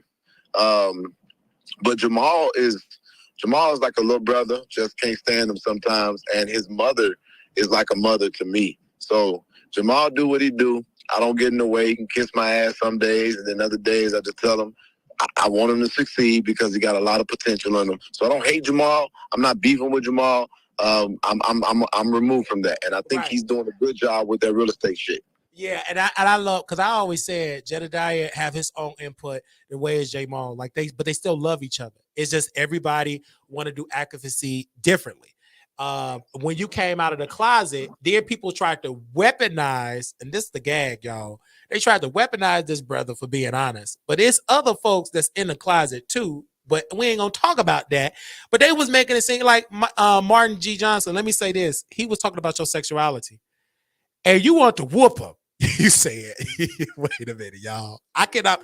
This is a true story. He said, "I'm coming to whoop you. I'm on your stinking breath." And you remember you said that, and I couldn't believe it. I showed my mom because she went to high school with Martin. They went to High Park together. And I said, Mom, they about to fight. I never thought a crime chaser and an activist was going to duke it out. So y'all not about to fight. Baby, you said, I'm about to get you in that U-Haul van. I think you said something. It was bad. And Jedediah, he streams everything. I'm on my way. I'm at the airport. He shit the plane ticket when he going to land. And it was all, and then Martin said, we don't want no gay people. I love being black. I said, now wait. Martin, how did you get from being a commentator then to be driving around getting crime? But anyway, thank you, man. I love this man so much because number one, he's fearless. He tell it like it is, and he's there for the community. I don't care if he do cuss you out. But he will fight to the end to make sure make sure it happens. So I'm happy about the dog situation. But let's be clear. Is she going to be removed? Do you think somebody else going to take her spot? If so, who are you supporting to take Tiffany here in your spot as mayor of Dalton? So, to be honest, I'm going to go with whatever the people want because I don't live there. It's not even my responsibility. It's not even my right to make a real decision. I told one of the trustees' house that I'm going to support him because he's been fighting with us in this. I think they got a long road to go. It can go many ways. I don't know the conclusion, but I predict she will be in jail. Ooh, this is a lot. Do you think Mr. Holmes gonna go to jail too, or no? Do you think he's better? Because this is sad. I think honestly they knew about this, but he's so connected with the government. He know a lot, and he helps them lock up people. I think that's a front, but on the back, because he helped a lot. But that don't mean that he have a right to go and do that to that person in Vegas. And that's just one of the ones that sued, and we know publicly. But you had said it's 14 victims, about up to 14 victims in situations. So, brother, thank you. I can't wait to see you when I got to come back. Are you going to the DNC to protest? Are you cool with the Democrats? Or are you going to be protesting? I'm breaking away from the Democratic plantation, but I don't know if I can fuck with Trump. So I got to figure it out, man. It's a long road. I was gonna support Trump, but then he said he want police officers to have immunity, and I can't agree with that one. So I don't know, man. I'm gonna vote my interest. I'm not voting for no party. But you will endorse somebody, correct? Would you make a public endorsement? I'm so discouraged about the candidates right now. I think this may be the first time in my entire life since being an advocate when I just don't vote and I just cross my fingers and see what we get. Now, Mayor Johnson, are you team against you? Because I talked to J Maul, he don't like Mayor Johnson. What's your thoughts on the mayor of Chicago? He broke my heart. I expected a whole lot more. Yeah, I did too. I went to his inauguration. I believe that Johnson would be a one-term mayor, just as Lori was, but I definitely was a Lori Lightfoot supporter. And what do you think? Dang, and she was popular for it. Like, she was like the America's mayor when she got elected, you guys. And it all went to it went terrible. She was known, she was a lesbian. They love her, but then they started talking about her nappy head. She started getting cussed out. She told the media, you can't do no press conference. Like, she told white people, I only want to speak to black media. It was a lot. And I want to get your thoughts on that, but I'm glad you said you were disappointed in Johnson. I'm disappointed in him too. He removed me from the email list. I was in the press. I tried to get a press pass, but once I exposed what they give onto the legal immigrants, they removed me from the email. They said, no, player, you ain't getting no more tea. But thank you, man, Jedediah. Like, I support this brother because I'm a fan. I'm a fan of your work. I just can't do the protest. I'm not about to get no charges. I'm too old to go to jail because they would get real charges. I would be there for them, and they would get charges. Like, how many times you been arrested? More than 3, right? Oh, man, I've been arrested at least a good 30, 40 times. They've been arrested, and then they be knowing their name. I remember J-Maul was arrested in City Hall. J-Maul, I told you to stop. Arrest him. Like, they be knowing these people, but they know Jedediah by name. Jedediah, sit down. Like, when the police know you by name, you are in with the end, and he had been arrested so many times. And mind you, when I used to watch Jedediah, I was on the south side of my grandmother's house, and I would be in tune to Facebook, Periscope. Like, they would stream it all. And Jedediah, he still got them white teeth, okay? He's still just as intelligent as he was back then, and he still stand up for what he is. He still tell the truth. Even when dudes try to flirt with him, he still call him ugly. He talk, let me shut up. I go on and on and on about Jedediah, but I love you, man. And if you need me to come and report on it, you do something, I come to the next one because I'm interested. Because you had the people out in Orange and they hating on Jedediah, saying Hell Week was not a success. It was. You had trustees there, you had black people there, you were dancing. Your team is there. Like, y'all are just a small knitted organization, but you powerful. You powerful. And I love that. Trust me when I tell you this. Anybody that's making any comment about the Hell Week not being a success is just somebody who needs something to talk about. Yeah. If it was 2 residents that showed up and we skated through a whole week raising awareness, that's a success. But at the end of it, we had almost 150 people come out. And mind you, we only did it through the internet. Now, if we knocked on doors and if I was in Dalton organizing, I'm confident that we would have had the crowd, but we're not. I wasn't excited about the crowds, but it's a lot of older people that's there, and there's a lot of people that's afraid of being retaliated against by this mayor. So I would say that as I watch the numbers rise every single day, it's only a matter of time. And so they can keep on talking, but they need to keep on watching because we're still fighting for Dalton. And probably before it's all said and done, they'll see the thousands that they're looking for because there's more people beginning to see the truth now than there was before. So when is the next event that you want to announce to the people? Like, anything you want to announce to people, how they get in contact with you? I'm going to put all your information on there, his Cash App, his Facebook page. I mean, Jedediah is doing it, man. Like, you got my support. I support you. I support J-Maul. I mean, I support all the activists that's out there doing it. Even Martin G. Johnson, I support him just documenting the crime. He's not an activist. He's not a good commentator, and he's very homophobic. I don't like gay people. I love being black. Bruh, do you know gay people are some of the most people that is activists? Like, you got half of your rights because of gay people. Like, the people that did the March on Washington, that engineer was a gay. I mean, I just hated that about Martin. He just was so ignorant. I don't put gay people in my chat. I love being black. And you had more numbers than him. Like, he was intimidated with your success, and he was jealous. He was jealous. He was jealous of you. He was jealous of you. But I'm glad, man. I don't want to get on your bad side, so you don't have to come and whoop me and post your plane ticket when you gonna land. Be nice. But I love Jedediah, you guys. I support him, and I'm so glad. I've been knowing this man for years, knowing of him, because he been doing the work. You didn't just start doing this. You've been doing this, so. All right, Marcus. Well, if you ever need me, let me know. You call me. You see, I'll answer. Yeah. All right. You have a good night.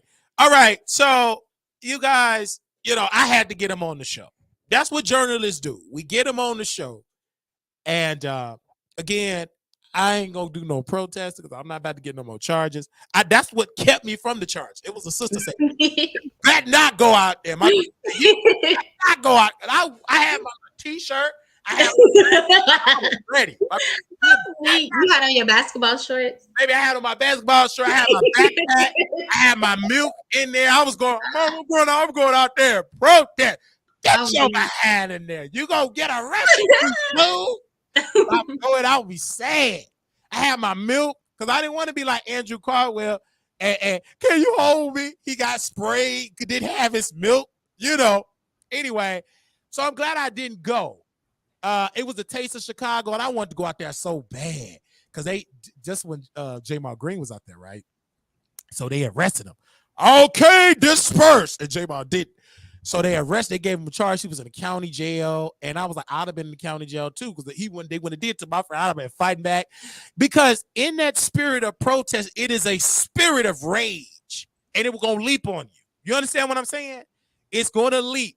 All of that aggression. So thank God I didn't go because I would still be locked up all the time. Because they were getting serious federal charges. They was getting, and I love Jedediah.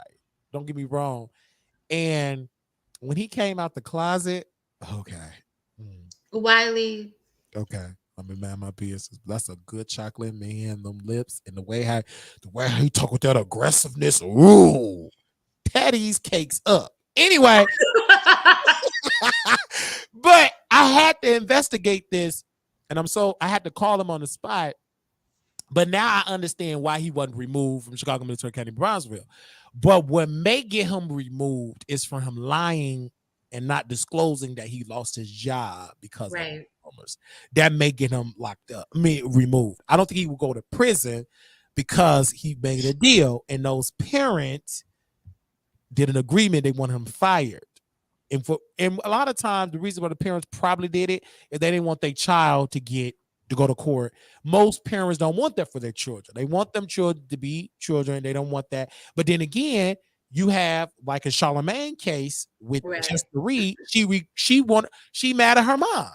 She wanted to go all the way, and her mother stopped it. And she regretted to this day, and it harmed to this day. And that's why Jessica Reed and her mom don't get along to this day, because the mother stopped it. It's sad. It's so sad. But don't y'all love the Wiley Show? How y'all get me to be an activist? I told y'all I can pick up the phone call and call these people. That's what journalists do. That's what they should have did at FAMU. Get on the phone and call somebody. Ooh. That's they just called me. Look at Jedediah. Like, I go to his Facebook page and I get on the phone and called him. Like, I love Jedediah. And Jedediah told me about Kanika Jenkins. He told me about the story. And again, I got better because I'm proud of me.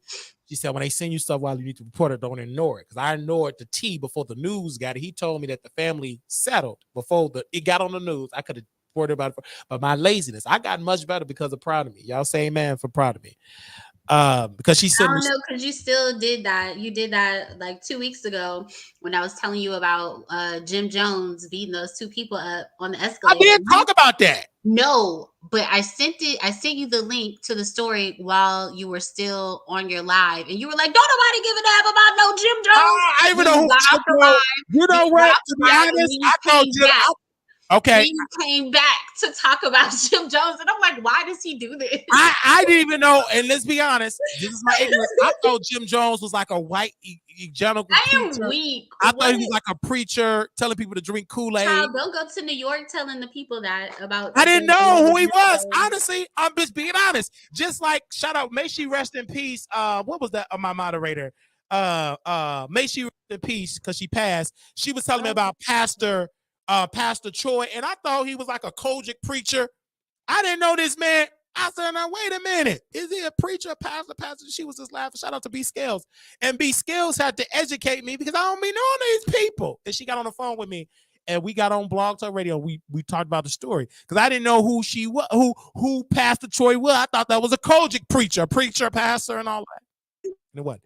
And she did tell me about Jim Jones, and then I talked about it, and I had thought of a good title, Manic Strength, because the man, let me shut up. They walk. I mean, one of the guys fell on this old man leg.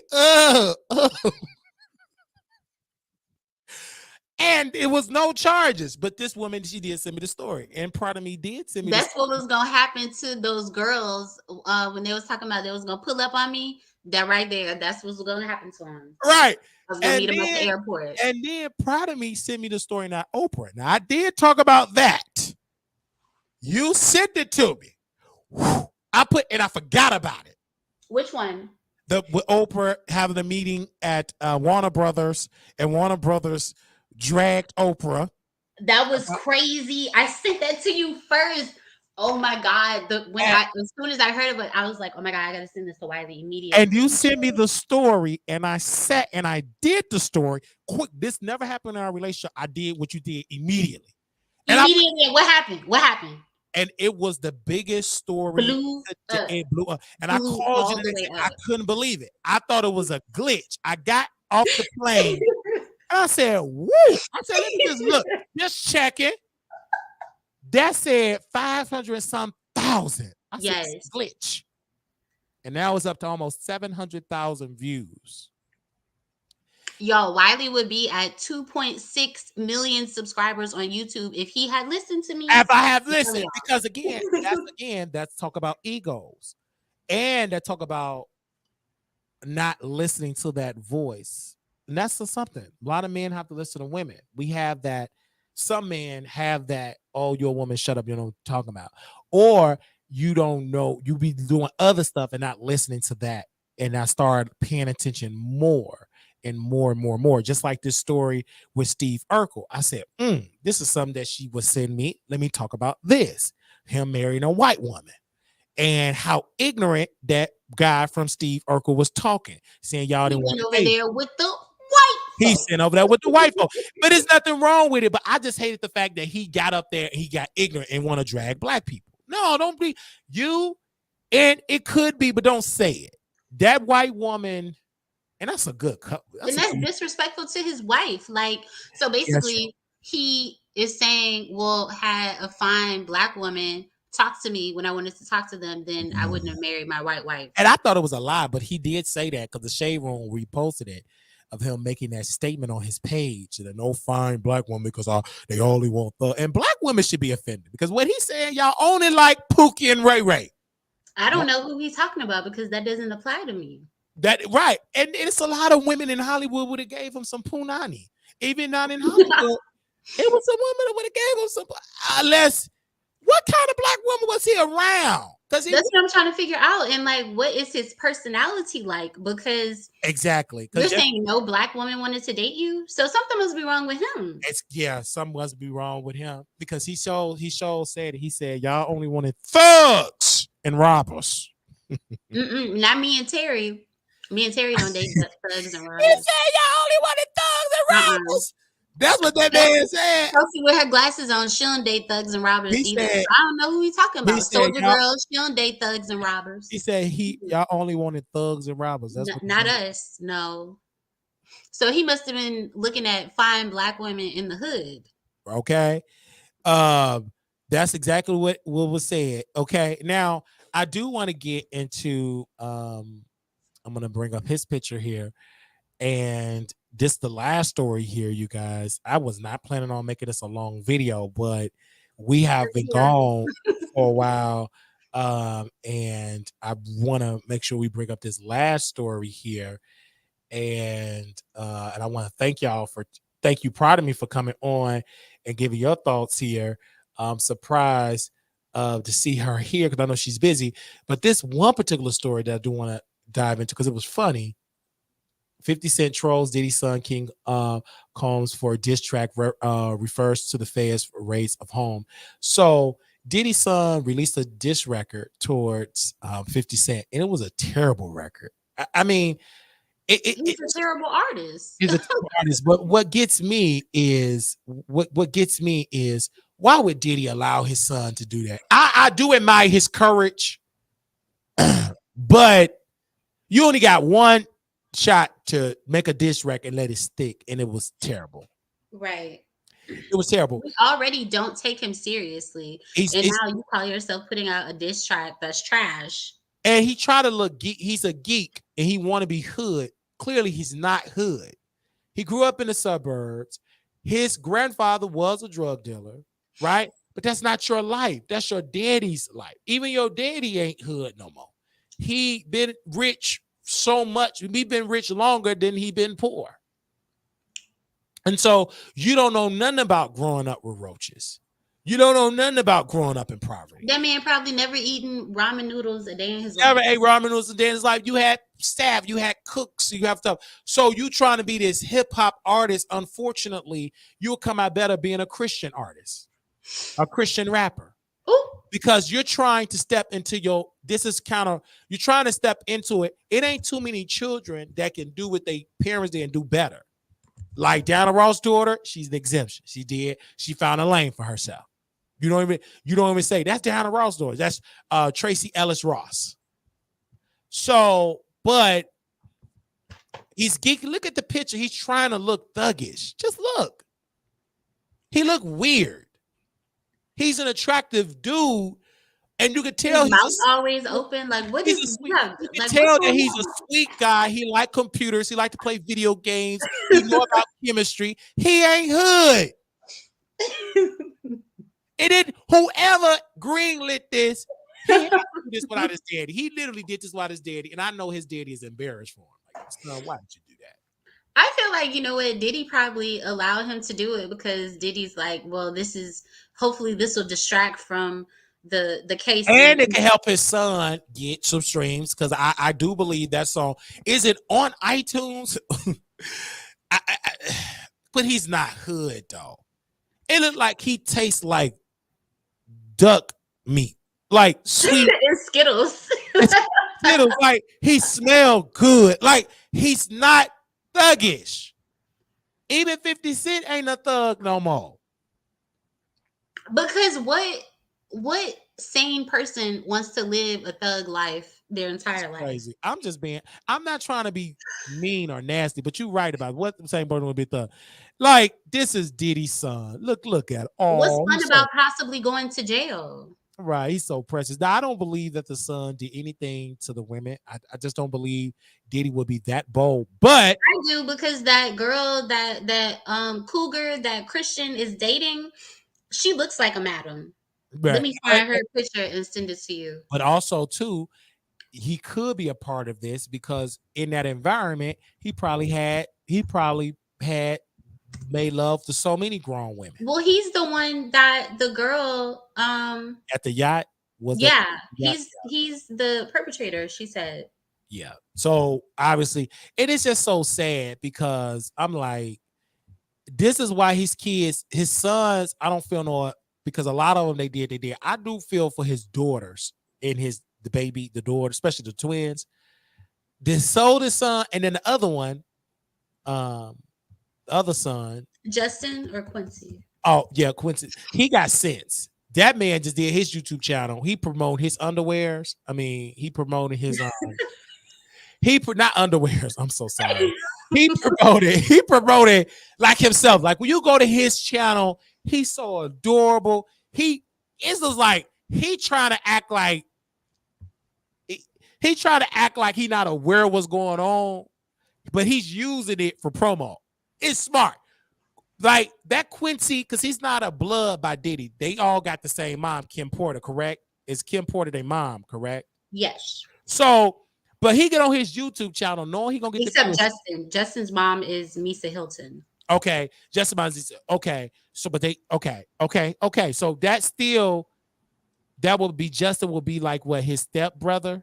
Well, if technically not even stepbrother, Half brother. half brother. Okay, anyway, Mhm. half brother. But my point is with Quincy, he just doing it. He going live, so I want y'all to support. He's so good looking. Like y'all want to know where. I don't even like light skinned men. Like y'all, yeah. like, y'all act like I ain't going nowhere. I'm here. Like you already know why we asking that, bruh. But he's smart. He's not about to pick up Diddy stuff. That dude is smart. Whoever trained him, he got some sense. That man is in his own lane. He act. He not trying to be a rapper. He just himself. I can tell it's bothering him and his sisters. And you know what I'm saying? But I don't believe he got involved in all of the okie doke that his brothers got involved in. Yeah, Quincy, I don't think so. He doesn't give that. He don't give that type. I will be shocked. And so when he went on his YouTube, I was in his YouTube channel. He was good looking. That room. I was in there watching. Wait, let me go look, child. He was on YouTube. He was just like a snack. It was like he wasn't doing to it. He was just sitting down. He was promoting his music or his act, whatever he was promoting. I forgot what he was promoting. Child. He was just. I'm weak.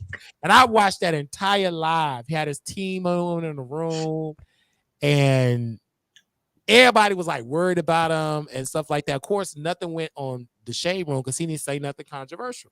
Because he don't want to get involved with that stuff, and I don't blame him. I feel like his brother King shouldn't get involved with this stuff. Don't get involved with it. And you damn sure ain't gonna win against 50 Cent. This man is a master troll. Okay. This man trolled his own son, Marquise. Literally. So you're not gonna win. He even talked about now he's trolling his baby moms for his other son. Right, because she was named in the lawsuit. You little sex worker, you. Did A50 Cent try to get full custody of the child? Yes. He's suing Daphne Joy for $1 million for defamation, which I mean he has a case. If she lied on him, he does have a case. Because he sued the Shade Room. You remember that? When they said that he was getting the peen injections to make his peen. Wow. And he sued Tierra Marie. Yeah, he did. And the Shade Room, they had to take down the post. So they weren't stupid like Tasha K. They took down the post. Let me see if I can find it. Because Angie stepped in. Bitch said sued the Shade. I remember that. And they don't even hardly post about him no more. Correct me if I'm wrong, y'all. Did they post about 50 Cent? I think they scared to even post about 50 Cent. I would be scared too. Okay, here we go. This was back in 2023. Well, y'all can see the evidence. And I love this because I'm learning this from Proud of Me. I love showing the receipts. So here we go. This is back on the Insider. I think Business Insider. And this is what the headline to that article was. The Shade Room said they want to make it abundantly clear that 50 Cent did not receive the P-word enhancement surgery in deleted posts after the rapper defamation lawsuit named the gossip site. Boom. He sued the Shade Room. They literally put it out. Some person said that 50 Cent did it and they was joking and he sued them. The Shade Room deleted a series of posts that implied that 50 Cent underwent the P-word surgery. The retractions follow a settlement between the rapper and the gospel site. Yikes. The lawsuit still named the doctor who 50 Cent said used his likeness without permission. See, they settled. He sued. Yes, he did. He sued the Shade Room. But see, when you're telling the truth, you can sue people. You can sue people and see what the Shade Room got a taste of. See, they used to being shady and some of the stuff be slander, but they like ain't nobody gonna sue. But 50 Cent will sue you. Yeah. And they settled, and I think part of the settlement was I don't think he got money from them. I think part of the settlement was from delete the post and to apologize. And I don't even think they even post 50 Cent, period. I don't think they still, y'all correct me if I'm wrong, because I don't watch the Shade Room. I support All About the Tea. You know, so I support those that support me. Truly a genuine friend of the show. Get into it. I don't support people that when people tag my name in the Shade Room comments as what is your guilty pleasure show that you like to watch, and they and people say you Wiley. That's shady as hell. And they deleted it. They deleted the post in the comments. Surely did. The Shade Room did that. So why would I keep posting about they blog when they deleted my comments? And the reason, and even like the neighborhood talk, I love them, but why he ain't post my Lil' Kim video? He said, "Oh man, I'm gonna have to post it." Didn't post it. And the Lil' Kim video, let me tell you, when I post the Lil' Kim video, you see the neighborhood talk on the back because I posted off there. Did post it. I called Kyle. I called him. He didn't even know I posted it. And he said, "Man, I post." Didn't even post it. It would have got him a lot of engagement. And I'm like, didn't post it. That video got on X 300 and how many views that video got on X? One day that's gonna happen on YouTube. A long form video, so I can get a fat check. That video got 356,000 views. And I sent it to Kyle. And I said, this is your website, you know, hey, post me, you know. I didn't beg him. He said, I'm going to post it, man. I'm going to post it on the website. I'm going to post it the next day. The next day came, baby, it's been weeks. Still. Wow. I searched all over. Cool. Huh? I thought you and Kyle were cool. I think we're cool, but I think in that particular video, I don't think he wanted that pressure from the barb. See, Kyle, and I love my future husband. I think that he gets scared because these are strong bullies. Like Nicki Minaj, they are like bullies. And when I criticize Nicki Minaj, I don't think he want that pressure because I want the smoke. I can take it. But how can you be a blogger like that and you're biased to your fave? Yeah, that's true. That's true. And I don't understand. I don't understand. But I'm asking the tough questions, Mr. Inferny. I'd also feel like this. Kyle, call in. Yeah, I would love for Kyle to call in, but I just feel like Kyle got to understand either you're going to be a boss or an employee. Or you're going to be a barb.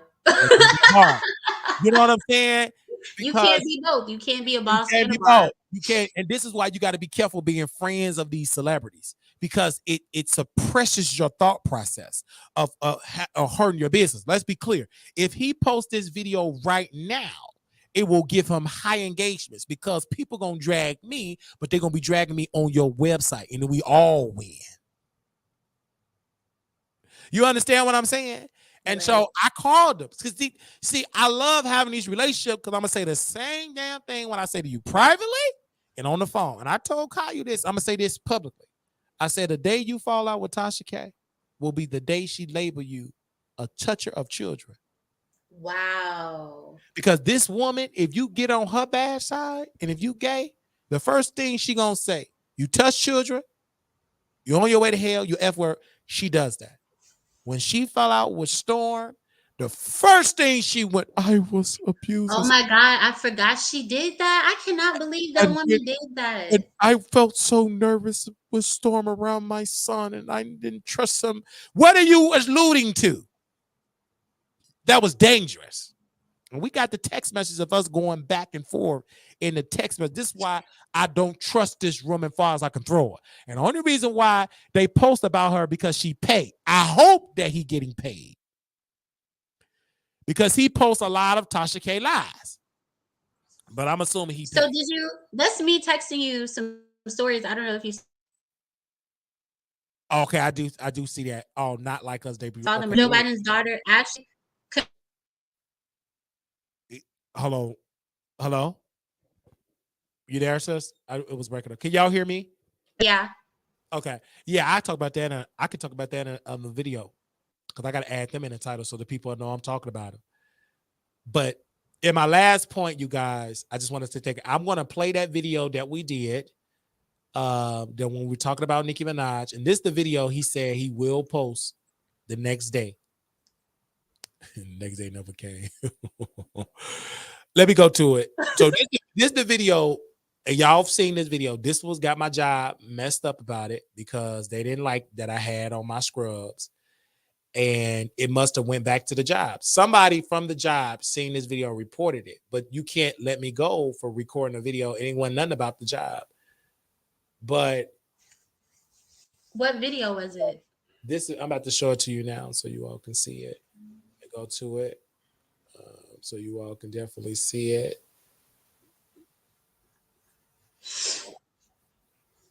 All right. So here we go. Boom, boom, boom. Friday to tour. But let me make this perfectly clear. She should thank Megan Thee Stallion for this tour selling out. She should thank Lil' Kim because she stole Lil' Kim's style. And that's why Lil' Kim is struggling to sell out a show right now. She should also thank Megan Thee Stallion, Cardi B, because Cardi B really had Nicki Minaj to come out of retirement because she was struggling on the charts and in streaming. So she should thank all of these women. And I definitely think that she should allow JT to open up. I mean, she is the lap person for her. She definitely not having her to open up. What happened to Ice Spice? I thought she was the princess of rap. Why is Ice Spice not opening up? Oh, I forgot. Nicki fell out with her because they will not bow down to that fake love. Well, congratulations, Nicki Minaj, for a sellout tour, even though you had to pay off the debt, allegedly. So that's what it was. And ever since we uplifted Lil' Kim, you seen Lil' Kim coming out. And so I just feel like we fought for us, but no one, and I'm going to be different in the industry because you can't help everybody, but you have to help somebody. Right. And my character is different. You see me bringing Katie Talk 101 on the show, Couture Bay on the show. I share the light. That's why I'm going to continue to be blessed. But you can't share the light with everybody because everybody's not deserving of that light. Some people just want to be around you to embarrass. Exactly. And when I got on the show and I saw this, when I got on the phone with Kyle, it was an aha moment. Like, you cool or whatever, but you know, I knew it was something suspicious when he had called Armand, and Armand requested to be in a separate Instagram post. But it was my suggestion that got us on the neighborhood talk. Yeah. See, I got to say it. We were all on there. He said, who gonna be on? Well, Wiley gonna be on it because blah, blah, blah. Oh, no, I don't want to be with Wiley. Make me in a separate post. First of all, if I was Kyle, screw you if you don't want to be on there. You want to be in a separate post. That's pure jealousy. I got to say it. We got Kyle on the show when Milagro put out an allegation that Kyle was grooming young boys on his platform, lusting out their young teenagers. So we get Kyle on. And I said, I think y'all need to start posting YouTubers instead of TikTokers. Post black YouTubers. He said, but Wiley, who do you want to post? Me? And this one and that one and that one. So he called Armand. Now, Armand said he hated Kyle. But my name was Mitchell. It was a separate post with Armand and the people that want to hump Armand. Now, in that particular post, if somebody can find that post, please find that post with the neighborhood talk posted to YouTube. But in the end of the day, he posted Sean David Wade. Now, this was before Sean David Wade jumped the ship to took up with King. Because, you know, he wanted to sleep with Armand. He's another one, a pick me. Please pick a dentist to fix them teeth. So he wasn't nothing but a pick me. And they all left Wiley because they want to be on Armand's good side. But I got a video of who Armand really liked. He liked the Jalens of the world. He didn't want you in them raggedy teeth. It's a certain type Armand like. It's a certain aesthetic. His friends look better than him. More attractive. He liked that energy because what he pulled, he can't just put him on his looks. He pull him on his engagements. Get into it. Say amen or say ouch. Ouch. And he brought this young, good-looking guy, that cord dangling from the ceiling. We downloaded the Instagram Live. Now, I heard that Armand Wicked deleted it off his Instagram. You can't. I got it saved in my computer. And people mad. Just like I'm going to watch, oh, no, I'm not even going to lie to them. I'm going to watch Fox. So I ain't about to fall asleep because that show is boring. I can't even watch. You know how you can just sit and watch something and just report? I can't do it. If it's boring, I ain't watching it. It's not that I'm jealous, proud of me. It's that it just don't pique my interest. Mind you, I used to talk about Armand a lot because I used to enjoy watching him. But once he jumped over there with white folks, they sucked that spirit of ignorance out of him. Give me the drunk back. Give me the ratchet person back. I fall asleep. Now, I was making it interesting when I was in the chat because I know how to troll. And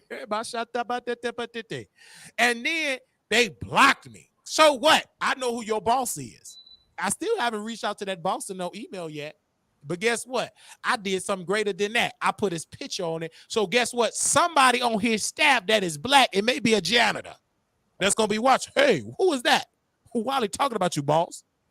I can't wait for this man offer me a job. Give me my own show. Might as well. I don't want to be on Fox, so give me my own show. Let it be a conservative show. I'll be a conservative. Whatever this white man want me to be, daddy, I'll be it. Because he about to, sir, I know you about to cancel the show. This show about to be canceled. If you think this show gonna last through the summer and through the election, I got a bridge in Baltimore to sell to. It's about to be gone. That announcement gonna come. We at Fox, we in a different direction. This gonna be the end of Fox Soul. They're gonna end it all. They are not about to allow that DEI show after George Floyd was deleted to survive and have Claudia in those feet and Al in that invisible hairline. Talk about the president, his family, friends. They all friends. This person, father, they control Fox News, you dusty queens. You queen. You think they're going to let you keep on talking about DEI? Baby, President Trump said when he get elected, all DEI going to end. He said that out of his mouth. And you women that like to get, oh, you with child, you want to delete that pregnancy? Trump said, don't go to jail. They want to arrest you. Even if the doctor said you ain't going to survive, they still don't want you to do it. This is the spirit that we're dealing with now. And guess who financing that? His family. And Claudia is helping it. Armand is helping it. They are not a friend of the black community. You can't, by standing on that network, helping them get the finance to take away your rights. You dummies. And Al, you so dumb, you must be an HBC professor at FAMU because you got to be incompetent like your damn fault. If you say you are an HBCU professor and you sitting on the platform with Pharaoh and his army and they are strategizing to take away your rights, they don't even want your gay behind to even adopt children. Say amen or say ouch. They don't even want you to even be in charge of Harvard University because they feel that you only got it because of your race. And they're just as bold. They don't even believe in black pilots because you only got it because you're black. That's what they preach on Fox News. I know y'all don't watch it because y'all be watching MSNBC. Even MSNBC don't even keep it real with real black issues. When the last time MSNBC, one of the highest rated shows with most black people, when the last time they did a town hall about reparations? I wait. Never. You think they're going to do a town hall to help you blacks get reparations? You believe that? I got a bridge to Baltimore to sell to you. And you can hump the mayor of Baltimore and get pregnant because it's dry and it's strong.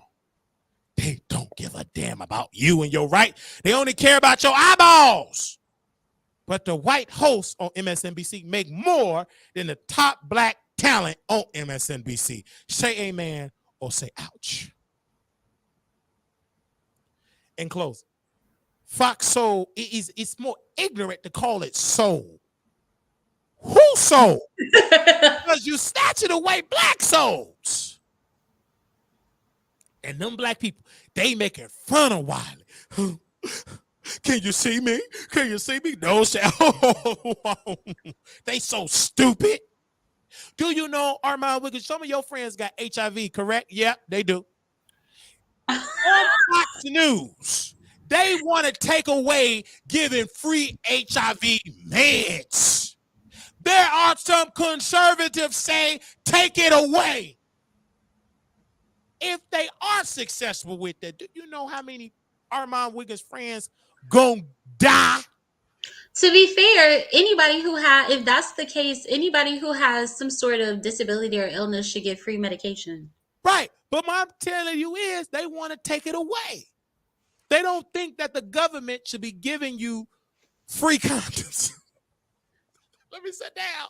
See, the reason why you don't know this, Armand Wiggins, why you gearing up to go in front of that green screen, because you're uneducated. You're ignorant. You don't sit down with the white folks, you damn fool. You don't even know it. You helping master take away your rights. Shut up. Don't say nothing to me. Don't you mention me ever again. Claudia in them feet, you child toucher. You touched them women at Diddy place. You did it with them nasty, ugly feet. You weird looking clown. That's why you can't have no husband. You ain't got no sense. How she ran KJ away? KJ was an attractive man. He was an attractive man. She ugly on the inside. She trying to be a man. How can you get a man like KJ? You trying to be one. That's crazy. And not even a smart one. You working hard close to your 60. Shut up talking to me. And fix who Jose to fix up them walls. And don't you talk to me. I ain't studying you on that network because they still talking about how to take away the right. And y'all don't sit and watch Fox. The only reason I know much about Fox is I worked around a lot of elderly people. Elderly whites, they love Fox News. You better not put on no CNN. Put on Fox. And they sit there and they believe the ignorant stuff that they be saying. They watch it. Fox. All day. Feeding that brain of ignorance. You are who you watch.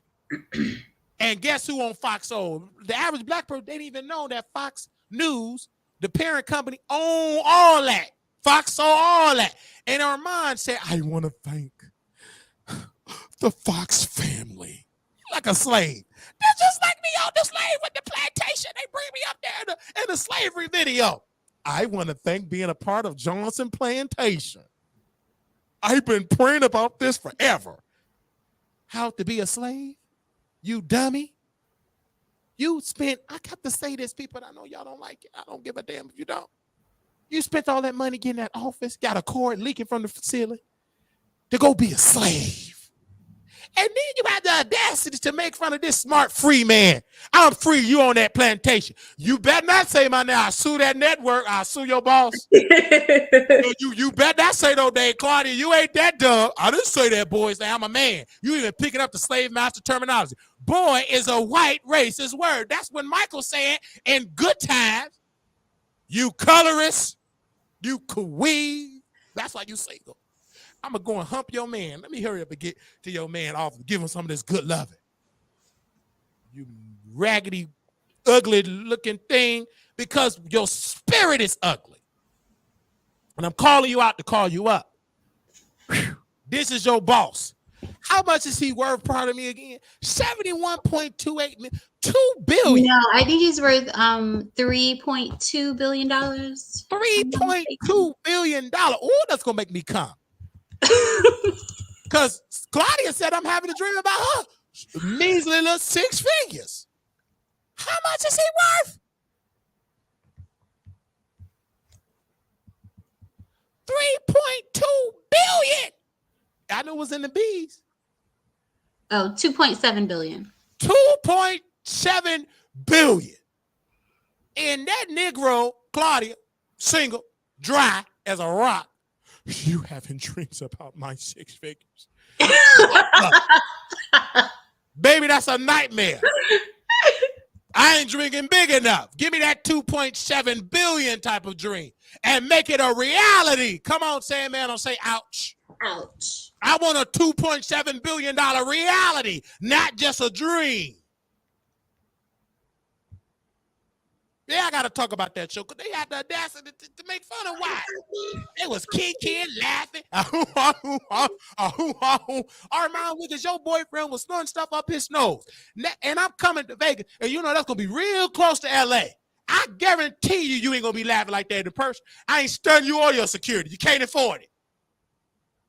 I'm coming in VIP. Hey, walking out. West Side walking out. South Side walking. Hey, I'll be right up in there. Where he at? I'll be all up in there. Uh-oh. Because I'm ignorant. You want to see ignorant? I show up. You ain't seen the trolling of Wiley yet in person. You just see on internet. I'm just as a masterful troll in person. I come and dance on your boyfriend just to start a fight. You ain't going to win. You going to lose. You and that bouncer that's going to try to defend you. I'm just telling you personally. Keep on that kiki and lollygagging. I'm be right next door to LA. That ain't nothing but how quick it is to get to LA on the plane on Spirit, like 40 minutes. Not Spirit. I'll be right on Spirit. I'm coming there and be strong. We are the immigrant likes to take Spirit flights. Good. Bring her too. She can sleep with the bouncer. We gonna bring the immigrant. She gonna sleep with the bouncer. The cook. And before you know her, I'm able to come on. And your boyfriend gonna fall in love. He gonna jump in my arms. You know, that's gonna be my new pops. Oh my God. So I'm just saying, like, because he was just sitting there just laughing. I'm gonna get the last laugh. I'm going to embarrass you, Armand, because you ain't gonna never come outside. You gonna have Al with them busted up botched and lips. Al, he's just an old queen, that old dusty queen. One hit in the knee, go get that outright. I'm weak. Baby, please. He gonna be so wet seeing all this man sweet. Ain't nobody stunned Armand. Like these people, he was making fun of Wiley. Like, you know, I'm gonna talk about it some more. I'm gonna let y'all get y'all big one. And guess what, Claudia? Let me shut up. My business. Okay. Look at they boss. He love this. Because why they arguing? He making all the money.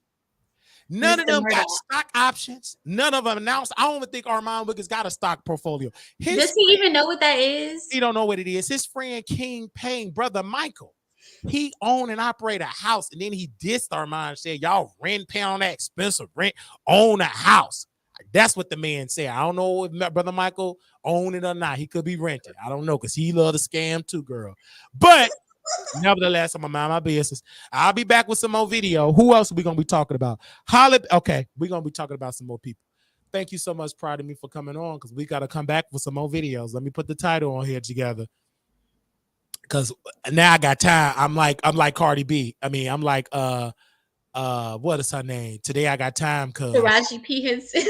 No, I was talking about Lovely T. Today I got time, cause I'm weak. Okay, today I got time. Let me put these people in here. Okay, I'm gonna talk about Mary J. Blige. Definitely gonna talk about her new book. 12 years of drunk. Okay, Mary J. Blige. Okay,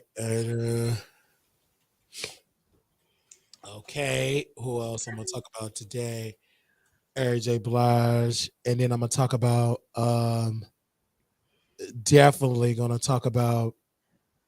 Okay, I ain't gonna talk about the Cardi B one, because that one we gotta put that on members only. Because that topic I already know. Oh yeah, you might get banned for that. Yeah, because I did that's like a good members only one.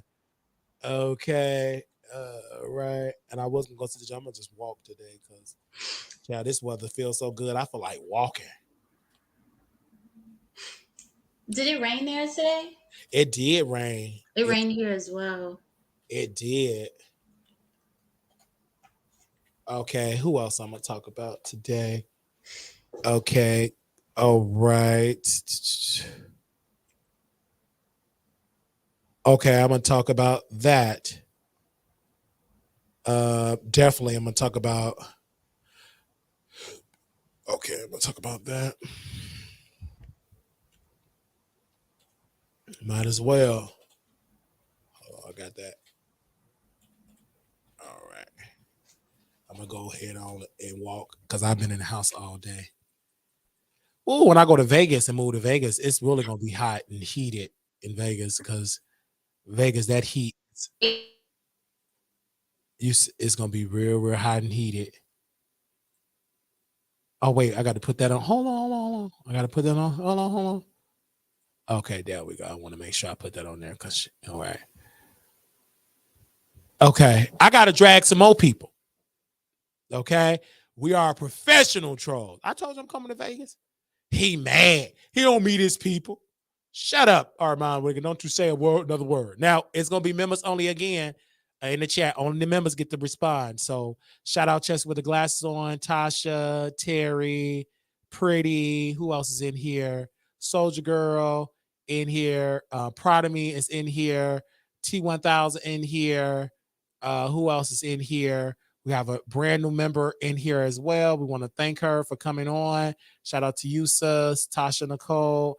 Thank you again. I think somebody else. True. Thank you. Terry, thank you. All right. So thank you all so very much for coming on. Again, we'll be back live again. We back live again. Y'all be in the building. There we go. I'm gonna post it in here. Some moderators. If y'all can come through, I may have more people come in and see this. We will be coming. I don't know how long we'll be going live. Again, this live was 4 hours and 25 minutes. So I don't know how long. Thank you. We'll be definitely going live, but I do appreciate the support. Danny, Miss Turner, thank you so very much for coming through. Shout out to the crew that is here, and we love y'all so much. And shout out to Proud of Me for coming on. All right, shout out to my future boss. Give me a show, boss. Love y'all so dearly. If anybody want to contribute to the show, you guys, like I said, we'll be back in Vegas again. We got our rent to pay for here. So if y'all want to contribute more, so we rented out a room. I believe the room going to cost $675 to rent this room out, and we're going to sign the paperwork. So we need your contributions, you guys, the Cash App, the Zelle, and everything like that. And then we will put out an official GoFundMe. But if you want to contribute now to the Zelle, WileyShow@gmail.com, put it in there for housing. Cash App, put it in there for housing. And we'll make sure we put it in that particular account. And we want to thank you all so very much. We will be moving to Las Vegas. Again, we have to, in order for me to do it, because we have to pay 2 more months of rent here in this place, because that's the rules of Texas. 2 months. Okay. So if you, thank you, Melanie Queen. Yes, thank you. You want to contribute, put it in the Cash App for housing, put it in the Zelle for housing, so we know where it needs to go. And we appreciate that. And that's going to be that way. So we thank you all so very much, and we support you all and everything like that. And we will be doing our shows in Vegas. We will be doing our live shows in Vegas and showing support in Las Vegas. And we're going to be doing live shows on the Strip. Really looking forward to it. And we almost up to more subscribers here on Instagram. On YouTube. So we're on our way up to another level, and I appreciate that support that you all have been contributing to the show. So again, we love you all. Make sure y'all be great. Thank you all so very much, and we will see you all soon. So thank you all for that way. Seeing y'all in the chat, and we love y'all dearly. Thank you. Support. And we will see y'all again. Little black boy, you beautiful. Little black girl, you enough. When times get hard, always remember to put God first. And we'll talk to y'all soon. Bye.